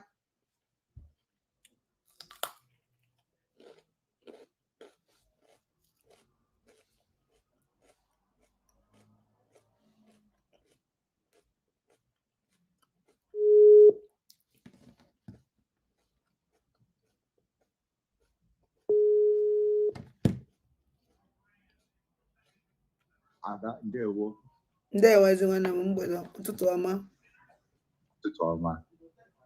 Chineke m gọziele gị na ọmụ ị na-emere anyị because imepego ụmụ Biafra anya long time ago. Ọwụ onye iberibe onye na-agaghị ege gị ntị. Ikenga uru agụ laworo na ọ na-ege gị ntị na ọ na-awọchi gị na this program. Ihe m si magbe Ikenga wara abụ. Ikenga uru agụ ka m gwa gị eziokwu wepụ aka na-enwe. Ma gị na-ewepụ ha aka na-enwe onye ga-ama gị one day. Ikenga ụkwara ugwu enweghị ndị ka mma. Akpazina ya Ikenga biko ife afọ awuchi bụ ụzọ Egwuato biko. Ikenga nnukwu mmụọ Igbo ji ide ebube. Onye na-egbu ọchụ agha azụ Ikenga. ịkpọ di ya Chibuzo ekwesịghị ịkpọ di ya ịmakwa ihe wu Chibuzo ekwesịrị ịkpọ ya ajọ mmụọ ajọ mmụọ bụ ụzọ ajọ mmụọ ka ekwesịrị ịkpọ ya because ịkpọ ya Chibuzo aha ụkwa n'aha Chukwu ghọtago jimara eziokwu ya akpọkwara Chibuzo akpọ ya ajọ mmụọ because omume ya ishot amaghị m ihe onye aha na ife ajụla ọwụdo ọwụ ife ajụla mụrụ nna amụghị ya nọ amaghị m because ihe Ikenga na-eme ihe ọ na-eme dị open ihe ọ na-eme dị open anyị ile ya anya the whole world ma ndị Yoruba ma ndị Benin ma ndị Igbo anyị na-ege ya ntị and ntị ha na-ege ya ụfọdụ na-awọchị Ikenga as ọwụdị betrayal Ikenga ihe ha wụ betrayal wụ gị betray ya mmadụ the next day gịla ya emechi ya kewatago gịla ya emechi ya Ikenga afọghị ndị Igbo n'anya ọfụghị ndị Igbo n'anya enweghị ihe ndị Igbo mere ya but o nwere that hatred and enwerela ihe mere na o jiri kpọọ ndị Igbo ụgwọ Ikenga gaghị ekwote n'isi gị na onye ibe gị nwere okwu gịla ya nwere okwu ọ gịla ya nwere misunderstanding gị kwote n'isi ihe ha onye ibe gị mere gị kpozi ndị ibe gị ụgwọ ma gị ma udele because enwere ihe agba some of ndị Igbo anyị ga-akpasị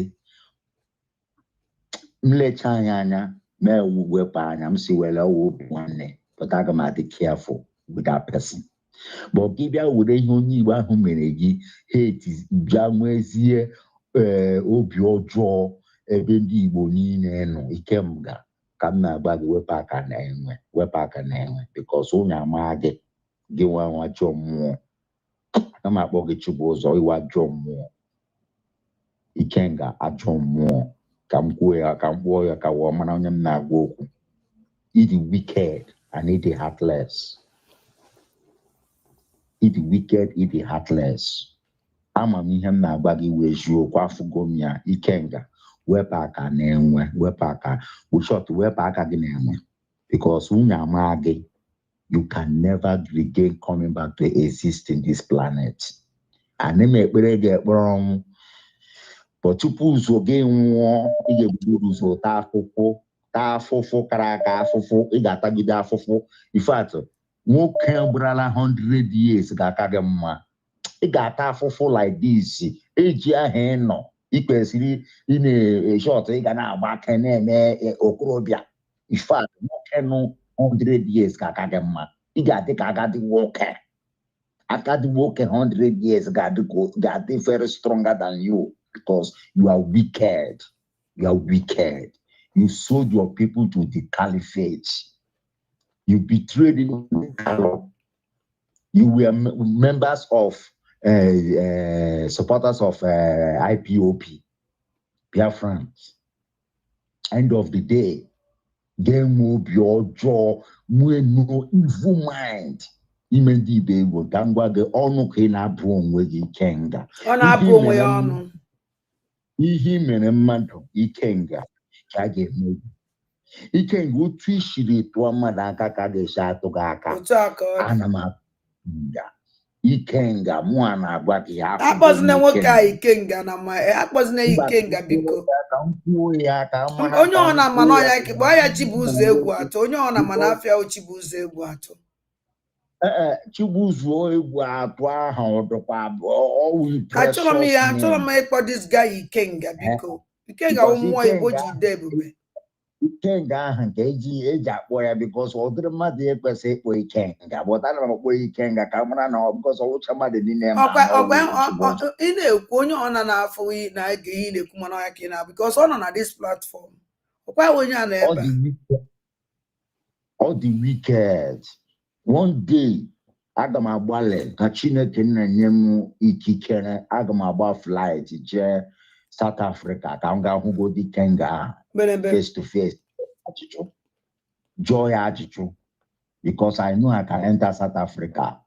I know that jogodi ya ajụjụ ọfụ nwoke n'ihu ya ọmụna na ọnwụ onye efukwana ya na South Africa because o filili na o nwere mọzụ o filili na o nwere mọzụ but ọfụ nwoke face to face ọmara na ọwụ dị mkpa ya n'ime ọmara na ọwụ Chukwu ya n'ihe aga m ewuri isi pịa ya n'imi pịa ya n'ọdụ ya kọọ ya gbogbo tie ya gbegbe because onye ahụ kwetara kpọta etie ya ihe etie ya gbogbo since ọ na-ala Biafra land Biafra Liberation Army kwetiri gide this boy gide ọwụghị igbu ya egbu tagote ya afụfụ ka ọ maragodi ife because this guy egbugo many of our people ogbugo many of our people of our people ya DOS ndị ibe ya ma Chinasa ịmakwa discriminate agburu n'Enugu uchi Peter Mba onye agburu egbu n'Enugu gbuo na Anambra na ọ nọzi n'Imo steeti ekpochafụ ka ọ na-ekpochafụzi n'Imo steeti uru abụ na-eke nga Chukwu ụzọ ọsọ wee ekwensu ifeatị ekwensu ka gị nwere ha ga-ekwesị ekwensu aha eji mara Igbo ifeatị wajụ ọmụọ ekwesịrị nne akpụta ga pịa gị apịpịa pịakasịcha gị pịazasịcha gị ike pịasasịcha gị ma azụ gị because it is wicked. It can be wicked. Stop this heartless. It is heartless. People are dying. The mother now wuna libo. Or who gentle. Okay, since that time here, gentler, anubolia, makeup anubolia. But I believe that in their gentle. They are alive because Hannah Patterson on social media, because Hannah track is in that social media. That's why they are no more coming. Because la rose gentle one and Chibuzo can have makeup. Equesrish the peria can ulo ha oroko. Because if you're serious, you know how oroko. But they put those up oroko and Asian can you manage you can you low has and the makeup and a gentonia. Kamana no ha or ulo ha oroko. Since that time in Hugo ha orokata, in Hube here. Neburu. I've been Madame Bendo Balocondo Baloco. You got him again now. Because I know Sena Nigerian soldiers because I'm that guy. Is it a green light? Green light or green? Yeah, green light. No, finalizer. Green light. Yes, I know my green light. On you could get a gentle. Nebule and Apro can Simba. Kamu jugodi, Kamana godi truly gentle one up or makeup on one, but Adam shown and dead and but China kenani menanye bere, Kaimwere Biafra, and their support for I'm sure na Atiku. And the rest of Nigerian politicians and GS and soldiers and police, Chiri Hana show and Chiri Gabriel protest, they release the mass and the Kalo. Na Chukwu Di Ya. He said, thank you. He said, don't nam kachifo. Hello? Adana, good evening. Good evening, Biafra ekele m ụlọ biko. Ya, before me kwen na-ekwu. Achọrọ m ikwu ihe gbasara nwoke a na-akpọ omekome nwa egwu atọ. Achọrọ m ịkpọ ibu na ma Chibuzo nwana na-akpụ ya na-asọ m oyi nke na-akacha nsọ nwe ma nna mmadụ na-akpụ ya ike nja. And onye ọbụla na-abịa na platform ma ihe anụ a n'ihi ihe ahụ platform ụmụ ndị Igbo bịa na-akpụ ya ike nja onye ahụ kwụsị ya. Onye kpọkwara datine ịkpọkwa data ihe anụ onye awụ onye rụrụ arụ ekwesịghị na ọ na-akpa ihe ọ na-arụ m afọ. Nwanne anyị nwoke atụtụrụ okwu a na-agwa gị ịpụta ikpe ihe gị na akpọkwa na-ekwu gị na-emekwa isi agụgọ ịmakwa na agaghị emekwa ihe a na-akọ ihe a ịma na ihe ị na-ekwu ị na-emejọ ndị mmụọ onwe ala Igbo baile iwere onye achị ya juru n'ọbara na-akpụ ya aha dị sekret. Ọ dịghị ihe ahụ nna ahụ otu ọ na-ahụhụ onye omekome a otu o si afụ m ị na-anụ olu ya nwe otu o si afụ n'ife ịnụ olu nwaanyị akpọrọ Ngozi Adaeze ụta ka ụta pụrụpụ ite ozu. I'm telling you, mmụ ndị a ụdịrị obi ọjọọ na-enye m. Achọghị na-ahụ ndị a, achọghị na-anụ olu ndị a, because ndị ahụ ndị rụrụ arụ, ndị a na-eso ha, ma ndị a na-eso ndị a, ọtụkwara nwaanyị a, ndị a na-eso ndị a, ahụrụ m ha sị ndị rụrụ arụ osisi ahụ. Ị ga-agwa m onye ọbụla nọ ugbu a ka ga-emepekwa ọnụ na-ekwu ha na-ebeli ikwu ụkwụ asị na ihe niile nwaanyị a na-eghere ha oge dike. No, a na-ekwu ihe gbasara Sowore. Ka m gwa gị, onweghị ụzọ okike ihe gbasara ije Biafra wụ ije mmụọ. Ụzọ ọbụla okike iji rụọ ọrụ ya, onwe onye nwere right, onwe onye nwere pawa ịbịa ibibi criticize, ịbịa ibi igbochi ya. So onwe onye ọbụla gị nwere ndị right ibibi ịkpọ Sowore ahụ ọjọọ si ya, ya take glory. We don't care. We don't care. Ihe anyị chọrọ Biafra, ihe anyị chọrọ wụ Maazị Nnamdi Kanu, ihe anyị chọrọ wụ ọbata Obie ka ha pụta na ebe ndị akpọchiri ha. Yes, ige ihe anọ m site na-ege ihe Sowore na-ekwu mgbe ọ gara na nke Goodluck Jonathan. Ihe ọ na-ekwu, ị ga-ahụ onye ọbụla ige ihe ahụ niile o kwuru maka ihe gbasara Maazị Nnamdi Kanu ma ọnọdụ ihe ahụ dasị onwe onye tiri ya otu ọ na-arụ, onwe onye tiri ya ahụ nọ. Mmụọ were bata mmụọ Igbo, mmụọ nwe ala Igbo banyere n'ime ya. Ya na-ekwu okwu ọ na-ekwu, ihe niile ọ na-ekwu onwe mgbe o kwuru na onye ndu ma Maazị Nnamdi Kanu nwere n'ike oge onwe kesi ọbụla ka Rozie nwe onye aṅụrụma mmanya. Ndị a na-eme ndị ara ha niile ara agbachala ha ga-echepụta. Ya na-ekwu ihe dị ya na Ngozi Adaeze ya na ndị otu ha mma. Sowore na-agagharị ihe ọ bụla onye ma ihe o ji azọ politiks. O nwere okwu m nụrụ Sowore kwuru.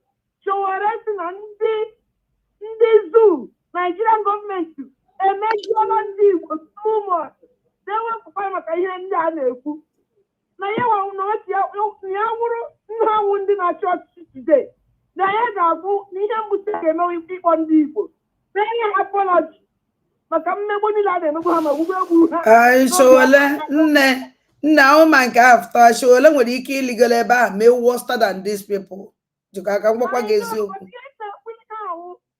Okwu ndị ọ na-ekwu ugbu a, enwere ndị na-ege ya ntị, ma ndị Finland na-anụ ihe ndị a. Yes. Ọhịa ndị izere okwu ndị ọ na-ekwu, okike ji ndị a na-agbara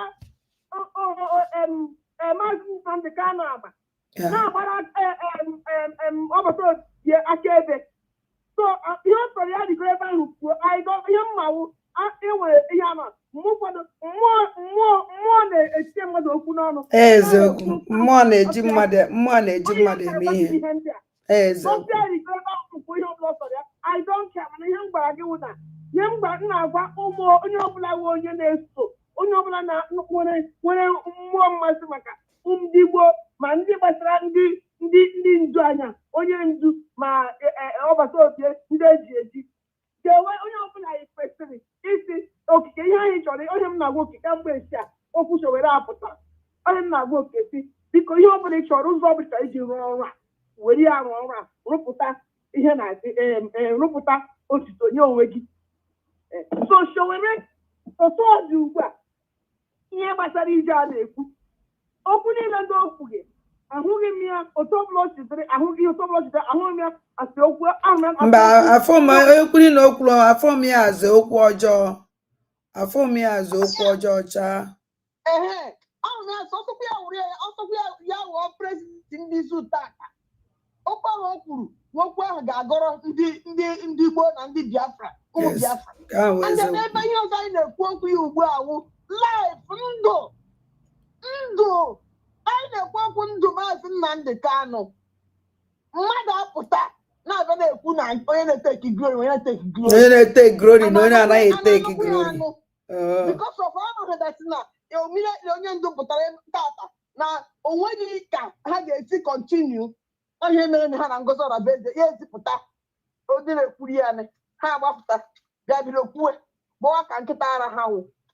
So onye a na-akpọ Rozie ndị awụghị ndị Igbo, and don't even ha na-eji enweghị ọ na-emetụta ha n'obi ihe niile mkpagbu ndị Igbo na-agatu ihe amawi ego ahụ ha na-eji ha nwetaghị from content creation ha made onye ha ji after ya but unfortunately nke a ugbu ha mezigbo is depopularizing them o mere ha bụ ha dị popular o mere they are becoming unpopular because of onwe onye ga-anụ ihe ndị a ha kwuru onye ahụ ga-ajụ ajụ si ndị na-ekwu ihe ha ụkwa mmadụ ndị na-ekwu okwu ahụ mmadụ now ihe m na-ekwu na okwu gbasara onye ndu ma ihe gbasara protest a na-aga nwanne anyị nwoke ahụ kwuru okwu si na ka ọ wụrụ na mbọsị ha gịda ka anyị bido ugbu a kwuru ya na ebe ọbụla ndị Igbo kpọsara ahịa n'ala Igbo ebe ọbụla ndị Igbo nọ agbachi ahịa ha mbọsị ahụ onye ọbụla nọrọ n'ụlọ ya onye na-adịghị mma ọ ga-agaruo ebe ha na-eme ha ọ part of that protest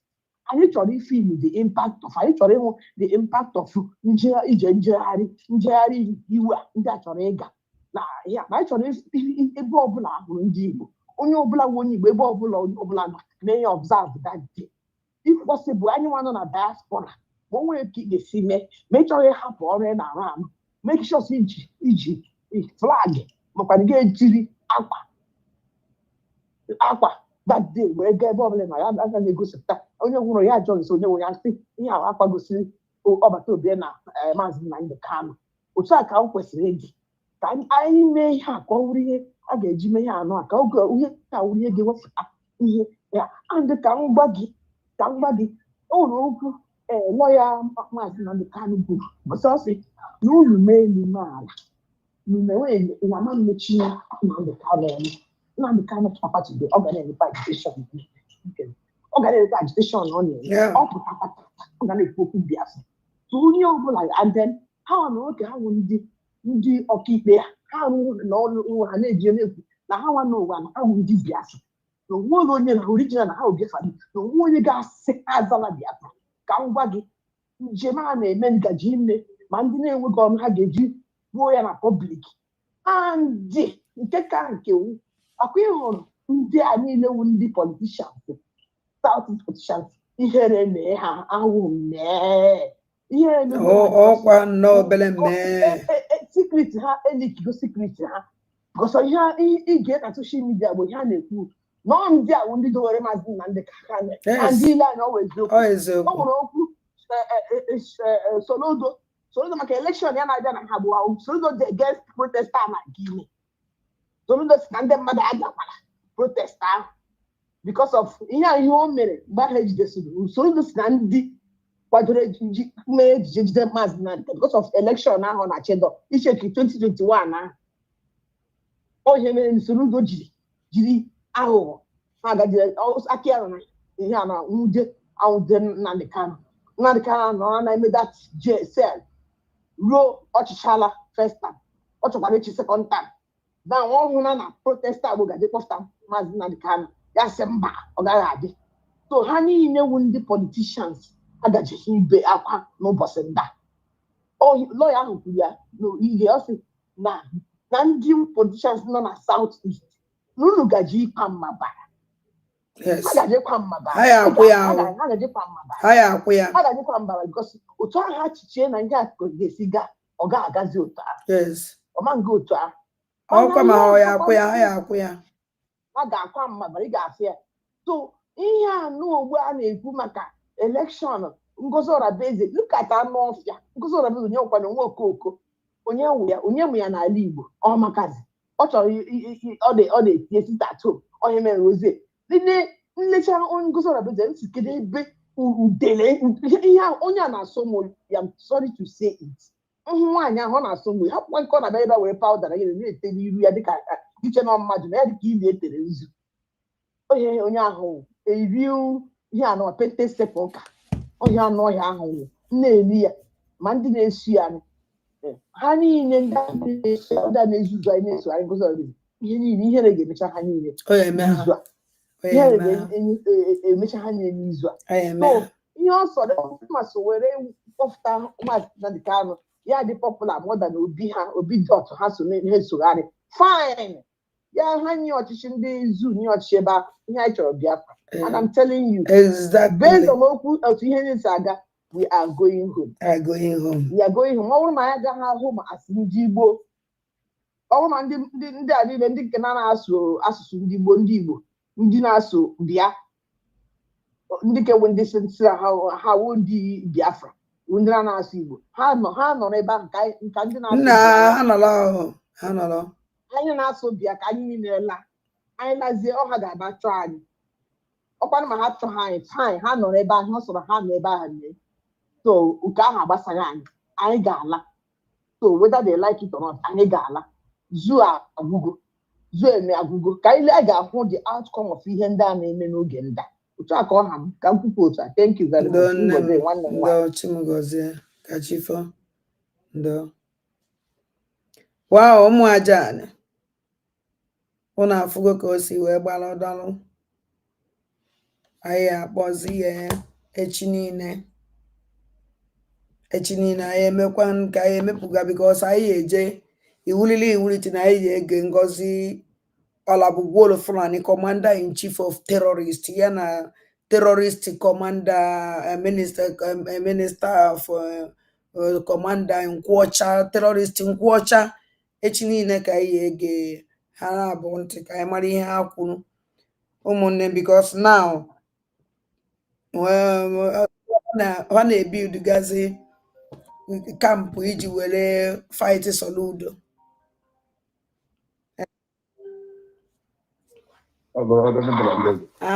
Obieze nna mgbede ọma nna be anyị mgbede ọma nna m chi nọ n'ọla adị m mma enweghị m ọtụtụ okwu m na-ekwu ihe nchọrọ ime ka ndị be anyị ghọta bụ na ihe Chukwu ama ha anaghị eme ka ha wee eziokwu ihe a na-emekọta nwere reason o ji eme o nwere reason o ji eme ya bifo m gabagodi ka ghara iche this guy eti na nke ọ guy ka this guy eti na n'anya arị ebe a biko ndị nne anyị ha ejikwa na-ewere ihe ṅomikwa na ya tọla atọ ụmụ nwoke eme mgbe omenala anyị nwere mgbe eji eme nwoke ka nwoke na-ekichi enweghị mgbe omenala ndị Igbo ji ewuru nwoke na-ekichi nwoke ọbụla na-ekichi nwoke na-eme ka nwaanyị na ndị nwoke ahụ enweghị uru ọ na-aba n'obodo ọ na ọgbara ọhụrụ na kịta ka abịazi na-emezi nwoke na-ekichi a mepụta efu ndị eji ekichi na-agala na ụmụ nwaanyị ọnụ ịlọta ezigbo tie na o mere ihe eji ekichi na-agala ụmụ nwaanyị nwoke nwaanyị na-eje achọ ihe wig o ji ekichi nwoke usoro kwekwe ikwu na laịf na-echọ wig o ji ekichi mana enwere ihe ọtụtụ nsọ nwunye instead of nwoke ije na-ababaje kpụcha isi ọfụma ọfụma dizaịn isi ọfụma ọfụma nwoke oje kwe na laịf ebe ụmụ nwaanyị na-achọ wig ihe ya wig bọọlụ ha ga-ekichi nwoke usoro kwụ na-achọ wig bọọlụ nwoke usoro kwụ na-achọ ihe ije na iri ọ na-egotere nwunye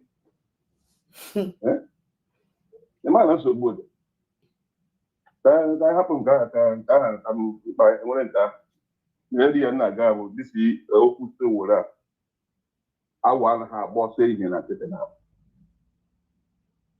ịghọtara yes Sowore kwuru sị mgbe eke elesi ekwu eme mgbe Abacha na-achị Abacha chịkọtara ma elesi ekwu eme ha ma ndị ozugbo tii ha na prison just enweghị anything ha mekwuru na ihe na-ewu na iwe ndị amịchi achị adịghị mma ha na-protest onye nke kwuo anwụda tii na prison from that place ka Ekwueme ji wee fọm G34 and that Ekwueme ya bụ dida ya bụ the founder of G34 and on that G34 they wee fọm PDP ahụ na-ewute aka na Nigeria wa Alex Ekwueme bụ the founder from G34 ihe a na-agba gị nọ na history ọ bụrụ ihe abụ history mana nke ọ bụghị history to me because anọ mgbe o mere ịghọta Alex Ekwueme bụ from prison ha na wepụ mmụọ G34 from that G34 ahụ nwere jita president adịghị ama kwụsịrị ịbụ the president of Nigeria na 1999 Nigeria government and the British were get the election now na Jos ebe ha ndị PDP were no national convention were nyezi ọgbasara ndị a na-akpọ the vote ị gaa ebe a na-akpọ the vote ihe gara n'owo Obasanjo Obasanjo. Abasanjo will never in there. Hey, I bought Obasanjo man and 30 times before you know it. Erigede next. So he the way with here at the table. Here at Nigeria to this shit. This shit is something here. You get the grass here and you have ticket. Then I walk with it for everybody. The times we ban the that woman no here man, but I'm putting in my Isaiah, you know. It's only metre. It's only one. Sure. It's not in your mother. It's not in your job. That's in the change the bank. Away with only Akaya daughter, General Budebu, Chen one ever, and one young rotan with the boat for him. Boy and Heba, who so bad the home around. But I then what you need the day, Amma. The other. No one of Nigeria, they don't understand the kind of Nigeria. Rotan Nigeria kidnap boy and it's ordinary edition to Nigeria. Boy and Mbonagina Bonnie Cook, all the para Nigeria is or zero menala. Because all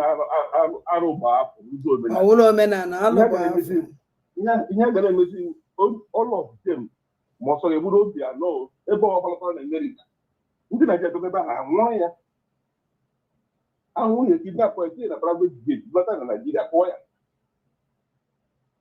So all you have to have a key. For that, I know this man. I want to make that not be before.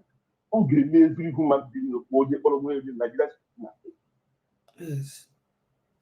I know who's open to you. Have to forgive you. Yes, I was okay to be right now. But you have to go get down injustice. Injustice. Because when Nigeria tried before, and so many people, the whole people government to British start and take it back one by one. In Egement. In fact, if I was the first time in Nigeria, they were 84. You kidnap all money because na London, which is Nigeria airway. See na buy over, see na often apatiosu. Apatiosu get you money because see na plane apply to Nigeria. In the immigration will leak the security. They did that. My plane now, everybody. So we need to put it back. You have taken on a good take off. So you have to fight in here. I want to do some work for run and the time. Automatically, all the going to reach, all the going to touch. So I'm talking from Obodo, you never, when on Europe, when on America, government in Nigeria, they have no go. No, like another, they came down the kind of sample by the state. And that basically going to be there. No, was in a prison. They got involved because they came down the kind of sample. If they have to hit that too much, you can get 3 months or 3 weeks. They go get those between. So I want to have joy, let them fight for his release. I want to have joy, let it be. Yamabo, Chukwu get married. Chukwu get married. Yeah, Chukwu get married, but you have sample actually. Testing can they make it? And all those politicians need that people and the thing they make it one by one. Because you go away back and you know, find my plane, they will do it. I never know something like that. Probably that's it. So neighbor citizens of the world doesn't matter. Not the kind of citizen coming a lot not big for how many years. Man, I see it Nigeria one. So my sister, I want to fight this protest. The person my name was something the rock issue. Exactly. It was like the brain but okay. As what then they come watch you, man. They got that. My side in school, I'm not in the state, but from all that water. You can't. I wasn't a worker, you can't. After Uchibuze, when I never away saw on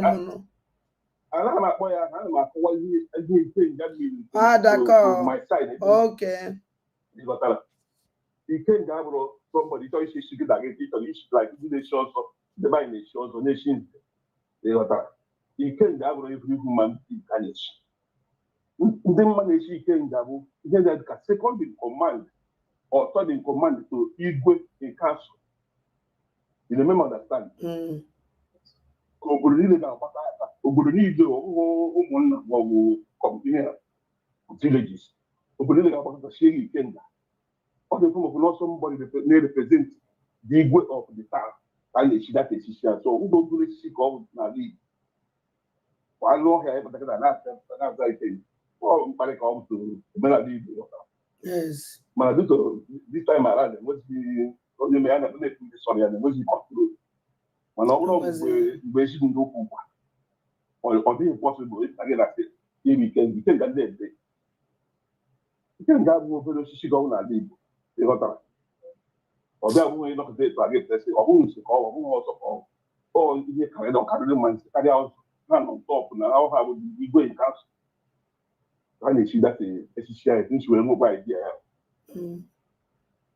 so my sister dị ike ka nsị ka nke ọnụ ka ndị na-akpọ ikenga abụrụ echichi ụmụaka ka ọwa dị nwee mgbe anụ ọhịa na iche ebe a ga-arata na etu nne ewu dịkịta na etu igwe orizu nọkịta ya kpara anụ ọhịa kirichi mana anụ ọhịa kirichi bịa kpọta chie ike ọ dị pọsịbụl ọ jọsọ na-ata ya si ka nye ịghọtara ọga ndị mmadụ uche ndị mmadụ ghọta na ọ bụghị na echichi ochie echi ka ọ bụ na ọ gaghị na-eme ọjọọ yes ọ gaghị na-eme ọjọọ so yes ọ gaghị na-eme ọjọọ so za okeba na-ebu nwa nkụta mana ọ bụghị nwa anụ ọhịa dịka ọ bụghị ụmụ anụ ọhịa dịka ya ka na-echi ike nke ga-abụ ndị nọ na igwe inkansụ either second in command or gather with second in command or third in command a na-echi ike bịa ndị na-eche onye bụ igwe trọst na-anọ ya na kọchọ ibipụ ozi tupu ya ga-eje na-echi ọgwụ ọ na-echi ụdị echichi ahụ ọ bụghị n'ibọdị ịkarịdọta ebi n'obodo isi inwe ya na-aka epụta ga-esi na-echi ike obodo ga-agbakọrọ chi gị ike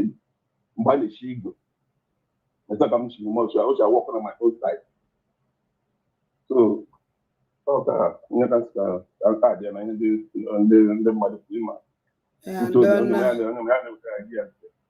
ndo nna m ndo ndị na-ekwu okwu maka Nnamdi Kanu ha chọọ ha hapụ ya ebe a nsogbu ha tụọ ya nsogbu adị ọ bụrụzie lọọ na-achịzi Naijiria ka ọ bụ ebe ọ na-ada ezigbo tie ndo nna m agwara m Ngozi Ọrabeeze na oge nkere na ọ bụrụ na ejidere Simon Ekpa ha agba ntị na ihe na Simon Ekpa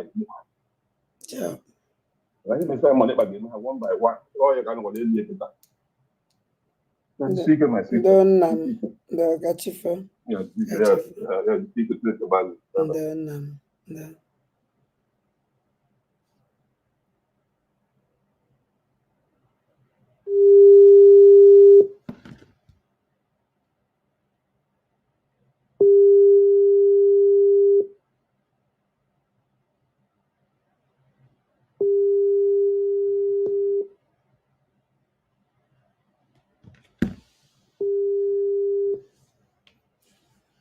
bon ụmụnne m anyị anakpụ masị unu ka chifu ụlọ adoledo ka na-enye ụmụ aja na niile ogologo ndụ na-alụ isi ike sọnsọ ya ka nna ya n'isi unu niile n'isi mụnwa n'isi awarida maazị Nnamdi Kanu n'isi agbata obi n'isi Biafra Angels niile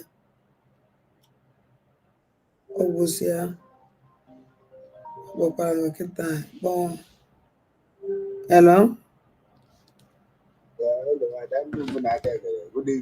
mgbede ọma ụtụtụ ọma mgbede ọma akpọ from Biafra land ana ekele unu nna m ndo onye ọsọ na-achụ ma ife na-achụ ya rapụrụ ya nwa ma gbajọkwa otu n'ọgbarụ ebe ọma na ọdị safe na ndị niile a na-achụ anyị eji sifa wee bulie ise maka na ọchụ ugwu ọgụ nwe ada ọkụkọ nwee nwa ọsọ ọka ọ dị so jisie n'ike ndo nna m owero ya mara na ndị ochu maka afọ ya adịrọdụ mma sef ịkpọ na platfọm ada asụ na ofu onye na ndị ochu ka ọ bụ ahụ eziokwu nwoke na-akpụ isi ọ bụ nwanyị ọrụ ndị Fulani na si n'azụ eme ka ha si eme nwanne m nwoke onye bụ chi ihe ọ na-akpọ ewu ọkpọ ntu n'ụlọ agụ ọkpọ ntu ndị Fulani ka ọ bụ na onwe onye agbara ezigbote ọkpọ ntu ndị Fulani because ịkpọ ya ọkpọ ntu n'ụlọ agụ bụ insult ndị Nnewi ọkpọ ntu ndị Fulani. Ndị Fulani so n'azụ na-akpọ ya ntụ mana nsogbu adụrụ anyị masịrị na okwu erise ma akụrụ ụlọ mara ya kpaya ma o ruo ozu ụlọ ma na ọ bụ onye iberibe ka ọ bụ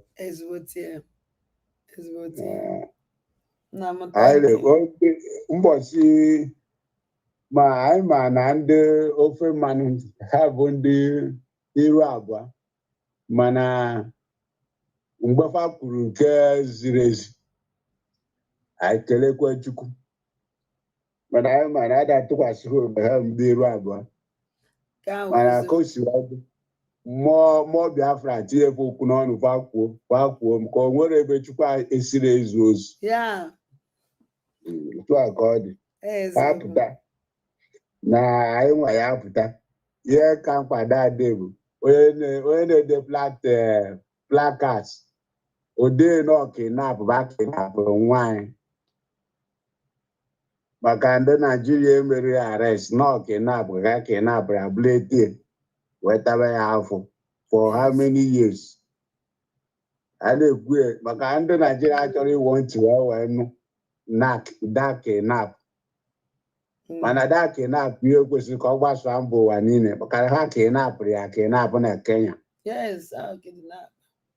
wee burie wee lata na-achọ ka ha kpee ya onye ikpe n'ebe ha kene onye faktọrọ atọ ndị ntọ na-ekpe mmadụ ikpe o nwere ka ọ dị ha ndị ntọ aha mara ihe bụ ihe iwu fa kwuru na na-eme onye ntọ ogbugbu na ndị na-atọ mmadụ na ebe a iwu jideba n'oge ogbugbu ọrụ nke a na-akpọ van bụ nke ha si na nọrọ na nwụ by hanging so ha nwa bụ ndị tọ ha nwa ama nwụzi by hanging ha na-achọ ka a ghara ịkpọ ya ha na-akpọkwa ya onye na-ede platform that day eji m ohere na-asụ ụmụ Igbo ụmụ Ajan ebe ha nọrọ ndị nọ n'obe ofesi ma ndị nọ ebe a onye na-ede plakad mbọchị ahụ anyị eme protest ya cheta ka o dee n'ọkinapụ ka a kinapụrụ na ndị Kanu ederekwere na ọ nọ na n'ọbụ just na-emere arrest onwere arrest emere eje tọrịa na Kenya blete ebe a so ha chọrọ ka a na-ekwu na-atọrị atọ ka a na-anụ na-atọrị atọ mana nke a bịa ekwesịrị ịgbasa ka mba ụwa makwa na-atọrị atọ na Kenya na ndị Naijiria gọọmenti bụ ndị ntọ mmadụ ha tọrị atọ na Kenya wee bulete ebe a na-achọ ka ha kpee ikpe ndị ntọ na-ekpe mmadụ ikpe o nwekwere ka ọ dị wee jide nwanne anyị na-achọ ka ọ nwụlaga ya n'aka ihe mekwere ya isi echile ma kwarịa bikos aka ya dịkwa ọcha so ya bụ mụchọ ka anyị tinye na okwu a anyị na-ekele Chukwu ka o si wee na-agbasa ozi ya ebe ọbụla ụzọ ọbụla ka o si na-agbasa ozi ya ekele dịrị Chineke na Chukwu na-agbara anyị mbọ ụmụ ọma nọ na grand Chukwu chekobe n'ifa na ya bụ ekpere anyị n'isi fa ndị iro ka afụla afọ anya ha na-afụ ndị iro ma ndị afụla afụ ya bụ ekpere anyị n'isi fa ya chekobe n'ifa maka na ọfa ka anyị ji eme ọnụ ọfa ka anyị ji eme ọnụ ife Naijiria gọọmenti na-eme ebe a o nwere onye ụkwa nke mpostiri gị mbọsị a ka ejidere nwaanyị wuru ose na-atinye elu ya bụ na Anambra ka o mere na Anambra ka datin mee na Anambra ka datin mee mana nwaanyị ahụ na onwere onye mmadụ dị nwaanyị patikula na amadị nwaanyị patakpụrụ mana onye ife ahụ mere ọ na-ezo ezo ọ bụrụ na nwaanyị apụtara kwuo na ọya nwa ka emere ụdịka ife a enwe ike trese ndị ụchụ mere ife ahụ na afro ndati na okwe m ndite ife mmadụ na-agabiga ebe a ngwa ife mmadụ na-agabiga ebe a onwere ife adịrọ ebe a sef onye na-aga na-ezo onwe ya ezi and onwere onye ma ife dị gelu mere and ihe ọsọkwa ya mee ihe ọsọkwa ya mee o meriti such a treat onwere ife dị gelu mee n'ife dị gelu mee bụ na ndị kefili na o jiri ego ba ma o nyere ofe ife ka ha si wee chọọ wee ji disgrace ya kefili na o jiri ego ba ma o nyere oyi ife ka ha si chọọ wee ji disgrace ya wee si na o ji wee zuru fonu fa wee okwe fonu ozu na-achọ ka o kwuo na kamera na ozuru dị fonu wee chọọ jos ka ha disgrace the girl nke na afa na efili nọ na-arịa onye ọzọ na ọ bụrụ ọsọ the guy mere ife a ka ọsọsọ ya kọ na anyị ọlụrụ ọkụ ya lụọ ọka efu o nwere ife adịghị afọ ebe anyị nọ ebe a kịta na ọ bụ onye na-aga ọ na-eche anya va makwa etu a ka esi aga ebe a onwere dị save onwere ekwe dị save onwere dị save ana Chukwu na-aza anyị Chukwu na-aza anyị nwujisi ike anyị na-ekpere ụlọ ekpere nwujisi ike maka na ọnụwa bụ olileanya anyị na-afụkwa okwu olu na-ekwu outside at least mba ụwa na-anụkwa na ihe na-eme ebe a bụrụ ihe eji ntị anụ ka a na-anụkwu ya maka na Chukwu bụ okwu ọnụ ka o ji wee kowa mgbe o ekwu die o were mgbe oge ruo I believe ihe ahụ nwata na-akwa akwa atụ aka nne ya nọrịa nna ya nọrịa otu a ka m si wee believe ka ibe anyị na-achọ ruo anyị aka ekele dịrị Chineke daalụ niile thank you kachifo ndonna m kachifo chimugozie na ndị be anyị akwụkwọ alụ na-eme alụ na-eme ihe mere nwata nwaanyị awụla adịrọ mma okwedo mmene ya anya in fact the punishment is too much. Hello?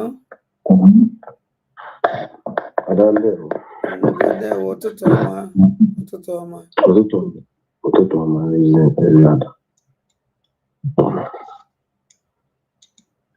Ada Anna anyị na-ege gị ntị.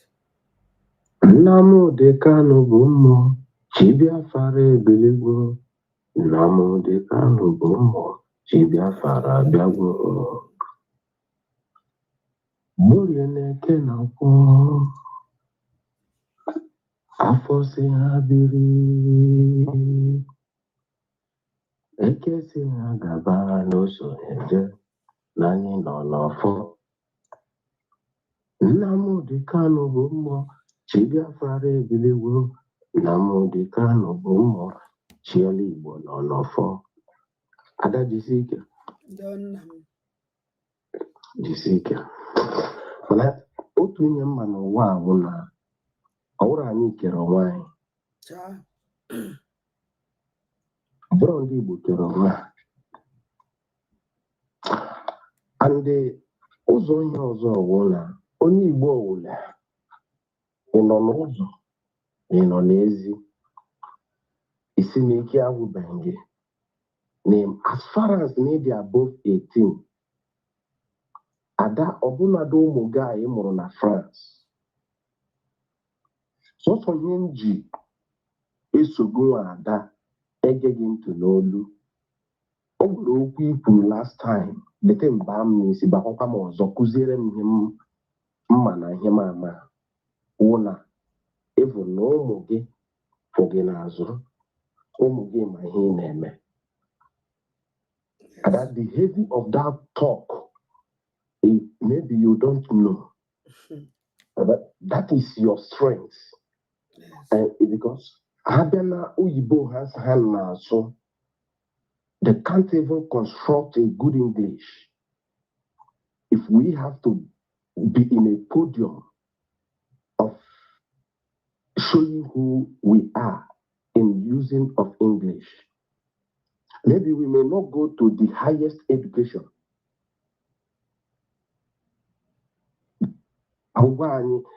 This English,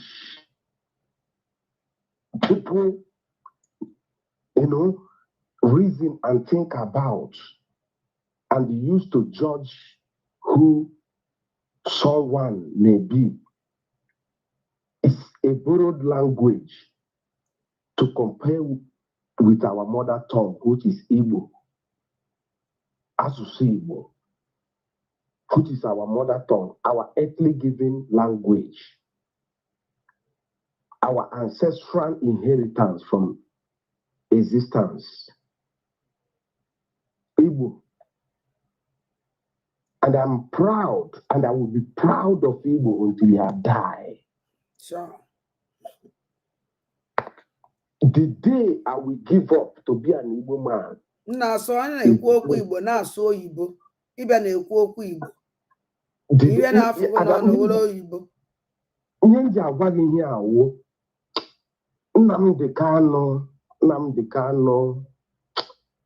Kanu, Simon Ekpa. Oyibo na-asụ just learning with ihe ụmụnne m abụọ ama. Ụmụnne m abụọ ama nnukwu. Ha ma nnukwu. Ihe ha mma anyị amarọ ya. Ha nọ n'Igbo nọrọ n'oyibo. Ada ihe ji atụtụrụ obere oyibo a nke mma na ụmụnne m abụọ ka m ghọta ya kadụrụ ndị nche na ha ama ya mara ya wụ na ndị Igbo particularly all these idiot na-eme anyị nna-achịnye anyị aja n'anya. They don't know how our heart is heavy. Ha mara otu obi dị anyị that we are ready to devour. Ada ka obi dị anyị now ndị Igbo Igbo ihe anyị nwetara n'ụzọ anyị now nnọchiri anyị ụzọ wụ mfatu. Mgbe dike ka anyị ghọzikwere na-ejegharị n'ụwa niile.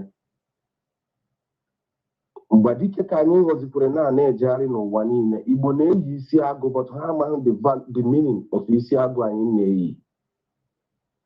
Ada ifukwuru okwu ụbọchị agụ si na ụbọchị ị na-enye this idiot mkpọrọ onwe ya Exodus.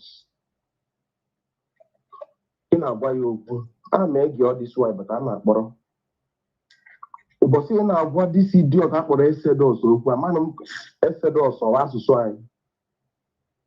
Exodus ọkwọnọ na Baịbụl ha. Exodus ọkwọnọ na Baịbụl ha ha nji mee anyị ọdụzi ka anyị nwa ndị Igbo dị handicap na onwe ihe anyị ga-emenwuzi mana o nwekwara na ihe anyị ga-emenwu. Britain si na achọghị ka anọda Japan pụta n'ala ndị isi ojii. And that Japan, Britain achọghị ka ọ pụta n'ala ndị isi ojii kwa na anyị nwa ndị Igbo. Ọ ya ka o ji nkwuchekwa maasị dat na ọgụ anyị nwa ndị Igbo na-alụ ọkwa n'ụwa niile na-alụso ndị Igbo ọgụ. Ọkwa n'ụwa niile ka anyị na ha na-ama aka. Ọkwa Fulani because ya bụ Fulani otegbo ha aka anụ.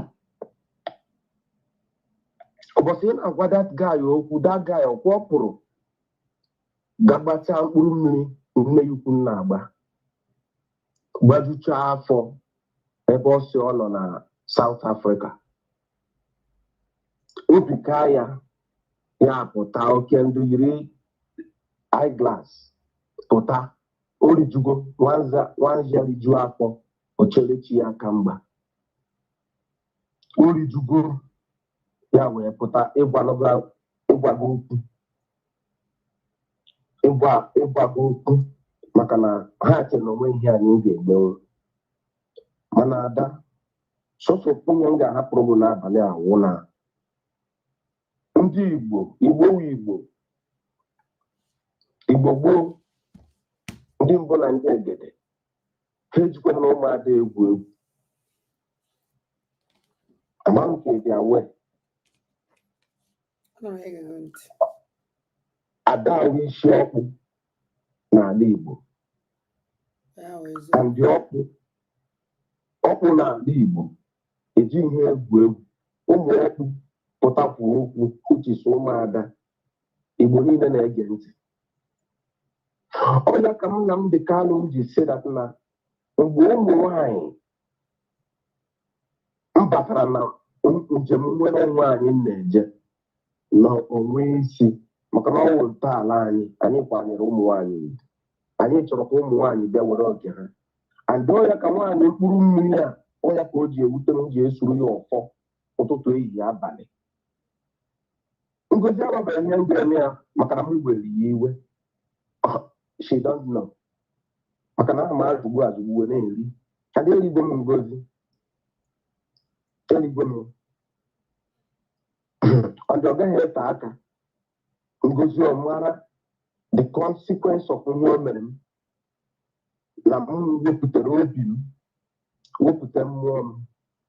Si na nwaada abatago na ihe a na-eme. Ka anyị tụnyere ya aja. Ọ nwere ike ọ ga-asị ama onye makwana ma ama etinye ego ole ka ọ hụbere m tinyere mana ọ mara ihe ngara mgbe o ji gaa. And anyị na-esokwe ya gị wee jeta ihe ijere were pụta were nọkwara ebe ị nọ tata. Ada jisi ike.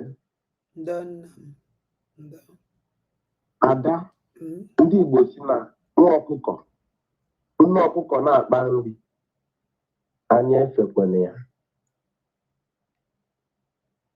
Ada ikwuru okwu ụbọchị abụọ si na agụ nwanyị adịowe eziokwu in times of nature dịka ụwa si hiwe maka na anyị nwa ndị Igbo ọwa anyị ghọtara ụwa anyị wee nwee eke wee nwee ori wee nwee afọ wee nwee nkwọ. Ndị ọwụ ya ụwa ọkwa mmiri ọkwa ikuku ọkwa anyanwụ ọkwa ana maka na anyị desakwa elu ji ana ihe nji anyị ewu ikuku ihe nji anyị ewu mmiri ihe nji anyị nwa mmadụ iwu anyanwụ for energy to survive. And anyị mechakwa the whole thing anyị ome gị na anyị ọlakpuo n'ala nke na onye ndị ndụ ga-anwụrịrị anwụ ma isi mamadi. Ngozi ga-anwụ anwụ. Anyị Ngozi amaghị ihe o metere onwe ya n'ụwa Ngozi ahụhụ ya agaghị agwụ agwụ maka na ọ maghị na anyị nwa ndị Igbo ga-emecha chọwa ndị Fulani n'ụwa niile a. Ebe anyị ga-emecha n'ụwa anyị ọ na-achọ ndị Fulani n'ụwa niile a ebe ọ na anyị achọtara ha. And anyị ga-enwe ihe anyị ga-eji mara ha and anyị ga-eme ha ihe ha ga-eji mara na ha bịara anyị ife. And ụwa mmụọ ahụ uju ụwa ga-akwụ anyị n'azụ ka anyị mee Fulani ihe mgbe anyị ga-eme ha ife. Ngozi amaghị ihe o metere onwe ya mana Ngozi ga-ama na o mere m ihe maka na o mere m ihe mee Nnamdi Kanu ihe na-ete mmadụ Simon Ekpa ihe Simon Ekpa na-agụ ụlọ okwu ọ na-agụ ụlọ ọgụ akwa ha ọgụ mmadụ ihe akwa ọgụ mmụọ onye ọbụla na finalize na mmụọ onye ozikwa na mmadụ onye ọbụla ehule nọ na njem a nka bụrụ onwe ya na mmadụ ịma na onye ahụ anọghị na njem a. Onye ọbụla ehule nọ na njem a kaụntụ onwe ya as a working corpse. Otu a na agbụgbọ m onwe m asị onye dị ndụ onye nwụrụ anwụ na-aga ije maka na without ala Igbo dị mma adịghị m ndụ. Ala Igbo adịghị mma ka isi ndụ ka ihe m ga-agwa ụmụ m ọ kara mma na m enwere hapụtazie ha chọwa jụwa ihe mgburu ka m were dị ndụ bikos ka m dị ndụ ala Igbo adịghị mma ụkwana m na-ebisi ibu ha maka ha mata ebe ha si mara na ihe adịghị mma ha nwere ike ịbụ m ọnụ so ọkara mma na ala Igbo adịghị mma ka m jere njem ya na ala Igbo adịghị mma ka m nwụọ n'ụzọ ya ọka mma otu a na-adịghị m ndụ mana ama gị ije anwụgwo m adị nna m dịka a na-anwụgwo Simon Ekpa anwụgwo ebe ọ nwere ọnọdụ amazikwa m onye ọbụla ọzọ bata ama m na ụmụnne m abụọ na ebe ha nọ ha adịghị ndụ maka njem nwere onwe a maka m nwee nwere onwe m nna finalize biko finalize ezi nwanne m biko ọkwa na ụbọchị ụka na ndị mmadụ aga ụka ọwa chi ndị ọzọ a gwara ha na Jizọs Kraịst bịara nwụọrọ ndị ya were ọbara ya chụọ aja ha akwụ bụtụ nna m dịka ama pụtaziri na were ọbara ya na-achụ aja onye ekwere maka na nna m dịka anụ jizi ọbara ya na nke awụzighị na nke akọrọ gị akọ na nke edere gị n'akwụkwọ nke awụzikwe asi the plague the show nna m dịka anụ were ọbara ya na-achụ aja Simon Ekpa were ọbara ya na-achụ aja onye m bịara ọka were ya na-egwu egwu maka na dịga ya ọṅụjugo na sa anyị na-ele ma vam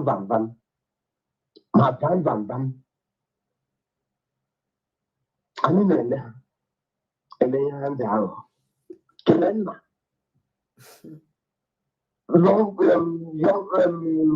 kenye hapụrụ disi idiot nne ya akwa n'ikere obi young lion akpụrụ ya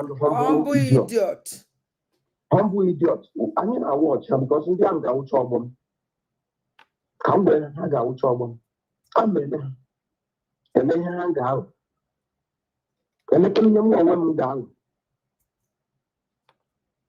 maka na nwa sị na nne ya agaghị arahụ ụra bukwere n'obi na ọ gaghị arahụ aga jisike ọkwa Sowore o tinyegwuru Nnamdi Kanu ọrịkwara ka ọ dị nlekọta anya akpata oyi abụọ m Sowore ahụrụ m this our brother religious ma kpọkwa ya echi ahụrụ m ka o ji ya mee program si Sowore anyị kwere na mana ndị Igbo na-ajụ ugboro ole ka ihe m ga-eme gị wee mụrụ akụ ihe emegbo ndị Igbo ka anyị ga-eji mụrụ akụ anyị kwekwere na ihe o kwuru mana ofu anya ka anyị ji ele ya were ofu anya ele ihe na-ele anyị ma ndị ọzọ wazirike ebubo anyị anụgbo wazirike ndị Igbo ofu anya ka anyị ji ele okwuru ofu anya ele ihe na-ele anyị mana ebe anya anyị niile nọ bụ ebe Nnamdi Kanu nọ maka na ihe mee Nnamdi Kanu tata ya nwere na Nnamdi Kanu nwụọ tata ndị Igbo mara na almost na Igbo nwụrụ dadị oleso Chukwu nna m finalize biko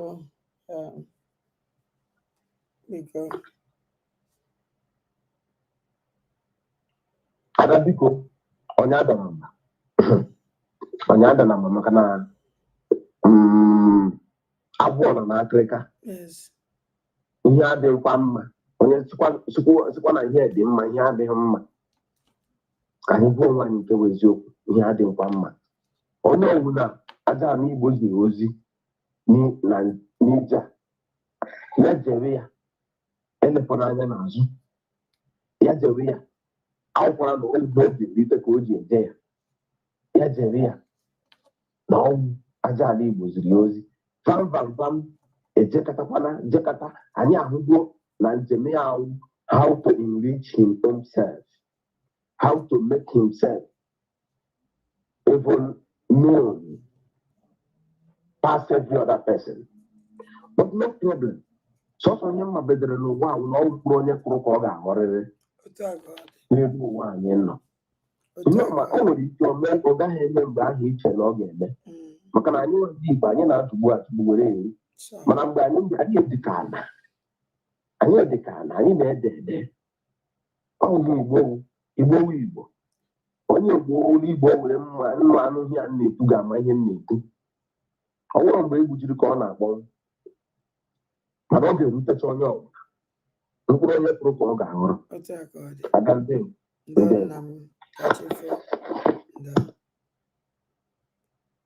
ụmụ ajani masịzi ụnụ kachifonu ka mgbapụ ya ọsọ ka ọ dị n'ọgịnị unu enwere biko enwere iwe ọkwa misteki ọ misteki ezi ka aka m si ji ebe ahụ enwere iwe ọ misteki nne m ana m asụ nụ kachifonu ka chi m gọziere m ụnụ niile nọnyere m ụnụ gbaala m ụnụ mee chekwakwala m ụnụ mmaji kwuru mmaji ogologo ndụ na-arụ isi ike sọsọ ka m na-enye ụnụ niile kachifonu